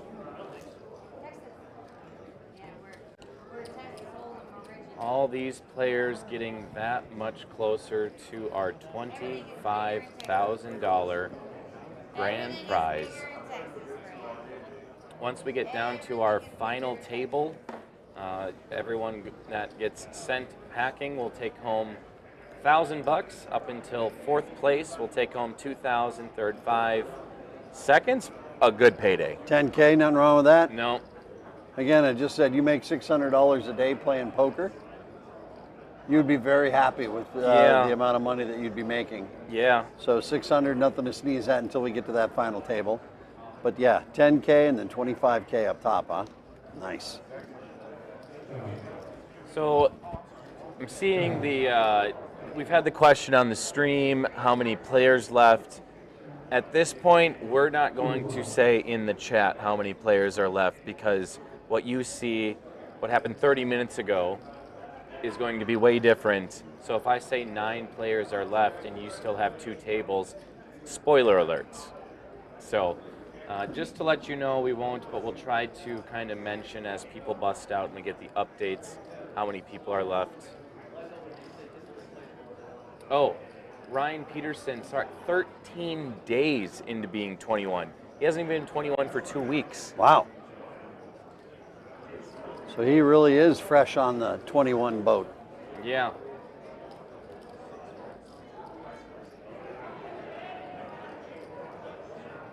Scott Fitch will fold. Give a shout out to Wicked Clown OJ and Richmond Flores of Las Vegas.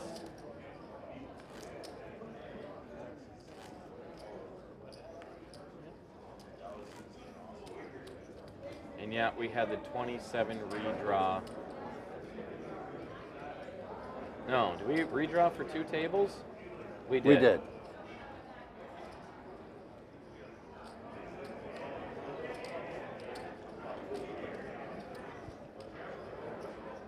All right, Jack Lippert has been sitting there with that tiny little stack, and now he's under the gun, and he says, you know what, I'll just take what's coming to me in the big blind. He's going to say, people are used to scooping up 160K from the big blind. I'm giving you 39. Yeah, it's the way it is. That. It's the way it is, man. If I'm going to go out like this, then no one's going to get that rich off me.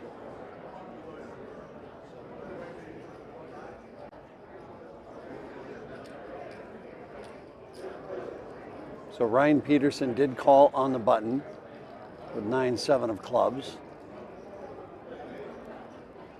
So Christopher Nelson has the option, and he will check. Jack Deuce Ace on the flop. So Christopher Nelson was dominated pre-flop, but pulls ahead on the flop. They both check. Here comes the turn, a Queen of Diamonds. Rainbow board, all the colors represented. Christopher Nelson will check. Over to Ryan, he will also check. Another queen on the river. So Christopher Nelson's got the best hand, but again, you had somebody who came in on the button, but then has been absolutely allergic to seemingly for this pot. Yeah. Hasn't done anything to it. You're happy to check and hope you get a check behind. Yeah. Ryan's okay with that too. Yeah. 1.4 million chips. Chris Nelson just scooped that up to put himself at 1.9. There's our updated chip counts. Jack Lippert, 0.5 big blinds. It's really like 0.48. But yeah, Jack Black, Scott Fitch, under that 10 big blind threshold, they're just going to need to shove if they get a hand that they'd like, and ultimately may be forced to go all in no matter what. Well, now you have, the pay bump and getting the final table is in people's heads. Yeah. Now you're really getting close as you get to the bubble of who makes money and who walks away with nothing. Mm-hmm. That slows it down. Yeah. This, I think, will also get to a point where people will start thinking now about every move they make. Yeah, it's an extra $400 right. to go from 10th to 9th, but getting on the final table. There's a sense of achievement, right? Big time, yeah. Of getting to that final table. So we'll see how this goes. Well, Jack's got 8-9 in his smallish big blind. Ryan picks up pocket fives, will raise to 185K to isolate a little bit. And Jack Lippert can't be enjoying that. Chris Nelson, though, ace 10. Oh. 120K to call. Oh, these two gonna tussle again? Yeah, Are we gonna seems see that it? way. There you go. How about some of that? How about a little? A 3-bet How about action. a little raise up to 340, huh, Pep? Or raise up to $500,000, excuse me. 340 to call for Ryan. He will fold. Burns off those chips. Is that a call at this point? To the 3-bet, I mean, you have 5s, but is there an argument made for a call? Not to the guy who has got right about the same amount of chips at 1 point something million. Yeah. know that's. I just took a swing. It didn't work out. Yeah. Fold. I still got over 1 million in chips. I'm okay. Yeah, I'm okay. true. At the best case scenario, Ryan would have been facing 2 overcards and would have to avoid both of them on the flop, turn, and river. And the good news here is for Christopher Nelson, he's going to scoop up that entire, like, 90% of the pot. Yeah, well, he gets his small blind back, and then he gets the chips off of Ryan, so it really is inconsequential except for knocking out another player. Yeah. That's what he's thinking about right now. He got his chips, or will be getting his chips as they're figuring out what is what. So Jack maybe could triple up. We'll see.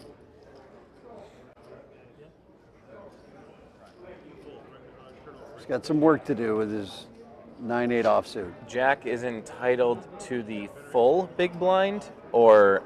No, just whatever chips he had in on the big blind. Okay.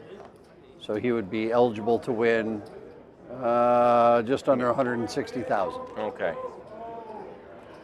6 King Jack on the flop. Remember, Ryan had pocket 5s if one pops up on the turn or river. 7 gives Jack Lippert 11 more outs. Can he stay alive in this tournament? Essentially a chip in a chair. And it is a 3, and Chris Nelson will do the dirty work and eliminate Jack Lippert. Congratulations, Jack, on a well-fought battle in the Clash of Kings promotion, vying for his shot at winning $25,000. We got to be getting close to that final table now. You've got to think. We've got 5 over here at this table, right? Yeah, we should. I think it's 5 and 7. Oh, 4. It might be 5 and 6. 5 and 6. Okay.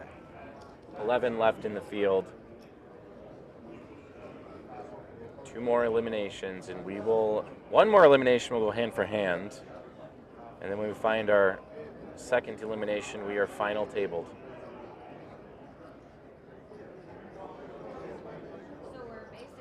Scott Fitch with an ace. You got under $500,000 in chips. This is a tough spot. Shove. You raise to, 150,000. You've only got 400 left. He's going to limp in. Yep. Now Christopher Nelson on the button. He wants to take a look at the chips. Show me what you're working with there, Scotty. Yeah, with how significant the minimum bet is compared to these chip stacks, it's really all in or nothing when you have less than $500,000 in chips. Oh my God. Look at this. Jack Black. So Christopher Nelson made it 350,000. That would take care of all of Jack's chips, essentially. He's going to put them in the middle. I mean, just the min bet is saving Scott Fitch here, should he decide to fold. And that's probably the strategy that he was trying to go with, is I'm going to try to limp in with the ace. Try to get in there, slop yeah. kicker and see a flop, try to catch something, but Okay. Chris made the call. Yep. Wow. Ace Queen versus Ace 10. This would Ace be- Queen way out in front. This pot's worth 1.1 million.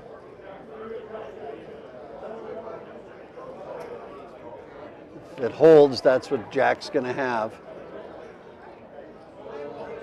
Absolute blank on the flop. 3 outs for Chris, twice.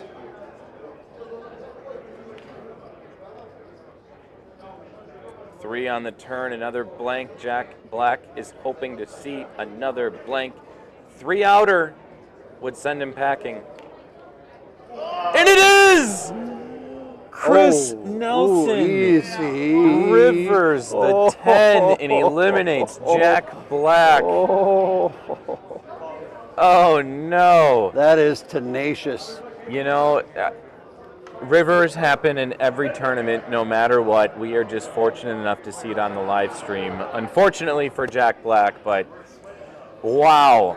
It takes luck and skill to run deep and win a national championship. Chris Nelson is on the side of luck right now. Hits a 3-outer on the river to eliminate a player. We're one more player away from our final table. And for Chris Nelson in his championship aspirations, he now has just under 3 million in chips. After that elimination, I think we're going to have another player come over, so we'll be at 5 and 5. I think is what we're going to wait on for a moment here. Oh, that is just doity. We love the action.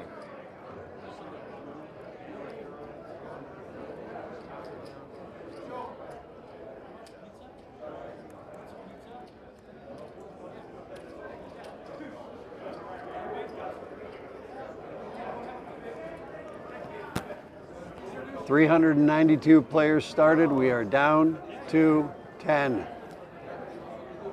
2 handfuls of players remain. Wow.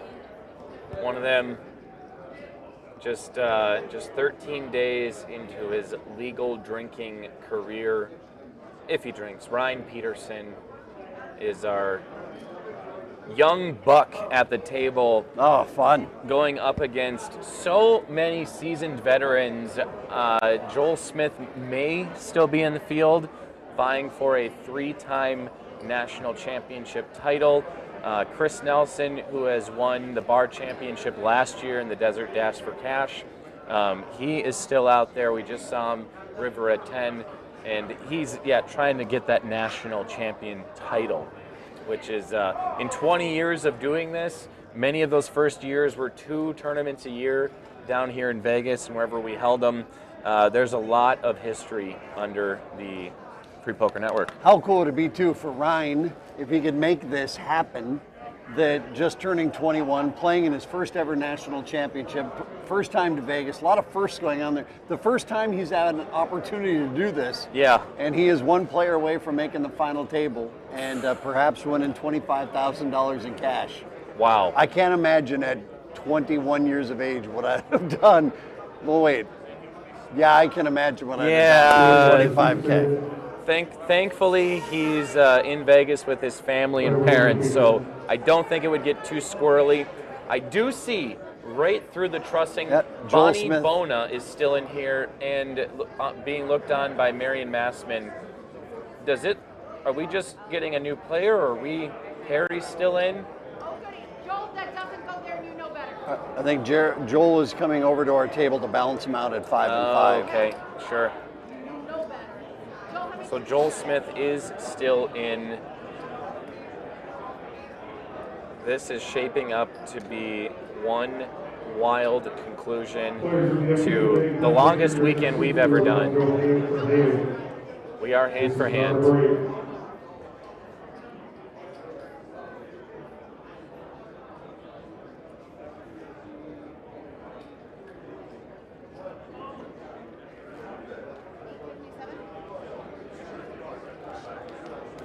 I want to shout out Carly Cloud, 8427, making it out on the live stream. Lori Roble, thank you for tuning in. She thanked us for doing this online, and she's had a great time this weekend. Wicked Clown OJ says, 2 bald guys, guess we gotta shave our heads for run good. I'm right there with you.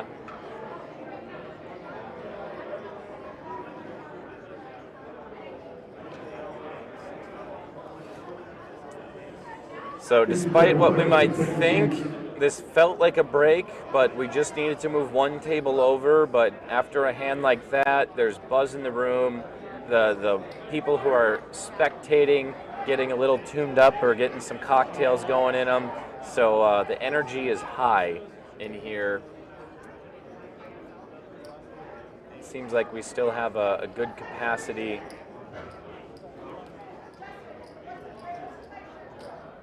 And that's what we want. We want people to be spectating and staying and watching their friends and family potentially winning a national championship. All right, so now we're going hand for hand. The next player eliminated will not make the final table. Ooh. Everybody else will. Through this process, we will go one hand at a time. If you have an all-in and a call at your table, do not expose your hands until told to do so. Dealers, do not let the hands out. Speaking of power couples, Chris Nelson, his wife, also, she was actually the bubble girl to get into the payout. So she was 37th player eliminated. The prize pool is now posted with 151 players, creating a prize pool of $15,100. Today's winner is going to take those three. All right, so Joel Smith comes over to the feature table here with $857,000. We will do this again tomorrow. Good luck. And just a reminder, your bonus can go up 1,500, 3,000, 1,500, 3,000, 7 p.m.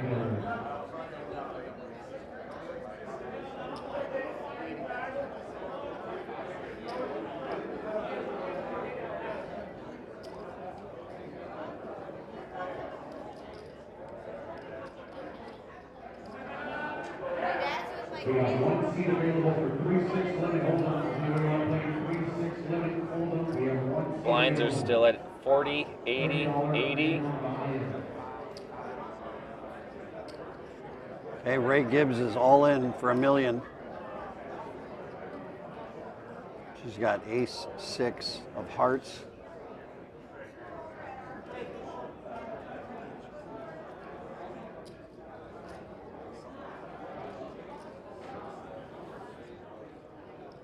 She gets all of her assorted goodies there, all on top of her cards. I think you could call that a pile of things on top of the cards. That's a pile.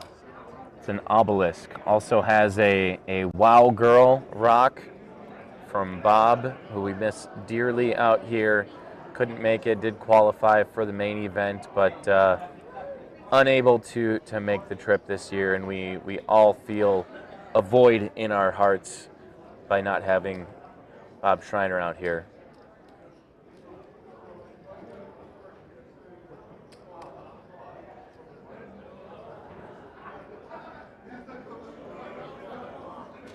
There's a little bit of our onlookers. Cannot thank the Golden Nugget and the staff here, the dealers, all weekend long, providing a great experience for our players. Being able to come down here to Fremont Street, add to a rich poker history down here in Old Vegas is it's an honor to be able to do that. All right, so the action is currently on Christopher Nelson. Now what? Pocket eights. What you gonna do, Chris? It's a 30-year stack. Do you want to try to isolate and just go heads up against what you think is probably going to be at least an ace? Oh, wow. Christopher will fold. You want to keep that stack playable, and Joe Yes, Smith. you do. Look at Joel. God, this guy. gosh. How does he keep doing this? Okay, so Joel Smith's got ace king. He's in the big blind. He will call. Joel's going to be at risk against Ray Gibbs. He's going to be head to the flop. But Ray's cards are suited. But they were suited. Oh boy. Joel's gonna stand up for this. Our lone Texan at the table, Ray Gibbs. Tournament life not at risk, but has an opportunity to knock out Joel Smith with a bunch of hearts or a 6.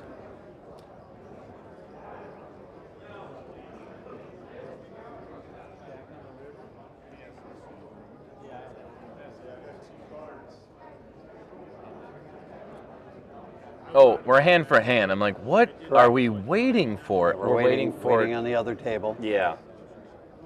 I'm sure half of you at home were also thinking the same thing.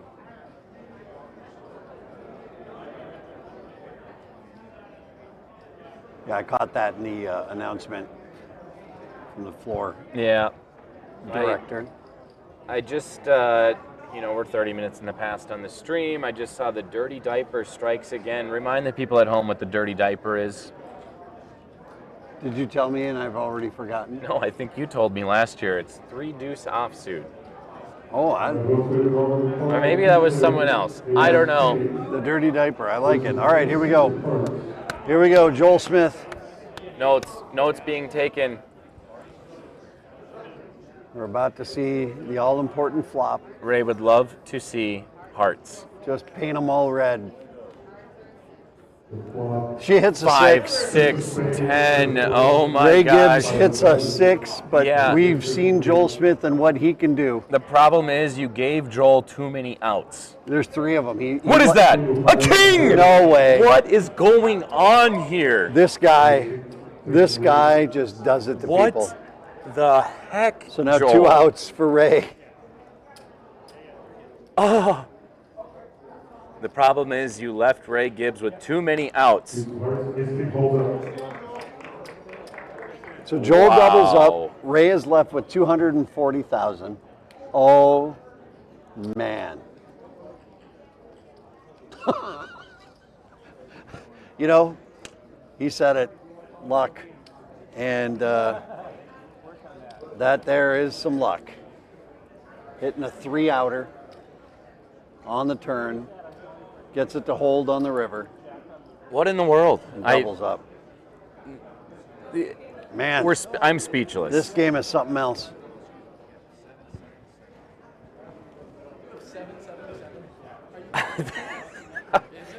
If Joel wasn't so nice, this would feel a Yeah, little bit I worse. wish he was less nice. If he was just a little less nice, we could all be really upset right now. Yeah, I wish he was a little bit more of an a-hole, because then it would be then it would be easy to not like what he's doing. Oh.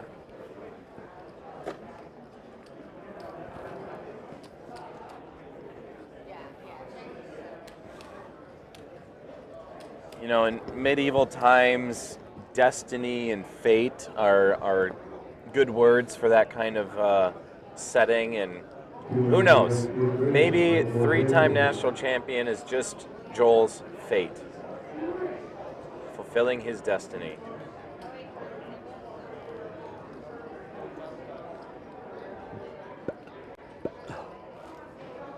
And again, we're going to wait until everybody is ready to go with their next hand. Looks like we're swapping dealers out. So Joel is in the small blind. Ray will be in the big blind. And that essentially is putting her all in, being in the big blind with 160,000, right? Oh my gosh. Big blind and the big blind Annie.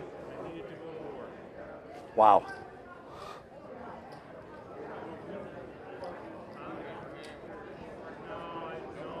These guys are going to give us a doggone heart attack back here. All right, here we go. Next hand.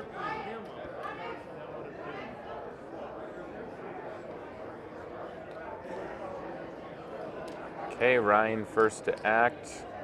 Betcha he has 9-4 suited of spades. Yeah, he's going to fold.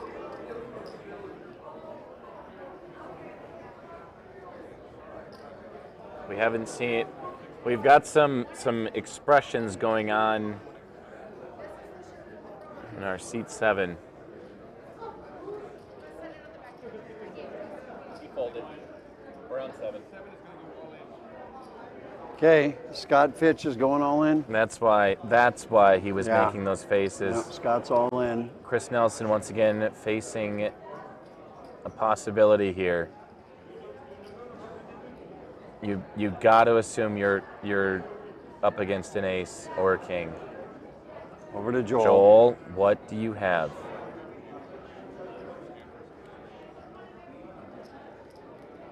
Nothing noteworthy. He will fold.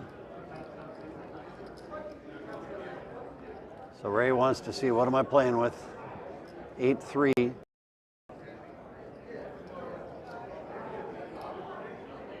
So she's going to be in for 40,000. She's only got 80K left. She's going to be in for 40,000 on the next hand. She decides to fold. So she's got 80K left.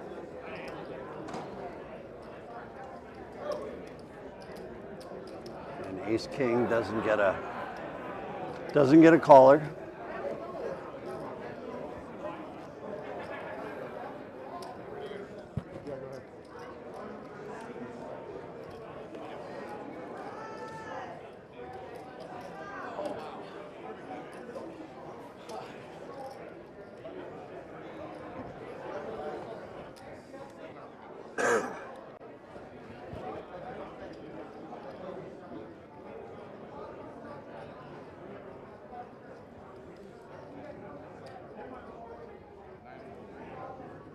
Fold around to Joel, and I think we'll fold around to Ray next. Queen 10, good enough, get it in. Here you go, grab him, here you go. Get him in there. All right. So Ray's all in. Oh my. And pocket sixes for Ryan. Ray and Ryan. Rar, rar, rar. I don't think he's even looked yet, to tell you the truth. There's nothing to call, right? No. Yeah, he's already in with the big blind, so. So you just have to check, Ryan. I wonder if he knows that. Maybe he's just waiting for the sweat. He's waiting for he's sweating out Ray Gibbs right now. Ray looks like she's working on her intentions to try to find a 10. Ryan, you have nothing to do. Oh, are we waiting? Yeah, waiting. I mean, what are we doing here? We're waiting, Brian. Okay, now they're flipped up. Folks, we could see a final table right now. Ray Gibbs, Queen 10 versus Ryan's pocket sixes. That's coordinated, 8-9. 8, 9, 10 need a jack, 10, or queen. A jack on the turn! Ray Gibbs is going to stay alive. She has the check mark. Wow, yes! She is feeling it. Everything's bigger in Texas, and that means our turns, too. There we go. Ray Gibbs pulls a Joel Smith and turns a jack.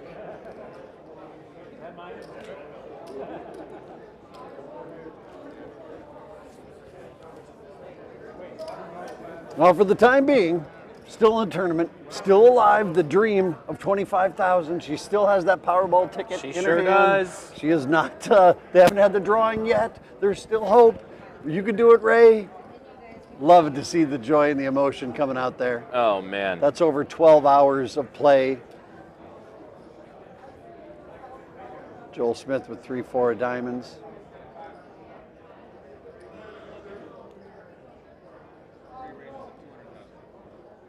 Looks like he's going to push the action, realizing that there might be players who are just trying to survive. So he's going to say, you know what? I'm going bull in a china shop. Yep. That's exactly what that is. I love it. You got people who are just wanting to get to that final table, and he can quietly scoop up another couple 100,000 chips here and there. Look at that. That's how you do it. That's how you do it. You got to read the play, read the room, read the table. Yep. What's the situation? And that part right there is not luck. That is an experienced poker player exactly, understanding the situation. You got Ray to your left. She just doubled up. Whatever she's got, she's not just going to ship it in with just anything. No. I mean, same thing with Scott in seat 7. I think, if Joel does that, or any player does that 10 times in a tournament, that could be the difference between you going busto, but if you call it all in, you happen to have a little bit more and you stay in until this point, that could be a huge game changer just to be able to make those plays when those opportunities arise. Now Joel just didn't raise to 200,000 with nothing. He had suited connectors. They were 3-4. I think that's more of a 5-player move, bubble of the final table move. Like it's a very situational thing. I don't think he's probably doing that in a full ring game with 300 players. No. You know what I mean? So here we go. All right, Ray's only move is to go all in, but she will most likely fold. She's got one more hand before blind's been up to 50, 100, 100. Ryan Peterson, ace king, he just said he's all in.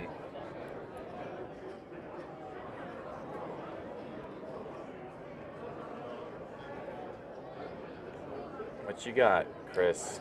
King 9, that's an easy fold. So Ryan will scoop up the blinds and Andes and add just a $250,000 in chips. Okay, so Ray is going to be under the gun now. She's going to be first to act. It's either this hand or the next hand. Which one do you want to? Ideally this one. Yeah. Because then you get the blinds and antes in there as well. If it's the next one, you're going to be going all in for less than the minimum raise.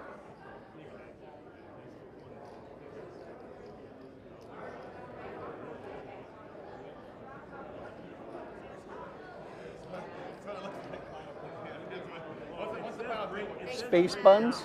Space buns. Space buns. Yep. Never have I ever. Space buns and cheetah print overalls.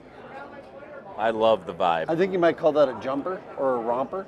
No jumper, those are overalls. They got the straps over the shoulders. The romper is more of it is a one-piece bodysuit, but it has more of sleeves on it. What's a jumper?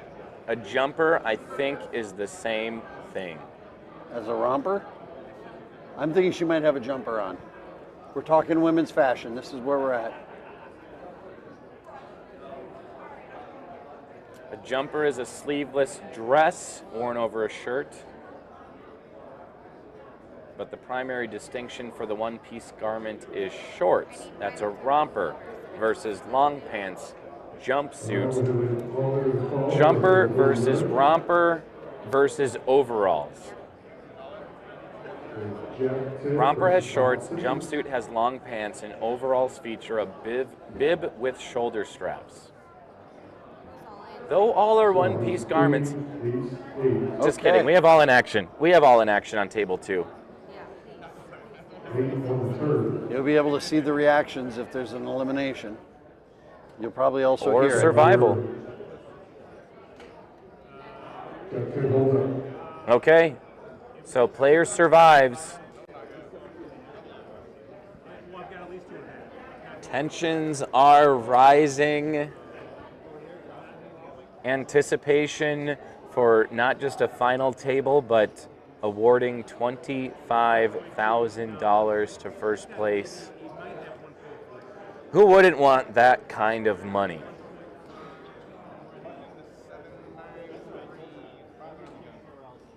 It was a rhetorical question, of course. Okay. Ray, pocket fives. Look at here we go. This is your opportunity. All you need is a fold around to the big blind. You might even want the small blind to get involved at this point. Yeah. Yeah, let's get all the chips I can, but oh boy. You know, Ray Gibbs, if you see that little green thing right there, that's a turtle given to her by Joel Smith. So, and Ryan just isolated by going all in, so we would surely see a bunch of folds. We'll see what Joel Smith has. He folded already. So we'll be the R's, Ray and Ryan, will be going head to head here, and I'm going to remind myself that we are waiting. There you go. Patience, young grasshopper.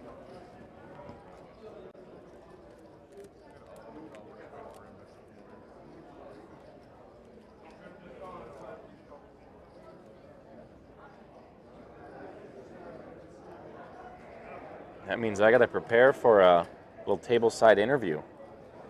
Ryan, visualizing an ace or a king or a whole bunch of spades.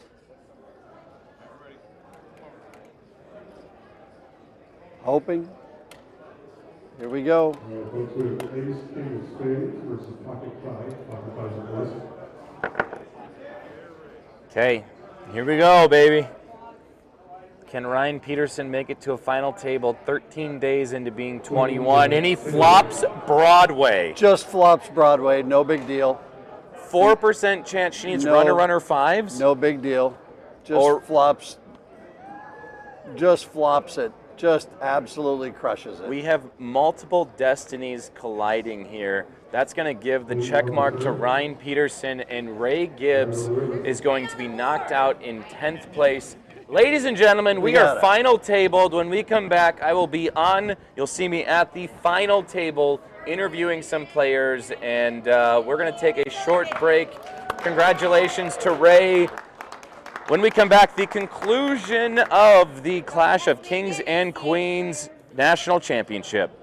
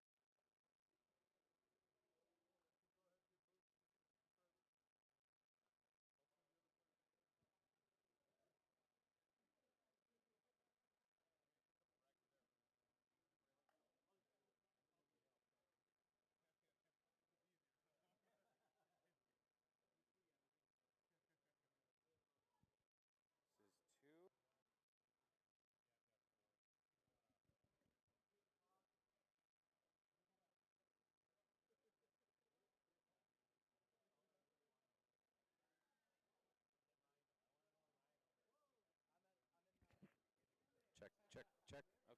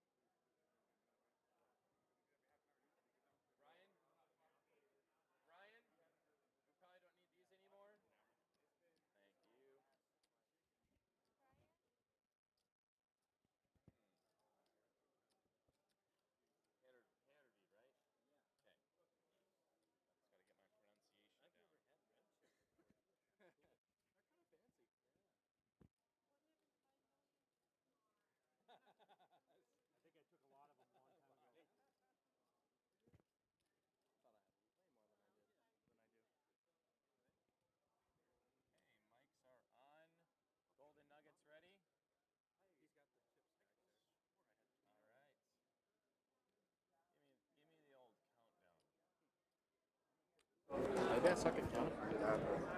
Think about that. Right. I'm gonna do a You should be. Oh, do we need to do a final table picture? We do. Okay. You ever Actually, consider, do you, no countdown. do you want to do a final picture after the interview? No, let's get that done now, otherwise it'll stop the stream again. All right, guys, sorry, let's do a final table picture. Everybody up and behind me.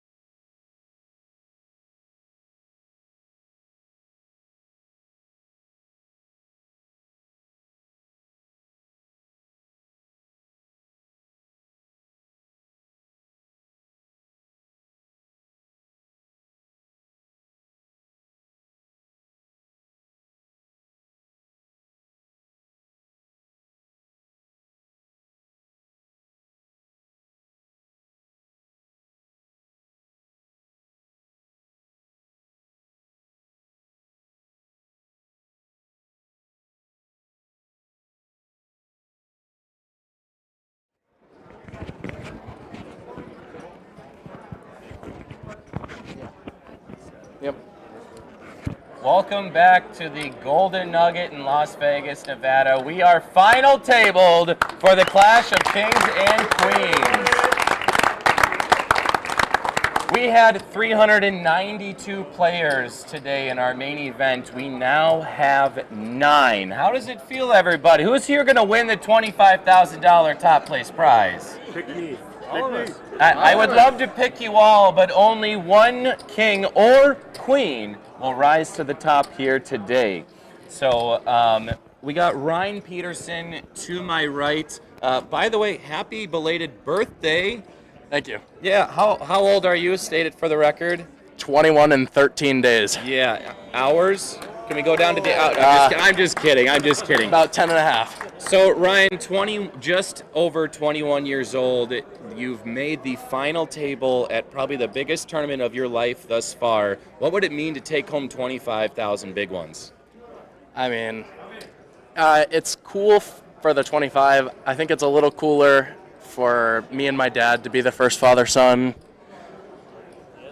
national champions. Yeah, huh? national champions. Yeah, we've got a ton of storylines. We're very excited to see you. You played very sharp in the previous, blind levels in the previous streams. So, job well done, but it's not over.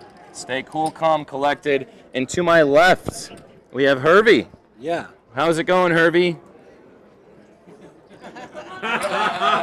What?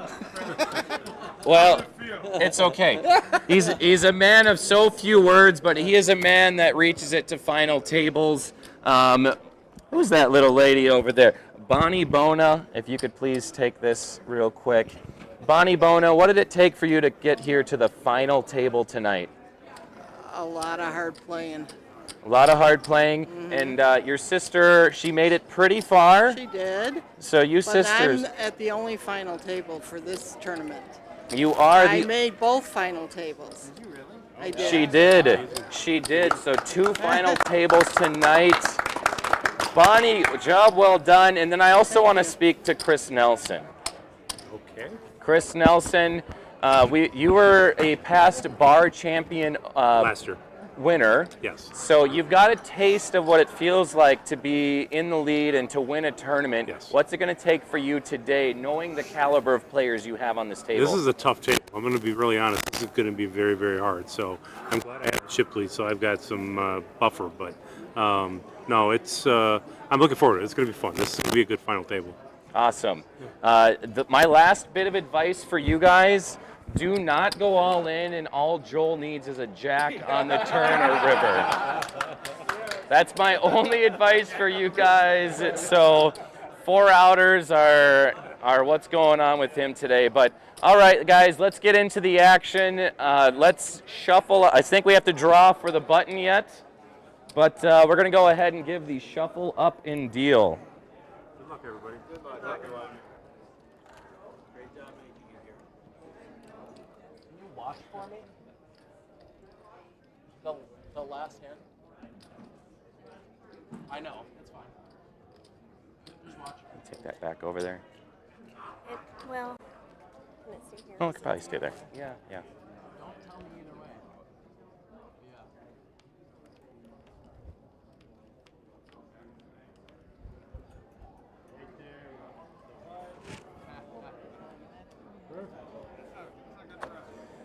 Yeah. Man, oh man. The storylines out there today. Let's just jump into the introduction of players and hope we got some time to talk about them and have them develop. Hervey Brahon of Marseille, France, sitting in seat 1 with 535 in chips. Seat 2, just introduced you to her, Bonnie Bona, 305K in chips. Seat 3, Tammy Quaid. Still around. Look at her. Still kicking, still breathing, 855,000 in chips. I believe also Billy's bar person. Yep. Chris Nelson is got 2.5 million chips. He is our chip leader. Scott Fitch is still around, 470K. Joel Smith in seat 6, 1.595 million. Justin Moore's still in there. He survived a ton of all-ins, 835K. Perry Pearl is still in there as well, 860K in chips. And Ryan Peterson, who just made the raise to 225,000, is sitting with 1.6 million in chips. All right, well, here we go. $25,000 to one of these players. Oh, man. Let's go. I am absolutely amped up for the conclusion of this, and let's go look at our chat online. Luck is when opportunity meets preparation. I think that was a response to Joel Smith's. Probably just the rivering the jack, or turning the jack to win, but yeah, cannot believe what's going on with our national championship tonight.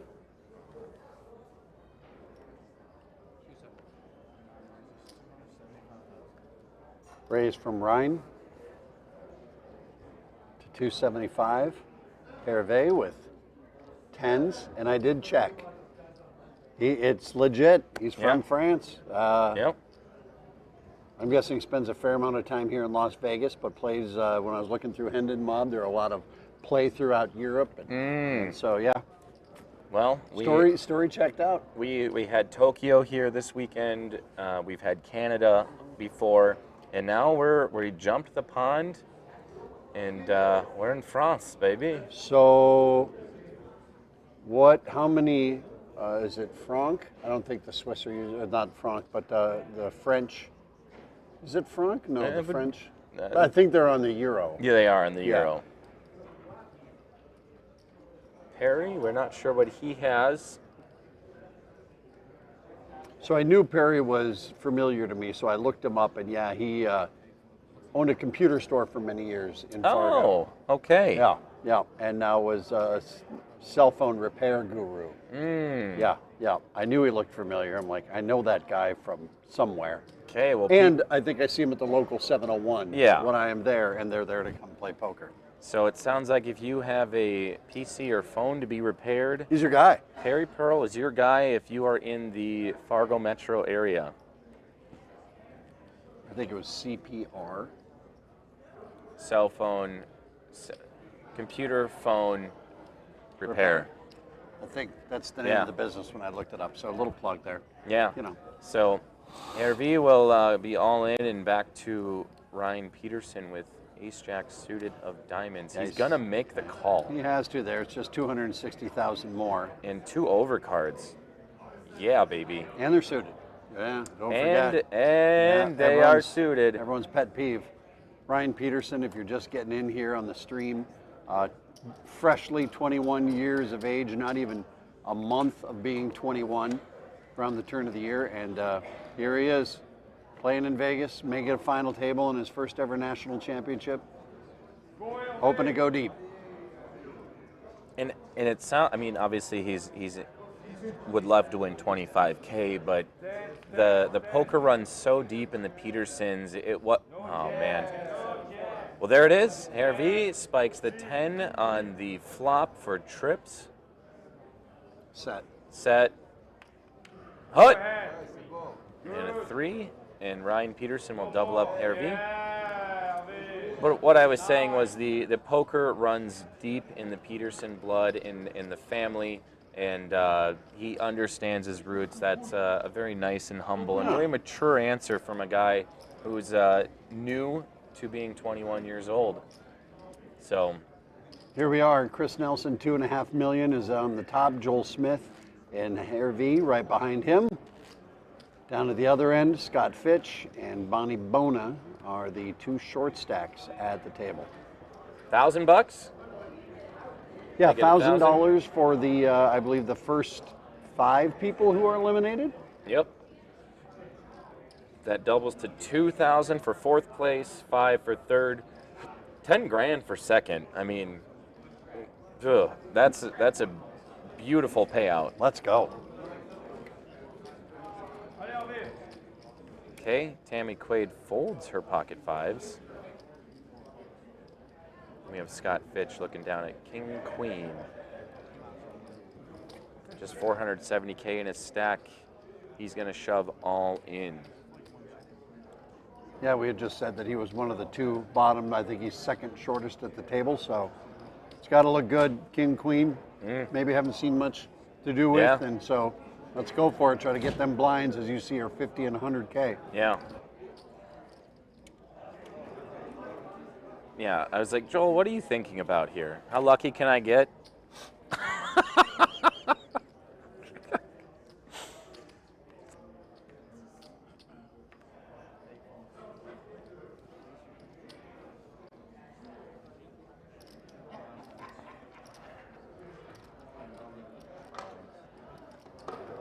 No, we didn't get any action for Scott, so he's going to pick up the 250,000 blinds and antes.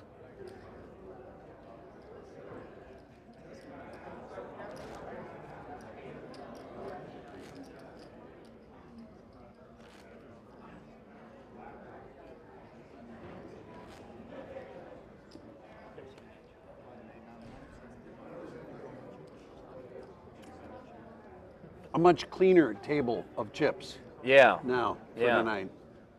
I was trying to think of this movie I just watched. It's called Ballad of a Small Player, and I can't remember this actor's name. Anyways, it doesn't even matter. This is a completely pointless conversation at this point unless I can remember my point.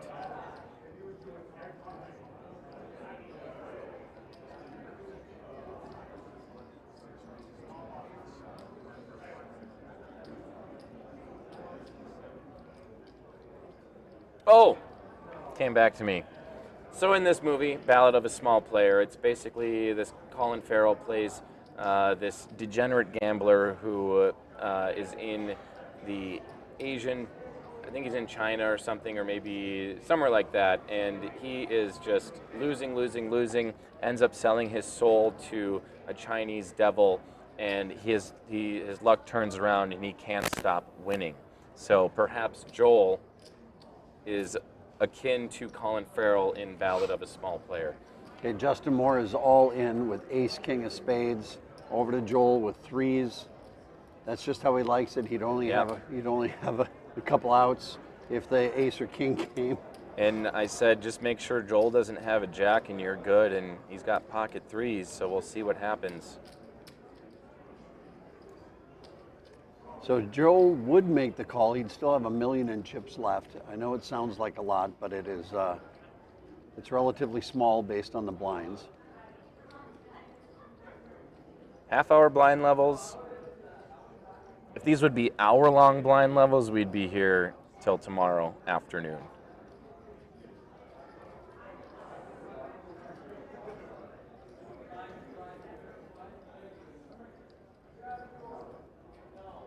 So Justin's entire stack is expressed by 7 chips from Joel's stack. We've taken off the yellows, the thousands, and we've made these stacks a lot more manageable. We've introduced the red chip, that's worth 100,000.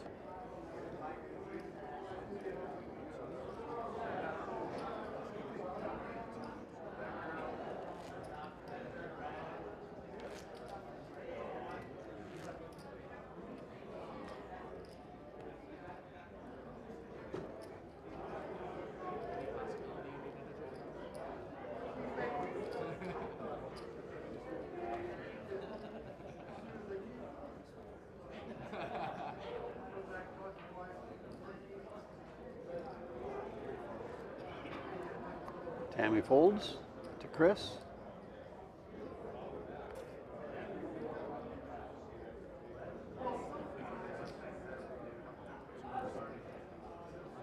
$230. $275. Excuse me.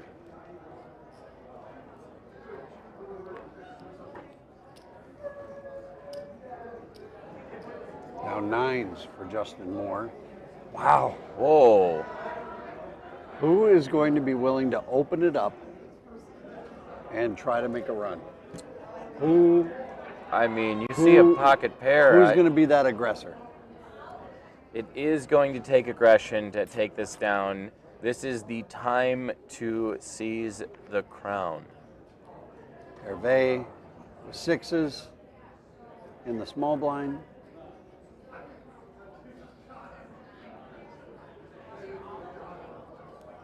Wow, he's folding. What? Okay. We're just Bonnie all right. Bona, she's going to do it. She's got ace jack of diamonds.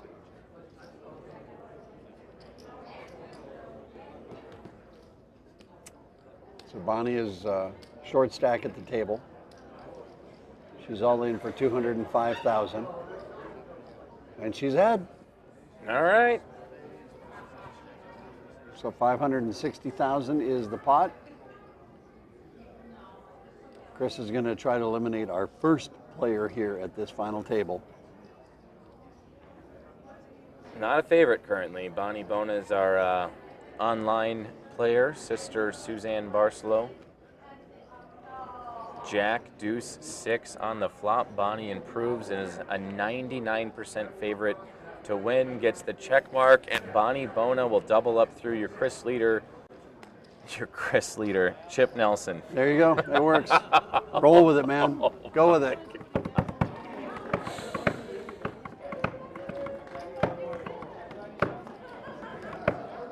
So yeah, not only the 25K, a trophy that goes with it, bragging rights.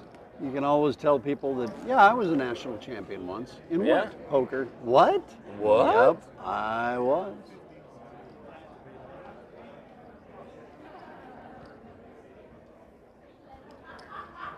Wow.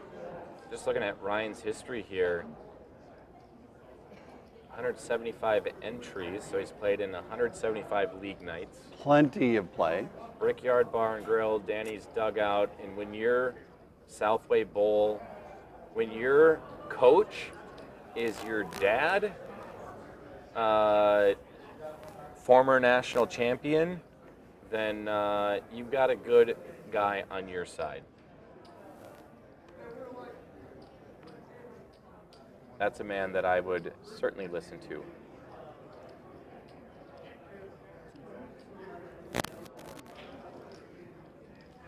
Joel Smith's made it 200,000 with Queen Jack. Tammy Quaid decides not to play.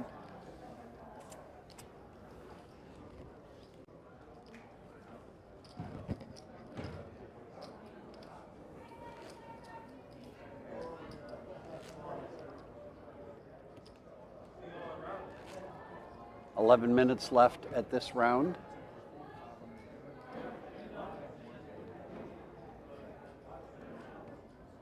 Wow.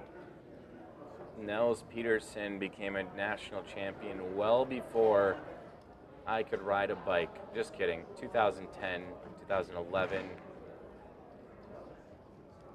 Back in the day when Mitch Shook was in the house. Oh yeah, I remember Mitch.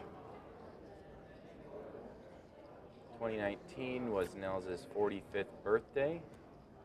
And the shirt he's wearing, that's a horrible idea, I believe is the same one he's wearing today. There you go. Classics never die. Call it back. All right, Scott Fitch is all in for 720 with ace-8 of diamonds.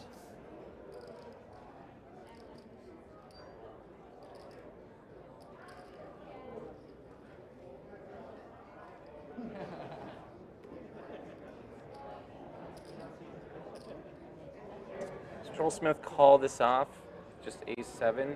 And Joel's already folded. Action is over on Justin. Well, then that answers that. Yeah.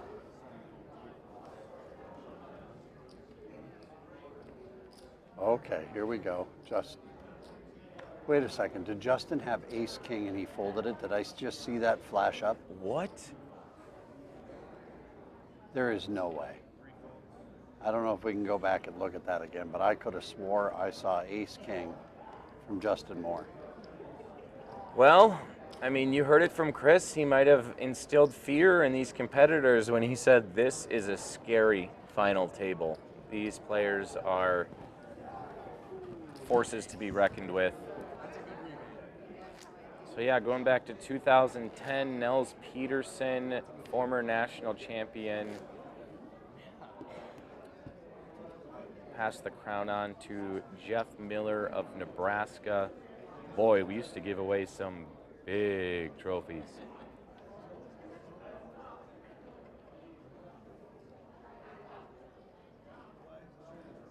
This is an old picture, 2011, back on the Free Poker Network Facebook page. I wonder where this is. Got some Bears swag in the background. Man, I'm just going to say I'm glad we're at the Golden Nugget now. We're past the days of... Well, those were the glory days. Yeah. Or these are the glory days. These are the new glory days.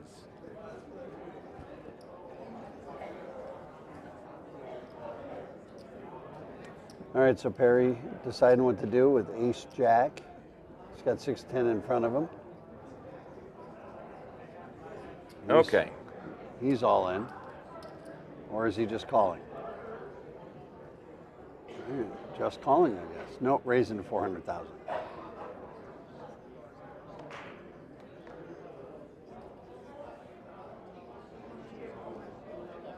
Bonnie's ready to put her tournament life at risk with a great starting hand.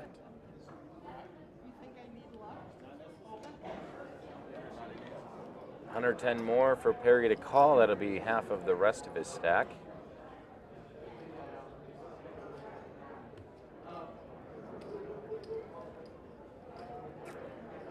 Elimination here would mean we are one step closer to the $25,000 first place prize.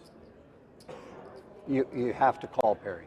Just call. It's 110,000 more to win 1.2 million. You can't bluff call. Yeah, just call. Yeah, I call. Here we go. Come on. Come on. There's nothing to think about. You've only got 210,000 chips left. Here we go. Here we go. Here we go.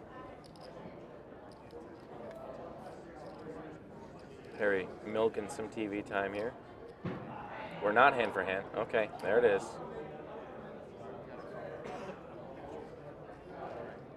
All right, Ace Jack versus Pocket Kings of Bona. We got the double alliteration going on here with the P's and the B's.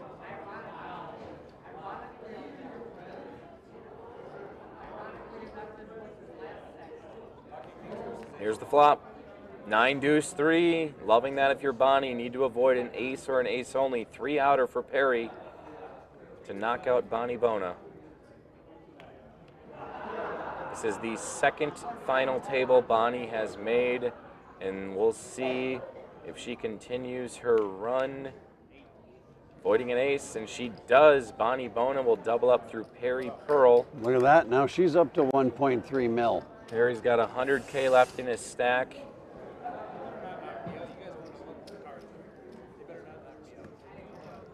One big blind, 100,000 for Perry. I wonder if things will loosen up after the first person gets eliminated. Possibly. I mean, there's nothing, like, you're not laddering up until we get down to 4 players. So if you don't think you can outlast 5 other players right now, it's time to ship it. And that's pretty much the name of the game here.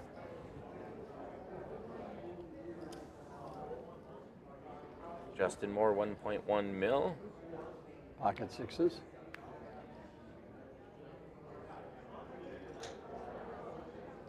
If we see a fold here. Okay, that's good. Good. Get some action. 250.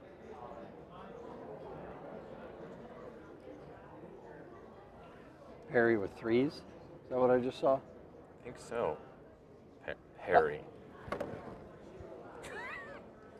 Perry. Perry. Perry. Oh boy. It's a highly stressful situation.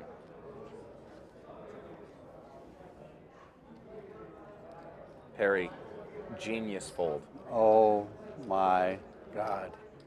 And Tammy is going to slow play this, just flat call. Up to Joel, 10 deuce.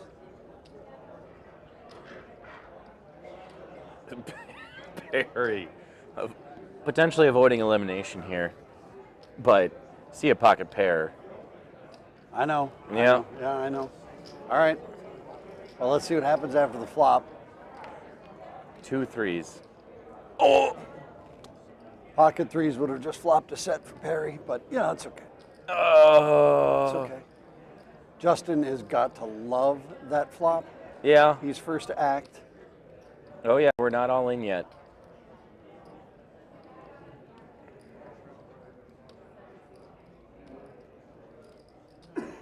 Tammy, flat calls. Hiding in the weeds.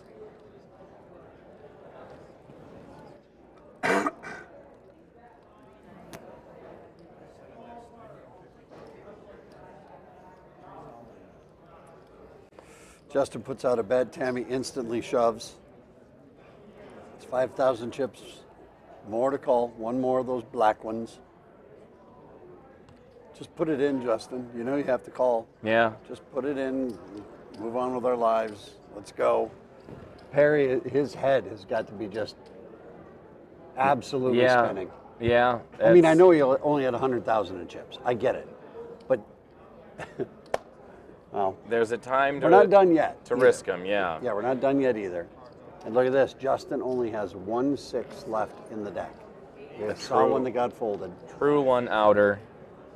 What is going to happen? He's got 2 chances at it. Yep. I think that would mean it's a 50-50 shot at pulling the 1/6 in the deck.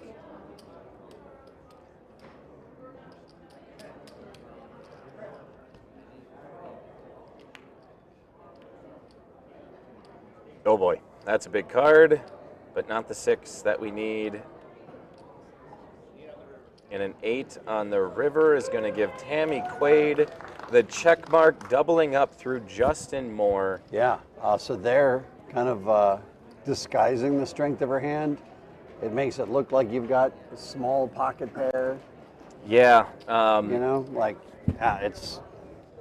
Look, minute and a half left on this blind level. Oh, and if you think that this blind level is fun, wait till you see the next blind level. Yeah, it's diabolical. I wanted to do this when I was doing the introduction for our final table, but I have to get a round of applause and hats off to our 3. Thank you very much. It's been a pleasure being here. Oh, no, I'm sorry. I jumped the gun. Our dealers, Justin, Ryan, and Troy, for coming out here. I believe Troy has been on one of our live stream dealers in the past, and all 3 of them have been fantastic. Super quick with counting chips, making sure pots are good, with being patient with relaying messages back to Jared, and it's been a very, very smooth ride here.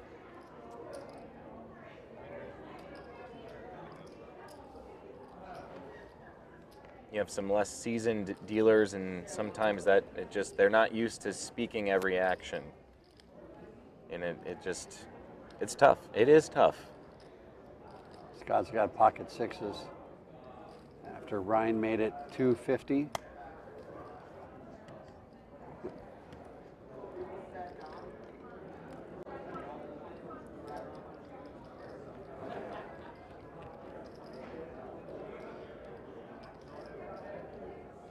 Scott, do not fold this. Do not fold this. Do not fold this. Do not fold this. There's a will. There's a way. He's all in. There you go. That's what I was going to say. Yeah. If he folds, he might get Ryan Peterson to fold his raise. And if he gets called, so be it. Yeah. It'd be a coin flip at that. In so many of these tournaments, every tournament there's 50-50 coin flips all the time. You know that's part of the game, and that's part of the luck that comes in. You gotta have that run good. It's either this hand or the next one for Justin. And I guess it'll be the next one. Yeah. Blinds are going to be up next level too. I think they're going to be 75, 300, 300. There you go. So I think strategically Justin's thinking, next hand I'll get a little bit more if I wait for the big blinds to raise. But that's not true because his chip stack is so small. Yep.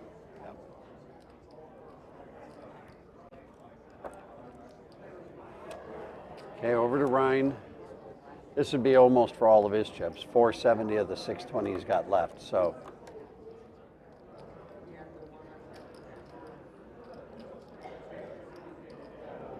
And there is no ending that could happen tonight that should leave Ryan Peterson sad or upset or disappointed.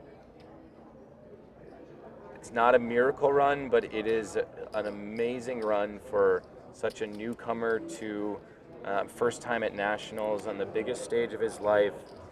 Yep, he sees it's going to be a coin flip. We're going to stand up. So is Scott Fitch. Scott is the one who is at risk, but he is ahead. With the flop, turn, and river yet to come.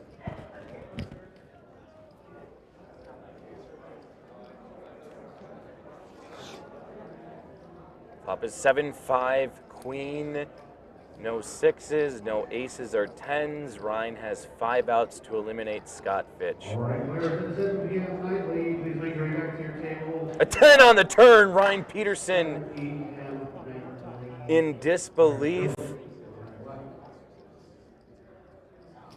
We now have down to another 1-outer. Can Scott Fitch pull the case 6? And it is a 5.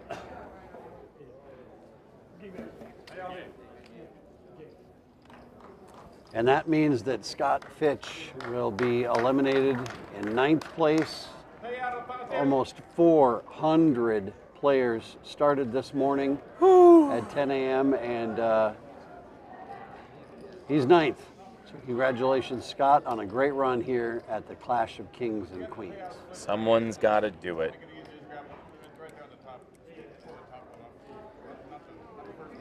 And then there were 8. And then there were 8.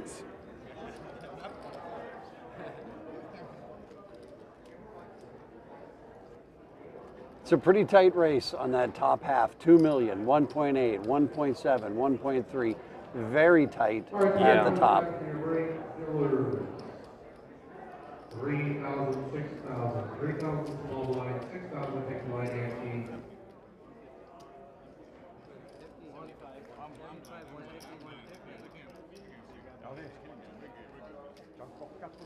We are leveled up, but it's 75, 150, 150.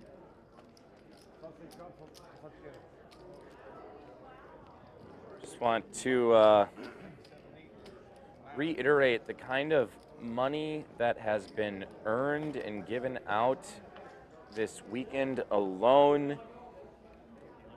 One first place today brings home $25K. We've had 2 championship prize pools with $130,000 each. So you multiply that by 2, we're talking $260. We awarded, $230 in cash paid, okay. $33,000 in season championship bonuses paid. $65,000 in travel rebates paid. $2,000 in drawings and $1,000 for the King's Guard. So don't let the free poker network deceive you. You can. It is free to play at home in your bars, but once you get here, obviously you buy into the qualifiers, buy into the main event if you're qualified, and now Perry is all in with his 3 deuce. Boy, pocket threes looks a lot better right now. Sure does. I mean, unfortunately for the rest of the table, you have both of the short stacks going at it, so there won't be any huge exchange of chips whether someone gets eliminated or not. But whoever wins, either player is going to be still in dire straits and going to need to be the all-in or nothing.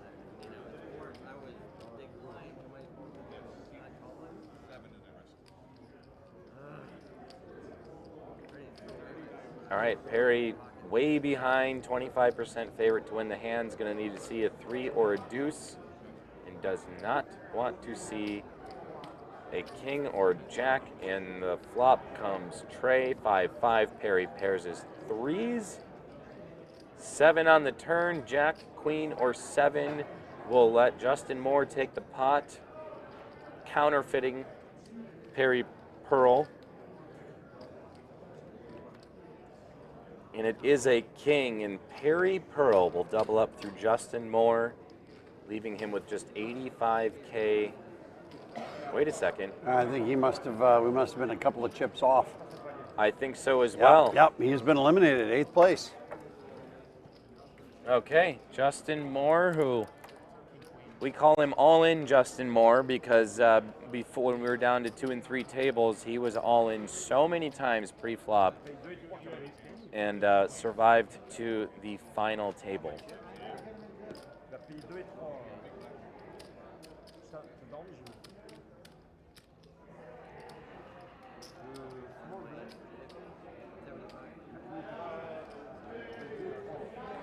Our current promotion right now, players are gearing up for preparing for next year's national championship. It's called Swim with the Sharks.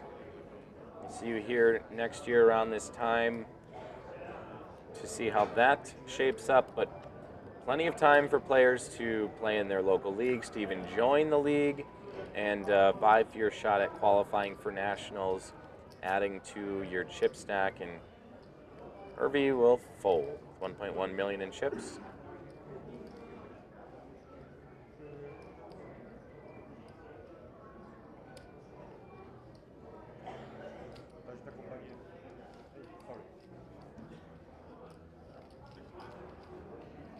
Now to Perry in the small blind. Been busy messing around with chips, and I think we might see a walk here.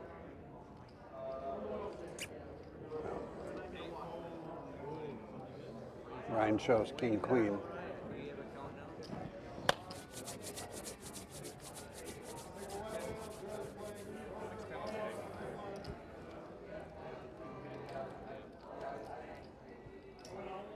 Okay, it's time for the section called Learn the Poker Terminology. Today's term is pot committed. So a player is pot committed or committed if he or she has already invested so many chips in the pot that he can no longer fold if he is raised all in. I suppose we should have more theory on that, but that's our poker term of the day, pot committed.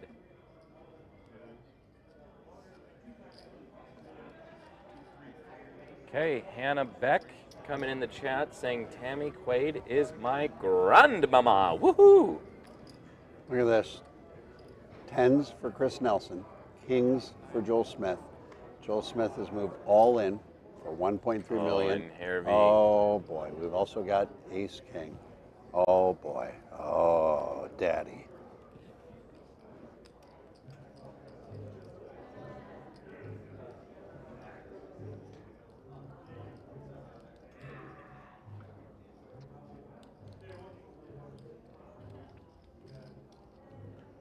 Be all in to call. You had a raise, you had a re-raise, and now you're looking at ace king in the big blind. Already got 300,000 invested. Yeah. Does the term we just learned, pot committed, apply here? Well, in the situation, not really, because he didn't voluntarily make a raise. Yeah. And he's got action in front of him, but yeah, in the same kind of breath. Okay, so Chris Nelson here.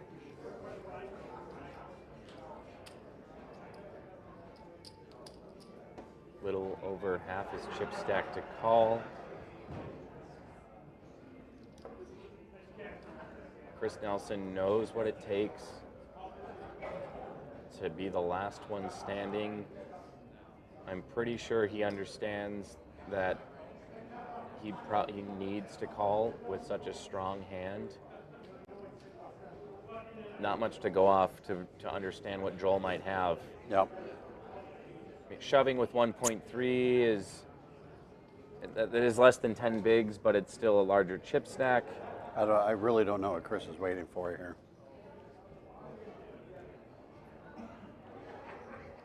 Of course, we would know this would be a fold of a century. Yeah, it'd be a fantastic fold, but if I'm Chris. You are Chris. If I was that Chris. If I was that Chris.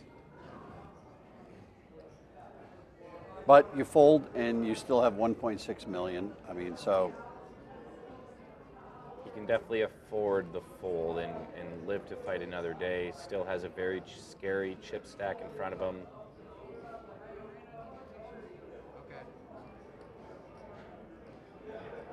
And Chris is maybe tying his shoe.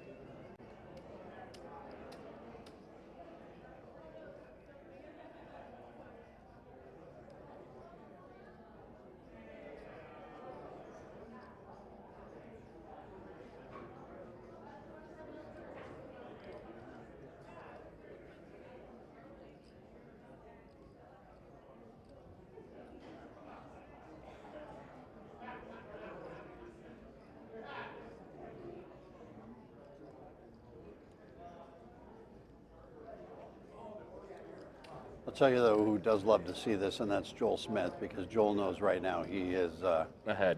He's ahead. Yeah. One way or another, he's ahead. You're not sitting in the think tank with aces here. Yeah, if it was aces or queens, we'd have already had the call. Tens is right on that fringe.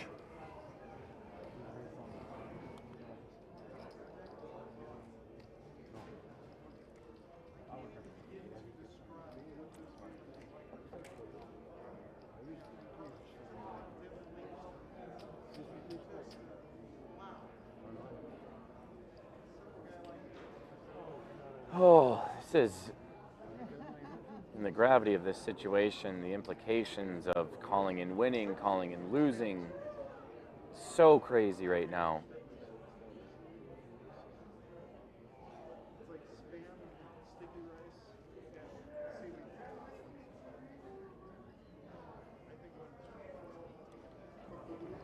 I would also imagine in Chris's mind as he sits and contemplates this whole process. Whoa.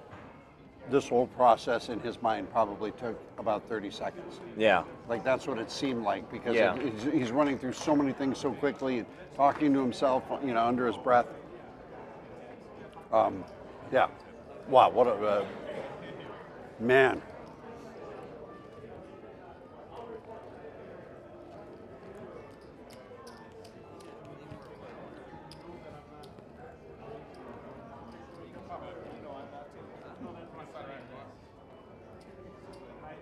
What a hand.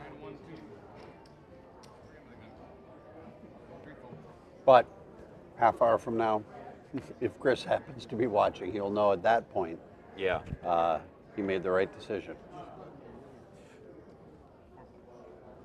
Joel might have told him. I was just going to say that. I wonder if Joel let him off the hook. You might have to wait the full half hour. Yeah.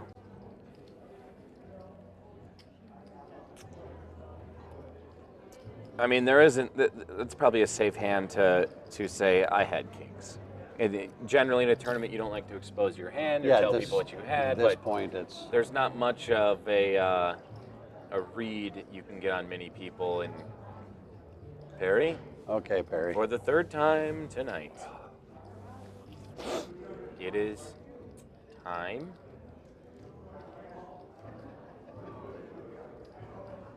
Stop getting in. Yep, all in. Any trouble. There you go, is. Perry. All right.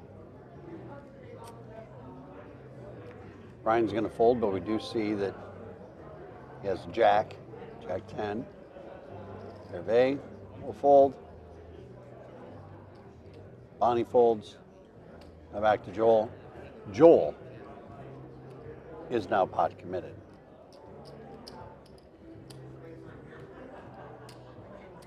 He has to call. Oh, because he raised to 350. Correct. I don't even know what he is thinking about at this point. 260K to call, yeah.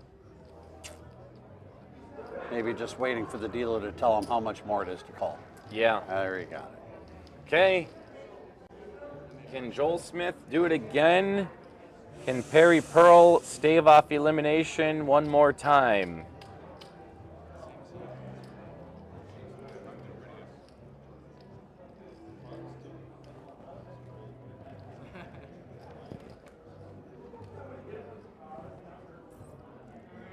Oh, he did it again.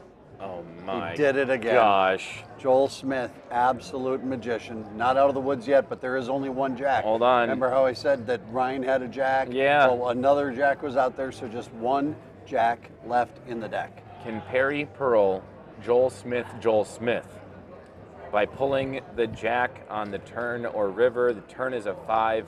The river for Perry's tournament life is a 4. Joel Smith, man, it's just crazy. It's just amazing what he is doing for Perry. Great run. Fun day of poker for Perry. Plays a lot of poker at a lot of different establishments. Yeah. In the Fargo, very Fargo area. Common face in all the scene there. There we see our former national champ John Mazur looking on. And 2 more eliminations till we get that pay jump. Congratulations, Perry. Oh, my boy. goodness. All right.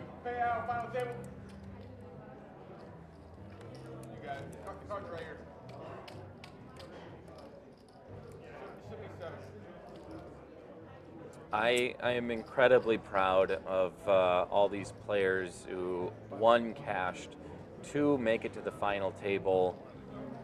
In what a stage. It's an honor to be able to commentate on this, to be a part of the magic that is the Free Poker Network. So thank you, Chris, for being here. Yeah, all thanks these years. for having me again, for you and for Brooke for agreeing to once again bring me out. There's only so many people who can offer this kind of, well, no, there's a lot of people who could probably even do a much better job, but I appreciate the ask. I think I wouldn't want to do this with anyone other than you. That's awfully nice. I agree. It's right there that you and I have done this many hours together. Oh, so. yeah.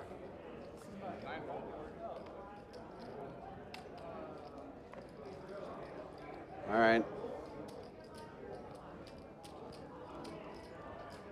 Let's see if the eliminations are going to get contagious here. Okay, Hervé. Players maybe getting antsy. On the button. This is a shoving hand. Into the muck.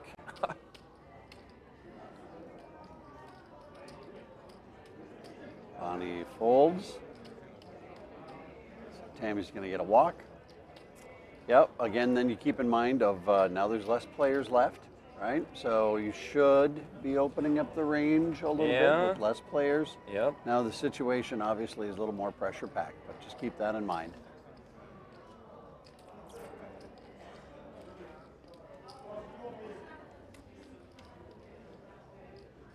Oh boy. Joel, 3.1 million in chips. First one to get to 3 million. Looking down at ace, queen suited.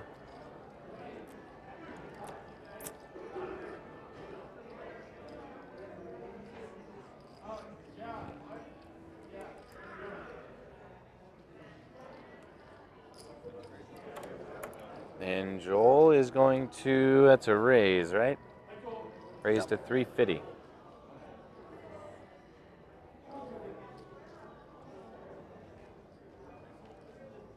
Tammy Quaid just folded eights. Wow. Tammy Quaid just folded eights. Eights. And she was in the small blind. She just folded eights. Pressure packed. It's, we know it's easier for us to sit here and talk about it. To be there in the moment, you're just not ready maybe for your time to go, and almost flops a straight. Joel will pair his ace.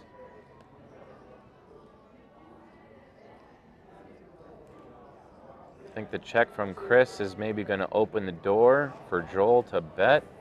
I would say if there weren't two diamonds, he might be checking behind. Yeah. But because there are two diamonds, I think he's going to want to protect it in case he's playing something like King Queen of Diamonds, which obviously is right there. Be four to the Royal. Boy, wouldn't that be fun to see? That'd be a good way to end the tournament. Yep, Joel does put out a bet. I bet's $500,000. Six-way all in. Joel Smith rivers the Royal flush to win. That sound about right? Yeah. Well, here's the thing for Chris. He didn't hit any of that. And so if he folds, he's still got 1 million chips left. So he's going to get to see a couple of orbits. He's going to see some more hands.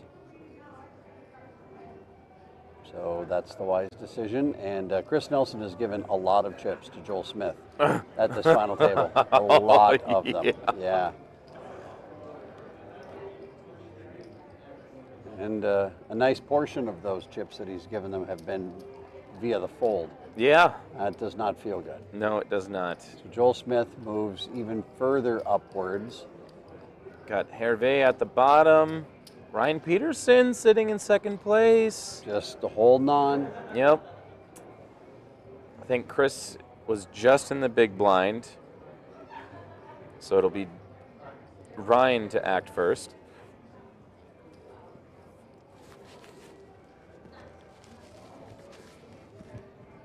Now the curiosity has gotten me if he was named after the baseball player or not. His dad was a big Cubs fan Yeah. growing up. Bonnie Bona is going to announce all in.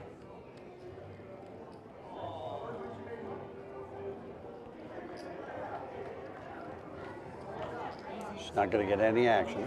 And yeah, if I'm really happy to see Joel Smith fold if I'm on that felt. Yeah, thank God. Good God.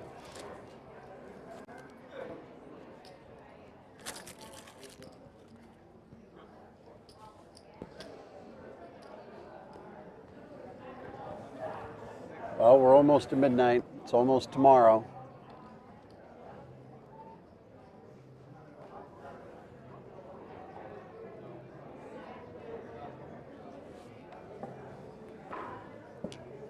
All right, everyone on chat, calm down, quit arguing with each other. How would anyone know if they joined after the opening interview for the final table that this is the final table? Yes, there's other tables in this poker room. There's a ton others, but quit arguing, you two. Chris Nelson's all in. Joel folded. Ryan folded. Everyone else folded. Okay. Okay. Joel, do not hit your head on that camera on your way back to the table.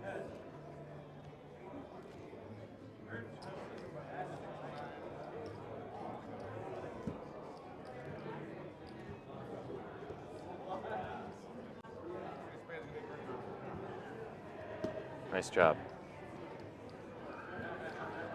Oh, the 3 must have been exposed as a misdeal. Not a misdeal, but just an exposed card. That automatically becomes the burn Yep. for the flop. Yep.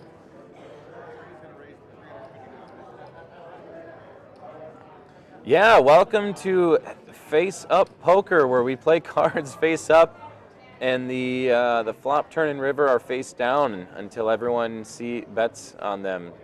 It's a wild version. Okay, Ryan pocket 2s.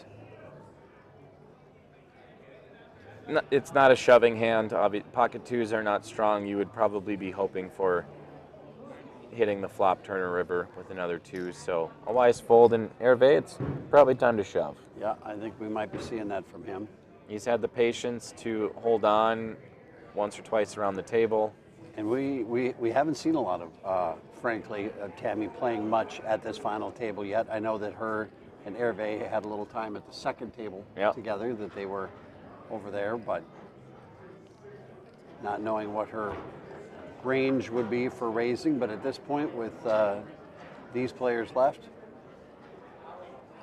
just 6 of them, your range should be, as I said, opening up.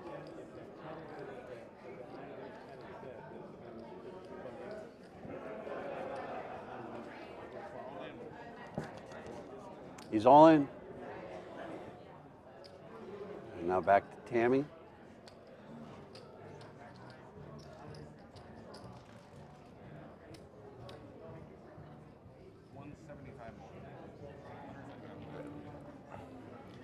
Fortunately, my calm you two down is going to come 30 minutes in the future, but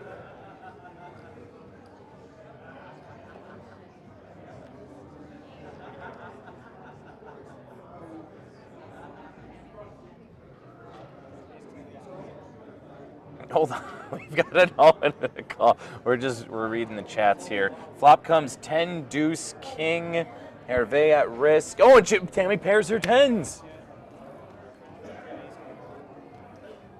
Hervé needs a queen or a jack to overtake the lead. Hervé at risk in an ace on the river. Now just another king, queen, or jack. Otherwise, Tammy Quaid will knock Hervé out in 6th place. Tammy's calling for a deuce, and it is a 5. And Tammy Quaid of Billy's Bar is going to knock out our Frenchman Hervé Brahon in 6th place.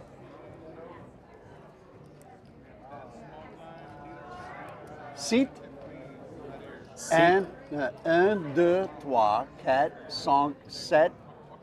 You're counting. Yeah, in French. Okay, yeah. 1, 2, 3, 4, 5, 7. I think it's set or seat. Seat? I think. Okay. 6. Sept. 6.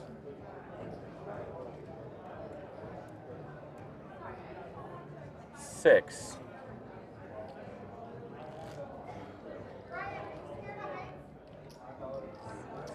Cease. Cease. Cease. Yeah, there it is. You can always rely on Google to help you out with these. Yay, internet. These critical moments. All right, so now here we go, 5-handed.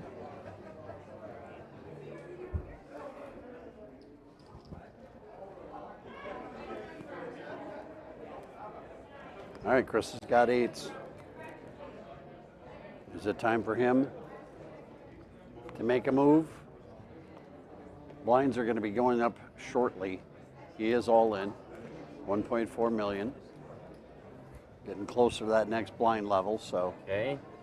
You breathe the sigh of relief. Joel is out of the way. And now over to Ryan. Does he want to put his tournament life essentially on pocket 5s? That is exactly what he is thinking.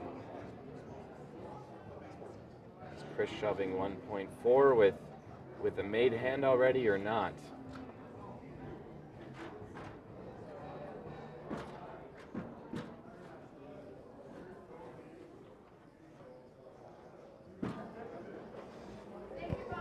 And wow. Okay. Wow. What a fold by Ryan.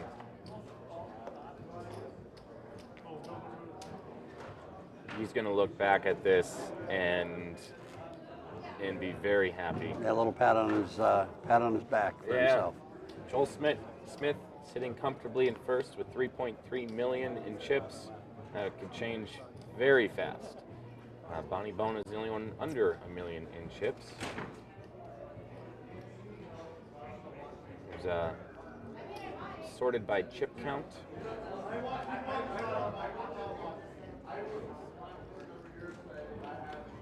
Next person to be eliminated will still take home $1,000. Yeah, this is the last 1,000, so $1,000 difference here between 5th and 4th. Chris shoving again. Blinds are up 100, 200, are they? Or that's still, it's been like that? I think they just went up. Wow. I knew it was getting close. Any pot you steal, you instantly get a $500,000 in chips. Chris raises. There's no action all the way around, so Chris is going to keep his big blind. Keep the biggie.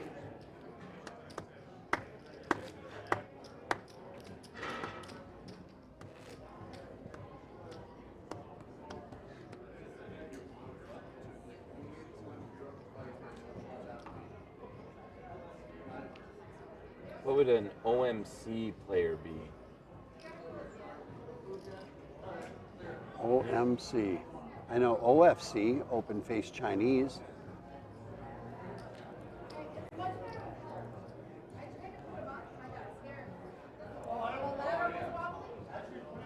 Old man coffee, term used in poker to describe a stereotypical older player who plays a tight and conservative style, often seen nursing a coffee at the table. And that has come since my heyday. Yeah. In the poker, live poker world.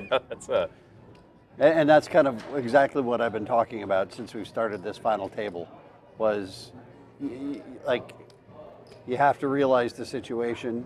You can't just sit back and wait. Sometimes you gotta go, and that's exactly opposite of what you should do during most poker tournaments. You want to be patient. You want to wait and pick your spots. Here is, it feels almost backwards. You play the game right with being patient and picking your spots and making sure that your odds are the best they can be, but then that's flip-flopped once you get to the final table. Yep. With blind levels creeping up, you're going to have to rely on a little bit of luck, and you can only do so much with buying time for the odds to be in your favor before then. Okay, OMC equals Old Milwaukee Crew.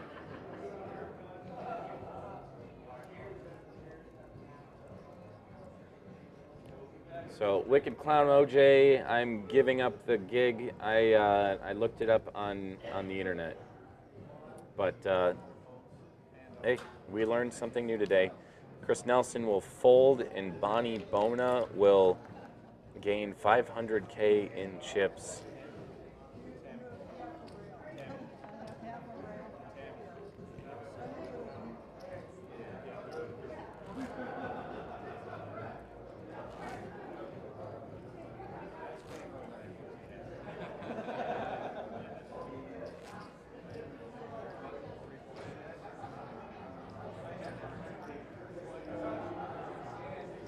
We've got 3 possibilities of a first-time champion. We have a possibility of a 3-time champion, and potentially, as far as I know, the first time for a father-son duo to hold the titles of national champions. There you go. A second generation yes. of champions. That's how long FPN has been around, because Yes. obviously celebrating its 20th year this year. Unbelievable. He would, his dad should have been at home changing diapers and helping with formula or whatever. Instead, he was literally. Yeah, he's 21. Yeah. 20 years ago. Tammy Quaid, pocket sevens, is going to raise to 475. Man, a standard raise is 50% of all these chip stacks. Yeah.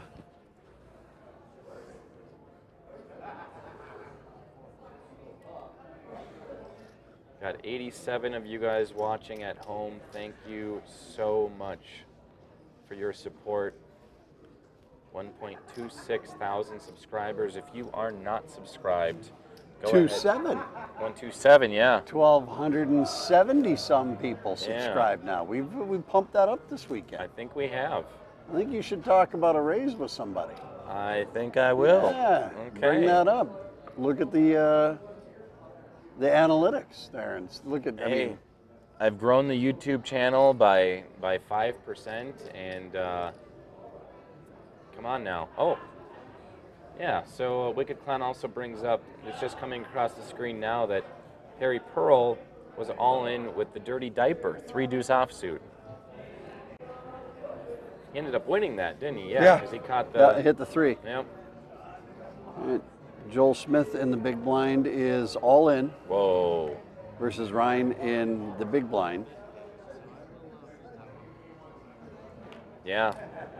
Again, that's a time and a place thing. That's an experienced veteran move. Yeah, when you get to this point, limping in on the small blind is just asking for trouble. It's just absolutely asking for trouble. When you get shorthanded and it's folded to you in the small blind, you either raise or you fold. Yeah. That's it. You don't just limp in, because you're going to go up against another random hand. Mm-hmm.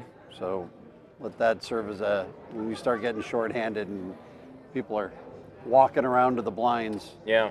Or folding around to the blinds, excuse me. Don't give them an opportunity to catch a piece. You catch a piece, and next thing you know, you're eliminated because you didn't want to raise or you didn't want to fold. Just didn't want to raise. Well, and Joel Smith putting the decision in someone else's hands. He's going to do it again. He's going to do it again. He's going to make it 450. Well, as a player other than Joel, you know that he's also jamming in that situation. You just don't have the cards. So this is where Joel's experience, man. Yeah. It'll eat you alive. Even with just an average hand, you think... made it 600. Oh, wow.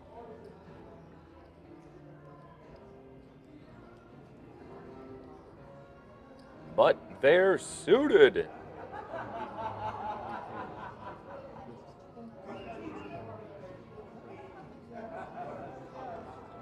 Whoa. Okay. Oh, I love this play by Ryan. A little taste of Joel's medicine. Potentially stealing back some chip. Look at this pot, 2.1 million. Obviously, because Ryan's all in for 1.1, but Yeah, and Joel's getting almost 5 to his money, so I assume he's going to be calling as well. Hoping he's up against a pocket pair. I mean, he's he's ahead. He's just hoping that he's not up against ace jack or ace king or ace queen. Yeah. Right? So he's hoping that he has like eights or something like that that's below his 2 cards. It gives him a good chance to get lucky. And as we see, he's got him beat. Now we got a flop, turn, and river to go through. And Ryan Peterson, the 21-year-old playing in his first national championship here in Vegas, is trying to stay alive. Flop is 6, jack, deuce. oh my gosh. Peterson, Joel Smithed him. But now this is where Joel loves to pounce. He's got 2 outs. 9, please. Here it comes. Order Yeah, it up. 2 outer. Put the order in. Please don't do it to him. Oh, 5. 5 on the turn. For Joel, he won't be out, but Ryan Peterson's life is at risk. And a king on the river, and Ryan Peterson will become our chip leader and double up through Joel Smith.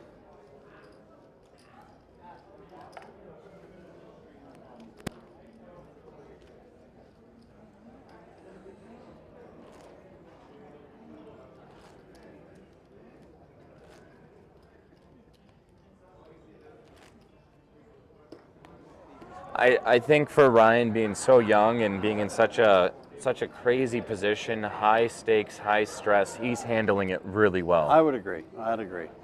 There's been plenty of nights, I'm sure, where he's been at league. Yep. And is, you know, obviously he's got wins under his belt at league, and so there's probably been nights where he, you know, has gotten to this situation and it's late in the tournament. Yep. And you know, so he's got some experience. Now, he wasn't playing for $25,000. No.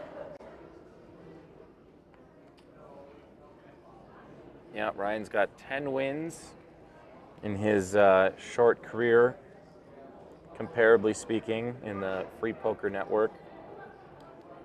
In his profile picture, he met the kid, Daniel Negreanu. He's not really a kid anymore, is he? No, he's not. That he is not. Oh, That's the call in the check. Okay. And we have 2 queens still, and Bonnie's going to shove all in. Tammy would have been facing a 2-outer. So it works out for Bonnie this time to just limp in on the small blind. Yeah, and to go back to the 3 or 4 storylines, our other one is we still have a potential king or queen to win and take it down. So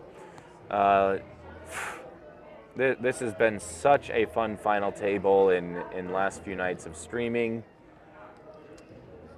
Really not that many lulls in the action. No, it's been pretty consistent. It's fun. Joel Smith now with pocket 5s. He's going to go right back to the well, going back up to, you know, $500,000 or so. Put the pressure on.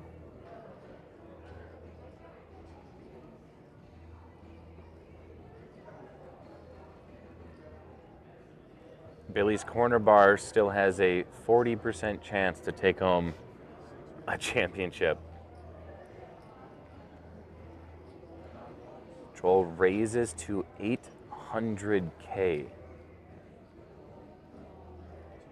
And Bonnie's gonna shove all in. Ooh, look at that. She's got a 5, so that's both good and bad for Joel. One of Joel's outs if he would need it.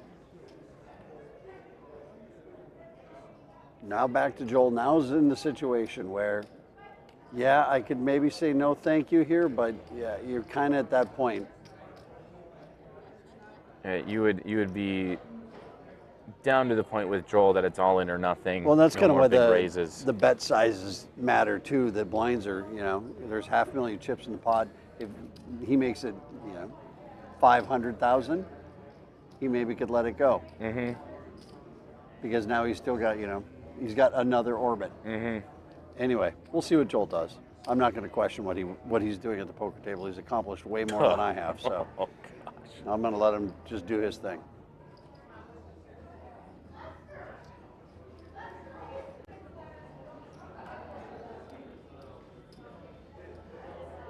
I think those 25s were stacked 5 high.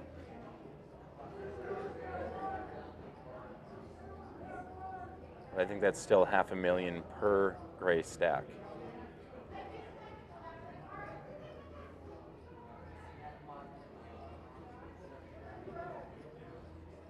You think Joel asked in his head WWND, what would Nikki do?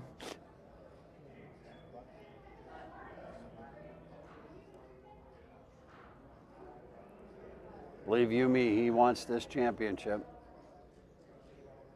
3 would be a awfully big number. And take down 2 tournaments in 1 weekend, tag team championship and the national championship? Yeah. Can you get a hotter run of cards? That's running good.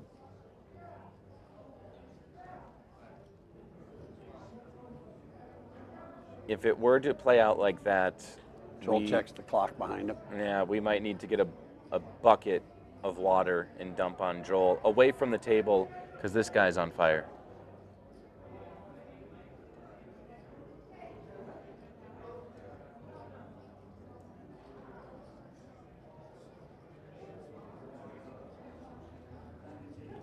Now he lets it go. Wow. He's going to wait for a different spot. And Bona, 2.7 million, I believe, is now our chip leader. Just quietly over there doing her thing in the 2 seat. Look at that. That is correct. Ryan Peterson, 2.5. Chris Nelson and Joel Smith up next on the chopping block now. Next person to go out will get $1,000 for their efforts. First place prize, $25,000.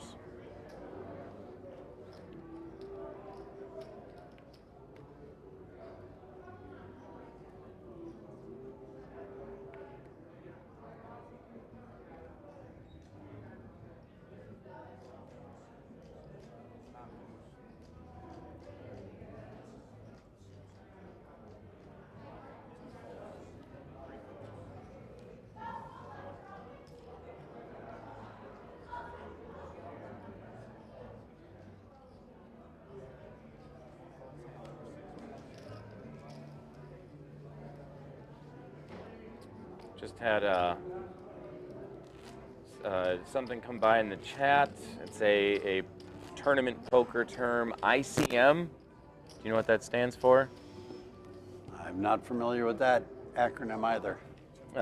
It has to do with it's like laddering up. So it's an independent chip model, but it's a mathematical model that approximates a player's overall equity in an incomplete tournament. So maybe in layman's terms, it's what's my odds of laddering up and getting a higher payout now or later. Something like that. Okay. Yep. Words.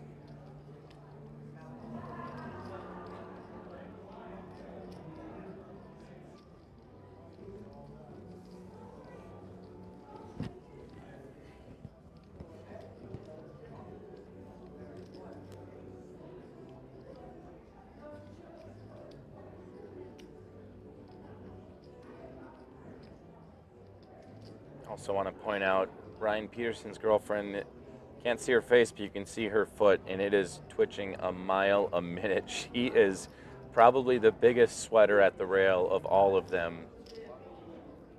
All right, so Joel will limp in. He's kind of handcuffed himself there. The amount of chips he's got left that he probably wanted to raise, but didn't want to get too committed. Deuce ace 10 on the flop. Joel Smith ahead. King high. Who's going to bet first and take 600,000? Let's have a feeling what this is going to turn out to be.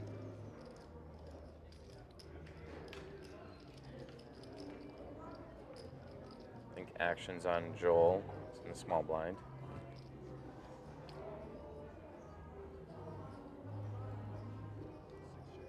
Checks. That's a check, yeah. Yeah, you saw the finger move. Check, check. Okay. Oh boy. Joel, this is when Joel usually bets big or will go all in, but he'll check. Okay. Ryan's gonna bet 200,000. Going for a value bet here. That's inducing of an over-the-top all-in if Joel doesn't believe him.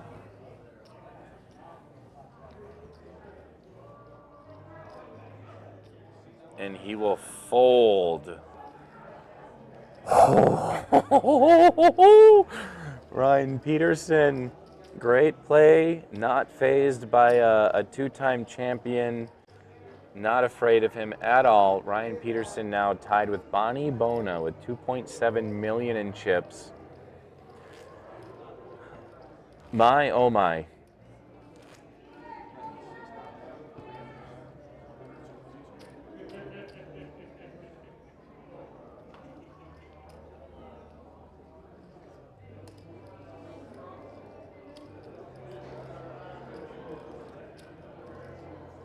Okay. Whoa. Tammy folds. Jack King offsuit. Chris will fold. Joel, maybe take a hand off. You've been risking it too much. Well, maybe see a walk.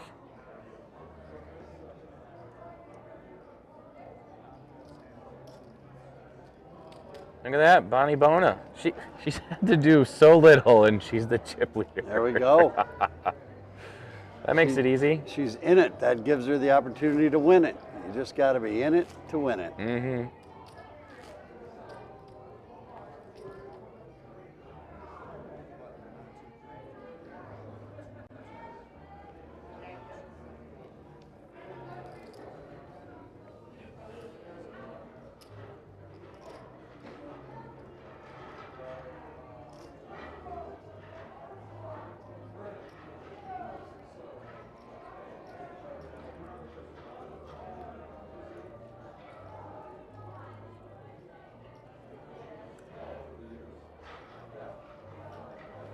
We did have a women's championship, first time ever for the Free Poker Network earlier this evening. That kicked off at 6 p.m. I gotta imagine it's wrapped up by now. Joel Smith all in, 1.3 million. Did Bonnie call? She did. All right. Okay, Bona could have the accolade of knocking out a two-time national champion. Bonnie will start this hand behind. And a queen on the flop, all diamonds. Joel's gonna need to see one of three outs, an ace and an ace only. Here comes the turn.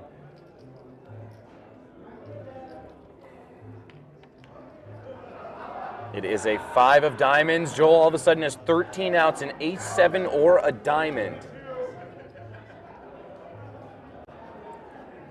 He's got some chop possibilities if another diamond comes And out. it is a 4 of hearts, and Joel Smith will be eliminated in 5th place. And Bona is in the chip lead with over 4 million in chips. Just was not Joel's night. He had ran so good. Won the event last night, the tag team with his wife. But he will not become a 3-time national champion here tonight.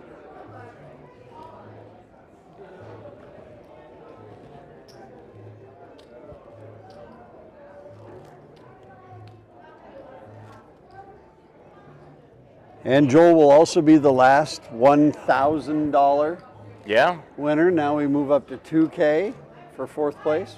And with that, Bonnie has reduced Billy's corner bar chance of seeing a national champion to 25%. Wow, women's championship down to 5 ladies left. Yeah, okay.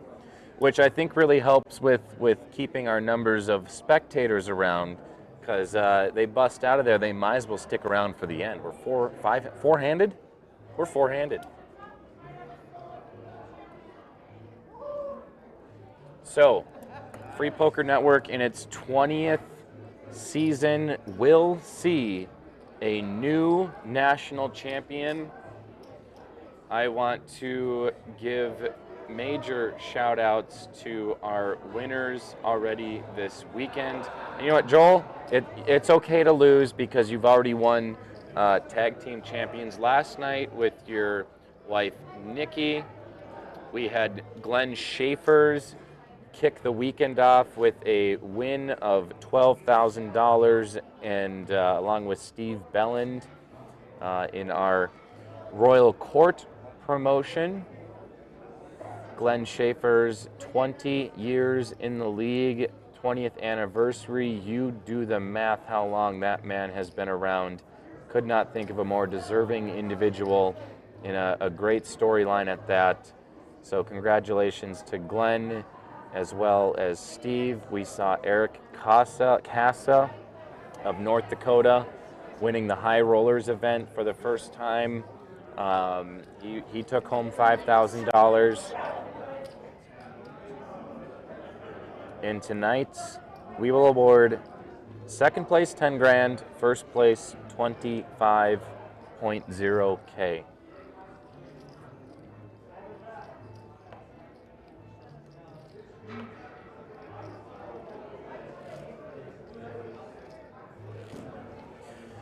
Wow. 4 players left.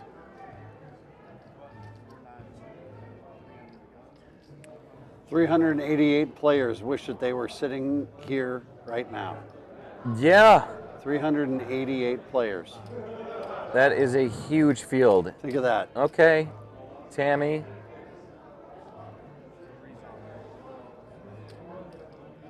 Tammy's all in for 1.4 with pocket queens. Vying for her shot at being the queen of the promotion. Will get no action. Hey, that's fine. You just scooped up $500,000 in chips. Essentially finance the next round of blinds, and 100, 200, 200, those blinds come quick four-handed. So Chris Nelson on the chopping block. Tammy, much needed 500K added to her stack, and that's instantly 400 of it is wiped out with the blinds and antes.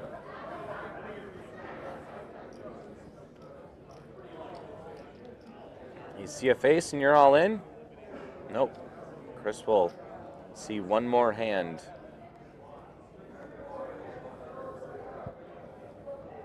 Oh, Ryan, what you doing, boy? Raising it to 550,000.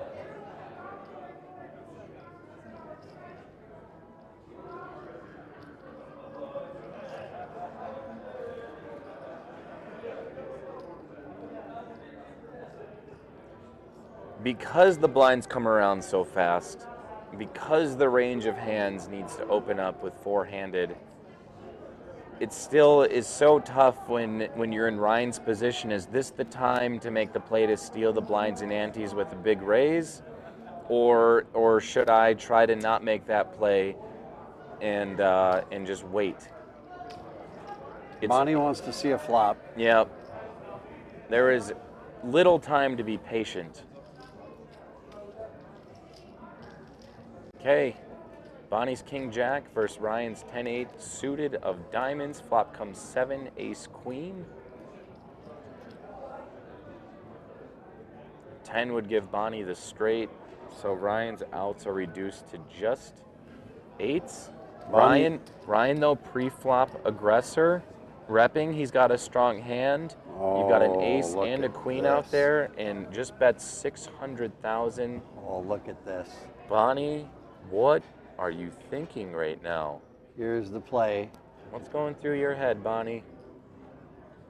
I think I know what it is. So I'm going to call. It's the stop and go. So here's what happens. She if this is an option of what she could be thinking about doing. She calls the 600,000 here.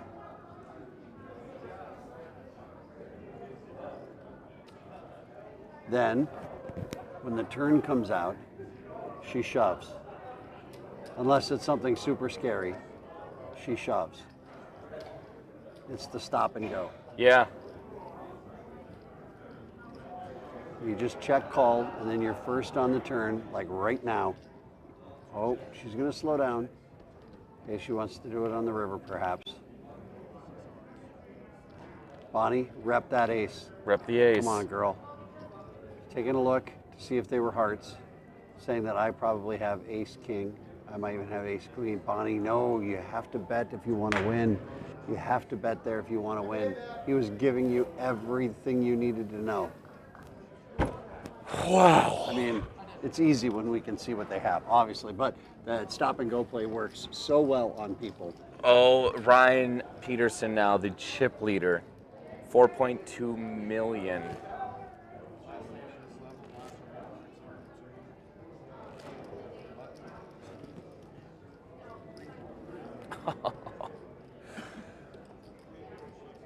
Luckily, Bonnie's chip stack was so massive, she's still in second place with 3.4 million, double that of Tammy and 5 times that of Chris. Okay, Ryan now able to play a little bit more poker than the others.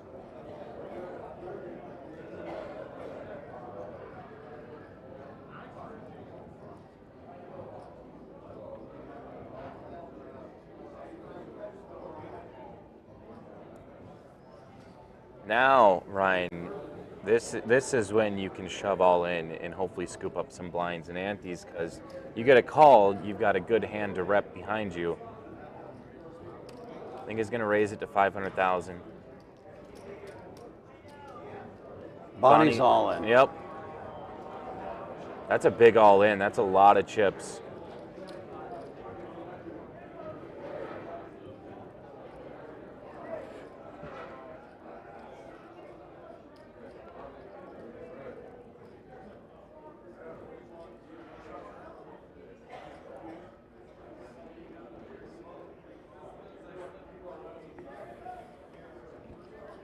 Oh, notable 3 in Chris's hand. Removing outs from Bonnie should she get the call from Ryan and find a king or queen on the flop, turn, or river.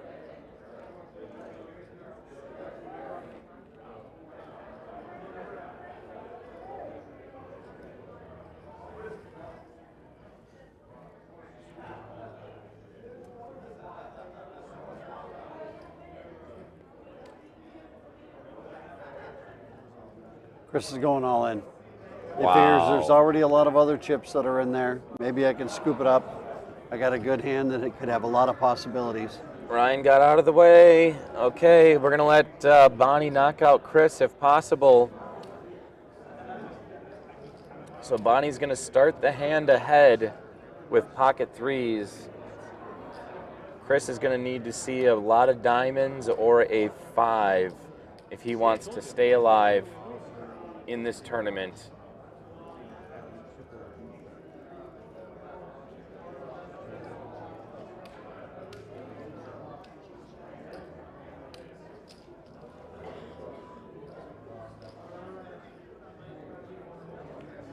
$1.9 mil in the pot.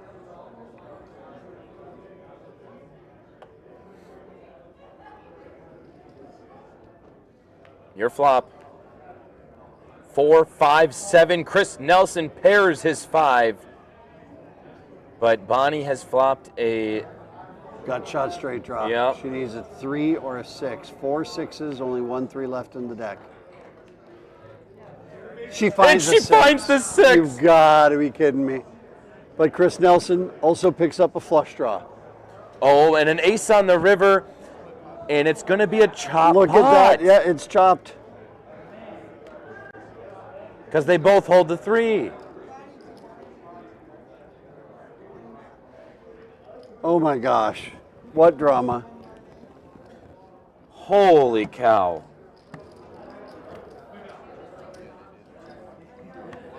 Well, that was a lot of fun for nothing. Yeah. Supposed to bust people out. Unbelievable. There, Bonnie's chatting with her sister, Susan Barcelo.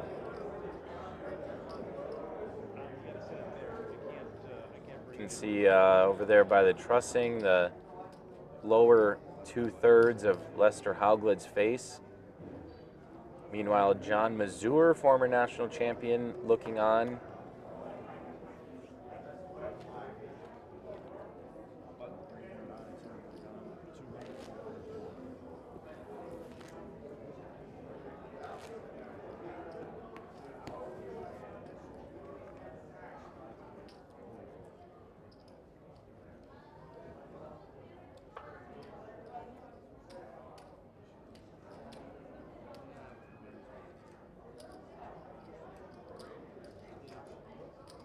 This is incredible. This is probably the biggest prize. Many of these players' blinds are up to 200, 400, and a 400,000 big blind ante. Chris is all in. Got That's wild. million in chips in the pot with the blinds. I have a feeling we'll see our conclusion here pretty soon.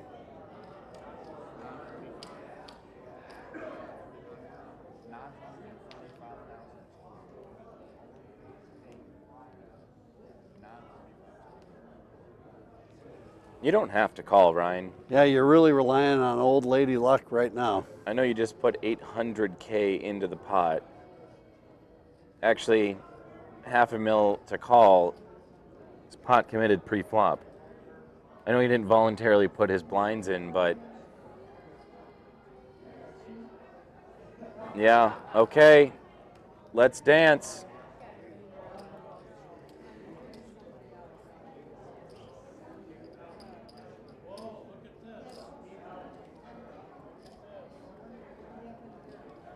But we're essentially at a coin flip right now.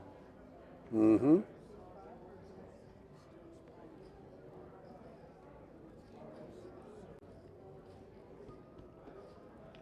Here's the flop. Ace, queen, jack. A king now will help Ryan more Give him his 10. than Chris. No, you can have it. I promise you. And a 10 on the, or 9 on the turn will give Ryan the straight. Chris needs a 10 and a 10 only to chop the pot. And it's a face card. It's a king. And Ryan Peterson eliminates Chris Nelson with 10-8 offsuit.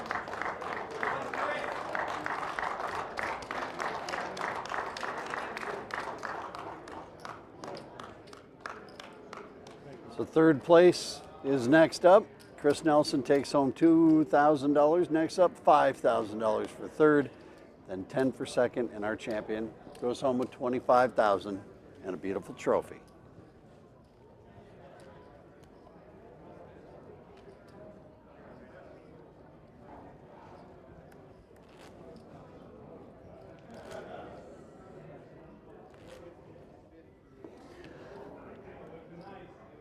Two-thirds of the field remaining are queens.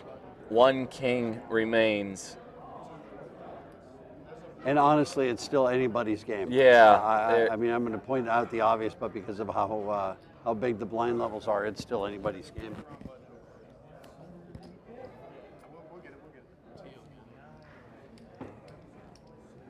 Underneath, like that little pop-up. Just the blue one underneath on the left side. There you go.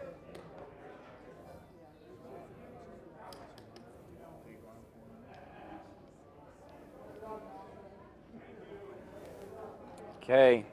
Then there were three.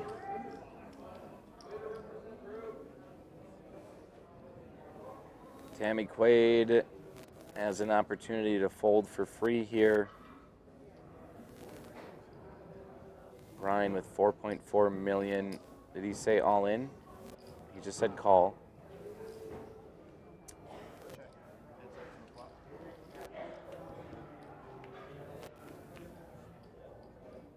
Ace 7-7 on the flop. I'm gonna guess the first aggressor will scoop this up. We'll see a check from Ryan and Bonnie.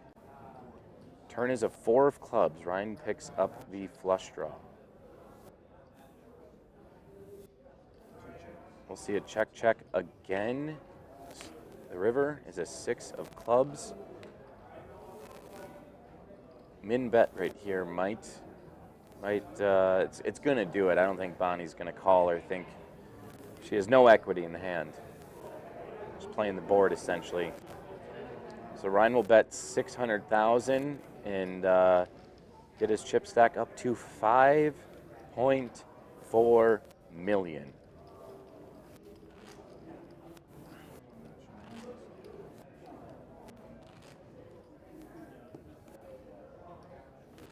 I can only imagine what Ryan's family is feeling right now.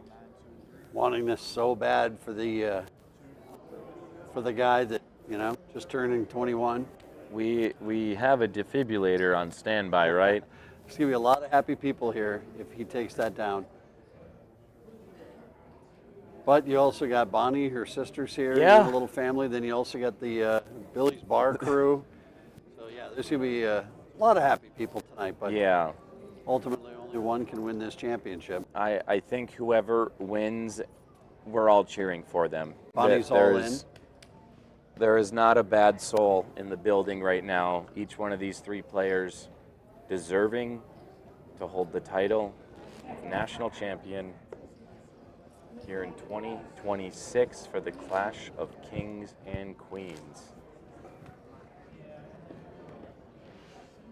For those of you watching at home and may have never joined us out here for a Nationals event, this right here is what it's all about. The year gets long, you're having fun with your buddies, maybe you lose sight or you forget the rush that is the Nationals. And let this be a reminder, this is the kind of stage you get put on, and just the stakes are raised so much here. And Tammy's Tammy all Quaid in. all in. Oh my gosh. Quick call from Ryan. So he's gonna try to knock Tammy out of the tournament. Move to heads up. Here we go. Tammy's tournament life on the line. Here's the flop. 8 King 9. Tammy flops 2 pair. It's going to be tough to come back from. Yeah, yeah. He's going to need runner here. But luckily for Ryan, he's got a massive chip stack. And there's an 8 for the boat. Wow. Picked a good time to be playing King 8. Well, whew.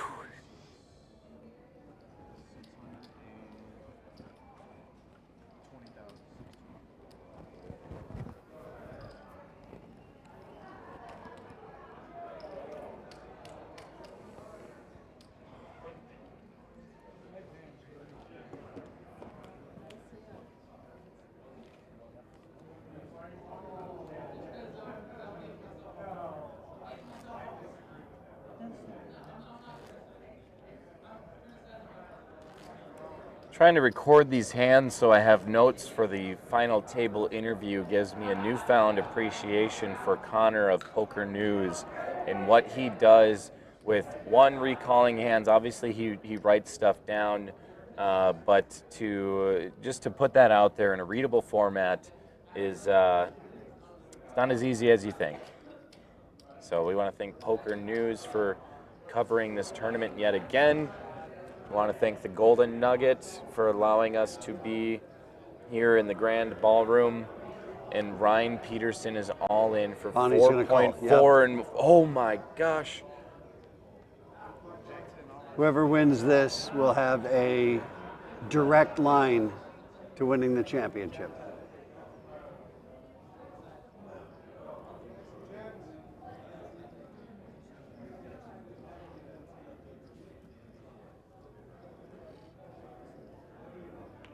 All right, here's your flop.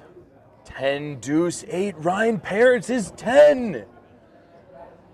Ryan Peterson needs to avoid a king or a queen.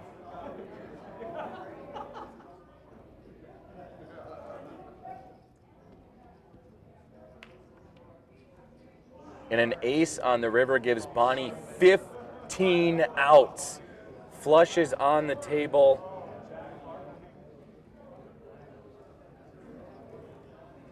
In the river. Oh my gosh. Wow. Oh my Wow, gosh. wow, Bonnie. Oh, and the disappointment on Ryan's face. Like, dude, you didn't do anything wrong. You did absolutely nothing wrong. That's just how it's fallen out. It's not over yet, but as I said, whoever won that hand was going to have a very direct path to the championship.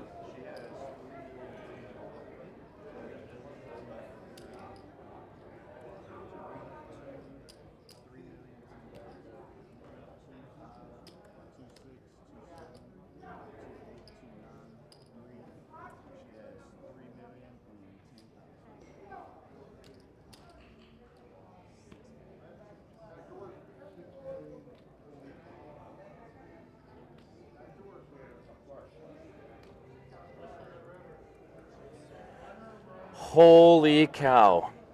Runner, runner, flush. Yeah. Who'd have thunk?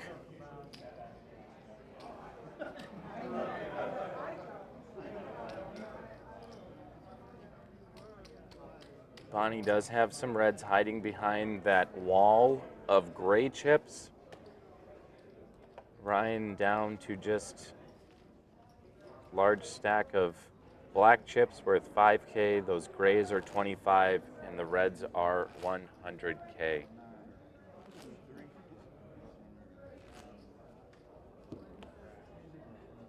Yeah, Ryan's just, he's shell-shocked, and you can't blame him for it. No, he's had momentum for so long, catching the run of cards, but Ryan, you're not out. You're still in this. We've seen stranger things happen. Remember how we talked last night about the middle of the card tree? He's right there. Queen 8, Queen 7. Yeah, he's all in. So he's right at the half against any two random hands. Oh no. Bonnie with King 9 might be looking to finish him off.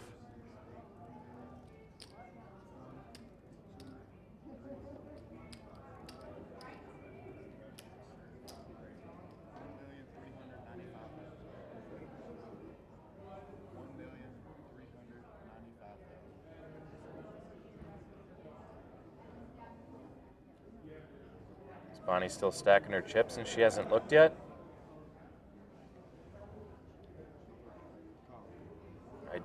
I heard her say call.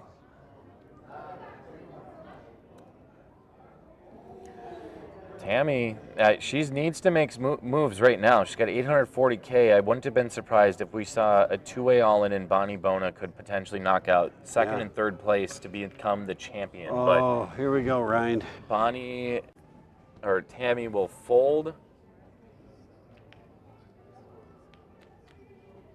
Flop comes 9, 3, 7. Both of them catch a piece. Ryan's got 5 outs. A queen or a 7 is what he needs. Queen or 7, 5 outs for Ryan, yes. 3 on the turn. It's down to 12%. In the river. A 5, and Bonnie Bona will eliminate Ryan Peterson. Wow. What a run from the 21-year-old making his debut.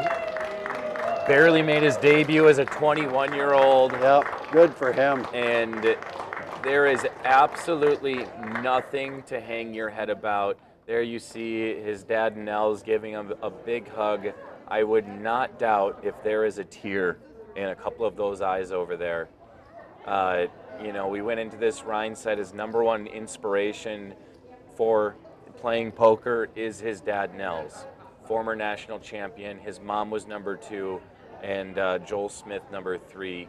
And there is absolutely no shortage of love right now for Ryan. And being 21, getting this kind of experience in a national championship, my guy, you got many years to come that you can look back on this time and dig deep and understand what it takes to get to this exact moment on the big stage of the Free Poker Network.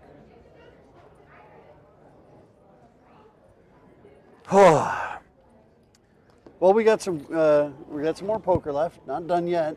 Yeah, and you guys, guaranteed we will find in the clash of kings and queens. The queens are going to come out on top.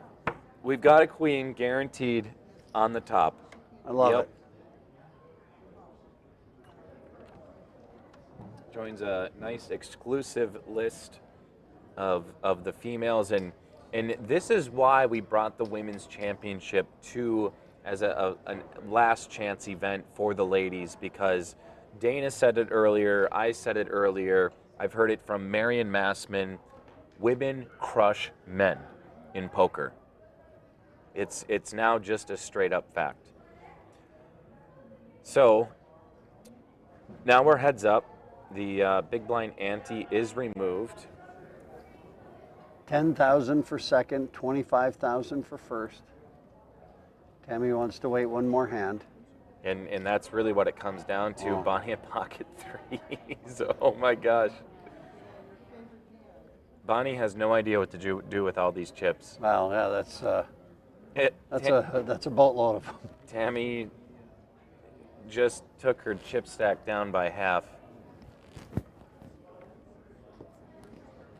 Bonnie is our primarily plays online, but which is really something, you know, that the live poker experience is way different. Now, obviously, she's been playing all week. She's found herself into it just fine. But when she more exclusively plays online, she's from Illinois. And Billy's Corner Bar players still have a 50-50 shot at adding another person to their long list of national champions. And here we go. Bonnie gets another pocket pair to start off. Tammy improves her hand by the 3 to the 4. Nope, deuces. Goes down. Well, Tammy had like 7-3. Oh, yes, I'm sorry. Yeah, you're right. All right, so deuces versus 2 overcards. 51-49. It cannot get any closer than that. See the flop. Oh my, 7, 9, 6, 8. Tammy has 14 outs right now. She's got a straight draw. Can hit a 7 or a 4.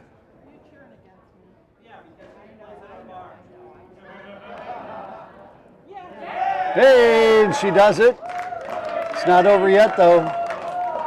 Not over yet. A 7 would chop it. Oh, she hits a deuce on the river. Just a. Okay, there's one double up. When you're out chipped 9 to 1, you need multiples of those. So there's number 1. Wow. Let's just do it again. 1 million goes to 2, 2 goes to 4, then you're evened up.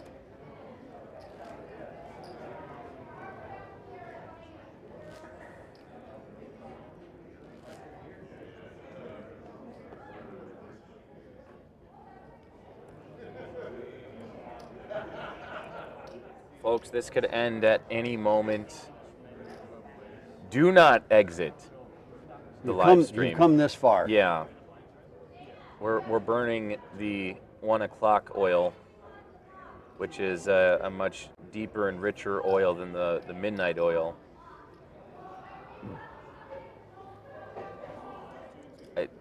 I mean, okay. Oh. Shit, ace queen, wow. What a huge hand.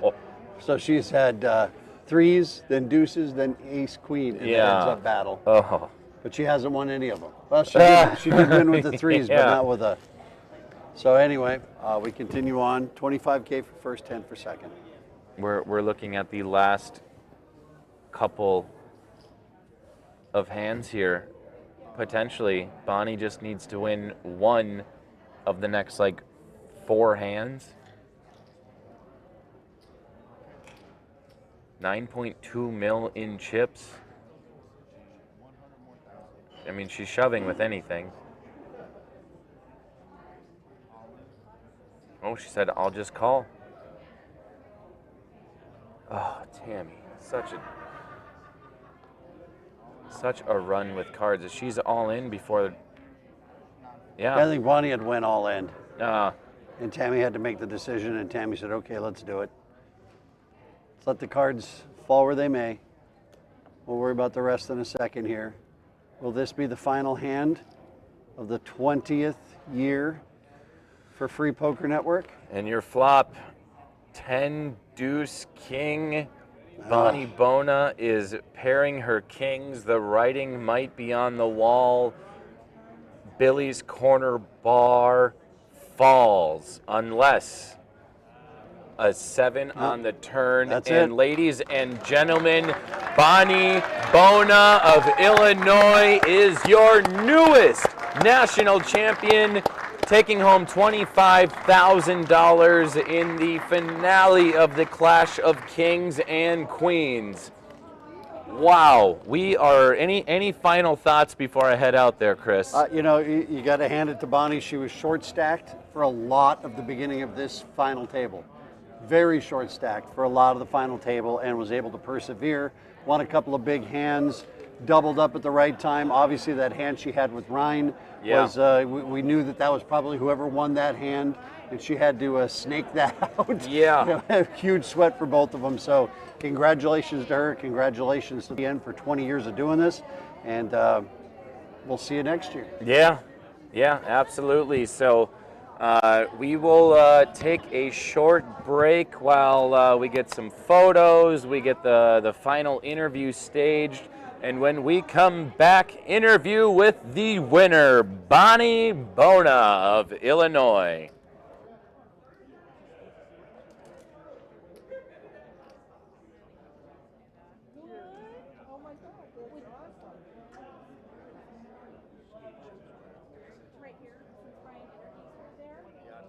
If we can put her here and then I can get a little clips of that, thank you. She's setting up for her photos. Oh, yeah. The photo so much. And we got It was it. nice. Fun playing with you too. Oh my God, it was I wouldn't have won without Bonnie, you. congratulations. Thank you so much. Well done. Thank you. National Oh my God. champion. Oh my God, it's so Boom, good. let's go. Yeah. Really? Oh my God. Wow. Way to represent Illinois. Yeah, that's exciting. A nice big payday too. Call me a garbage disposal. There she is. I didn't. I was thinking of saying blunder because you just said chips, chopping them up. But we're gonna. I held on that. So you are just Bonnie Bona right now. Yeah. So I'm gonna congratulate some other players real quick. Yeah, go ahead. Thank you so much. Hey. Oh my God, right? Yeah. My Awesome, goodness. right? Yeah. This is amazing. I can't believe it either. I never doubted your sister for a second. I doubted me the whole Are you trying time. to get the video? The gimbal? Well, yeah, in just a sec. I'll let him finish up. No, I mean out here. It's on the desk if you need it. You said you were going to talk to some folks. So awesome. Yes. Very good. Well done. Well done. Well done. Well done. I know. I'm crazy aggressive. I folded ace 5 when the 2 5s came up. I was like, why did I do that? But it didn't matter. Yeah, we were the I shouldn't say his tells, but totally Right. So cool. What a weekend for both of you guys. I know. Look at you guys. Is that three final tables? This is 2 final tables. final this time, tables and and a she win. was, yeah, and she was the final table last year. Holy goodness. You guys coaching each other or what? You going to the same seminars, reading the same books? Did you I sit don't in there in the read finals any books. together? Yeah. I don't read the book. And they crush online too. Yeah, that's Yeah. You're beautiful. In general, I do the scores. I see them. I'm like, I do the scores. I see them.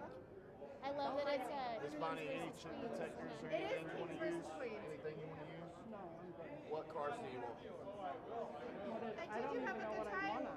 You can just use your favorite hand.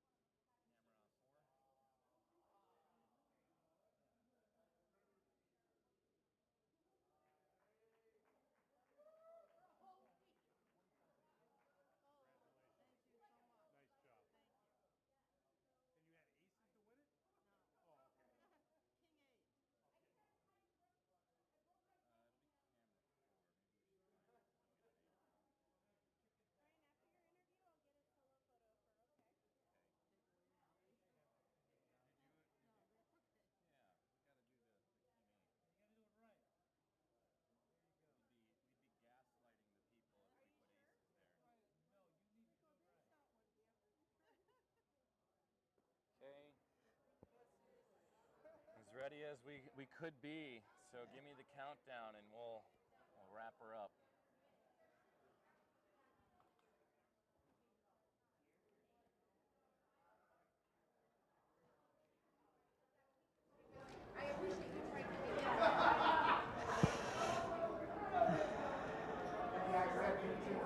Welcome back, poker fans of the Free Poker Network family and nation. We are joined here by our winner, Bona. Bonnie, how does it feel right now? Feels amazing. Yeah. It's unbelievable. And $25,000, biggest score of your life? Biggest score of my life. Oh, well, absolutely. And we have had such a fun time watching you this thanks. weekend. We've had your sister sweating you on the rail this whole time. And you're going, look at, she's folding that again. Yeah. And Suzanne, you'll never live this down. Bonnie has rights to you. You'll have to become the national champion. I know. I'm never going to hear the end. You'll never hear the end of it. Final tabled twice this weekend, correct? Correct. What are some other high points for you? Just the people. Everybody's been wonderful. The dealers have been great. Your group is amazing. Thank you. And we love it. Yeah. We love you. Oh, thank and you. we love everyone else that came out here. Let's just go over a couple of hands, couple moments on our final table. You are what we could arguably say a Kingslayer because you knocked out Joel Smith. I did. We had a table full of heavy hitters. I mean, would you ever in a million years think that you're responsible for knocking out two-time national champion in Joel Smith? No. No. So Joel raised ace-9. You ended up. Oh, sorry. Here it is. So you knock him out with king-queen. Correct. You're behind pre-flop. Joel has ace and some kicker. You hit a queen on the flop. Mm-hmm. So what was going through your mind at that point? Joel's been running hot all week. I know. And it's your time. So right. When that queen comes on the flop, what was going through your head? That I played the right cards. Yeah. that I went in right. Yeah. Another big moment, I would say, well, actually, throughout this entire final table, you've kind of been lower on the chip stacks. Definitely. You find yourself, so I guess, how do you play this tournament knowing, or this final table knowing you're the underdog with the shortest chip stacks time and time again, coming out on top? What did it take? Patience, couple of good hands. Yeah. Yep. Got another, I mean, there's so many good hands that came out, but you were responsible of eliminating Ryan Peterson. Can you talk about Ryan as a competitor and what he is? The 21-year-old Ryan. Yeah. He's amazing. He's amazing, but he's fearless. He plays fearless. So you just have to pick your moments. Yeah, 100%. So, well, man, I have just had such a good time watching you and all of our players here. You're $25,000 richer. I know. You get your face up on one of our posters. Oh, wow. I Pick know. a good picture. Can you maybe tell the people at home and all of us why you love the Free Poker Network? Just because we love poker, we love to be able to play, and that's been a lot of money, but now I got a lot of money. Yeah! Now I've got a lot of money. Any plans with the big score? Making Sue go on a cruise with me. Oh, I'm sure you'll have to drag her along by her ear to get you. Well, have fun on that cruise. We will. How are you going to celebrate tonight's win? I'm going to bed. Yeah. I'm going to bed. This I'm is leaving in the morning. I'm tired. I'm old. Yeah, I'm old. feeling that for me too. You're not old. I know. But I am old. Thank you.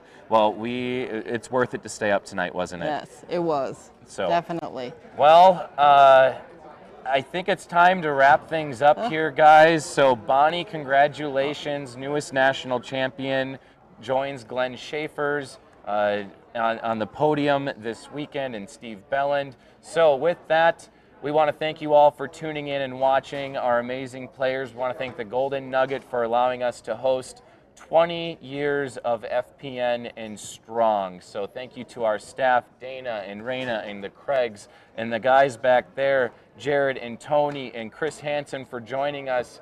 And with that, my name's Brian Peck of the Free Poker Network. We'll see you all next year. Thank you.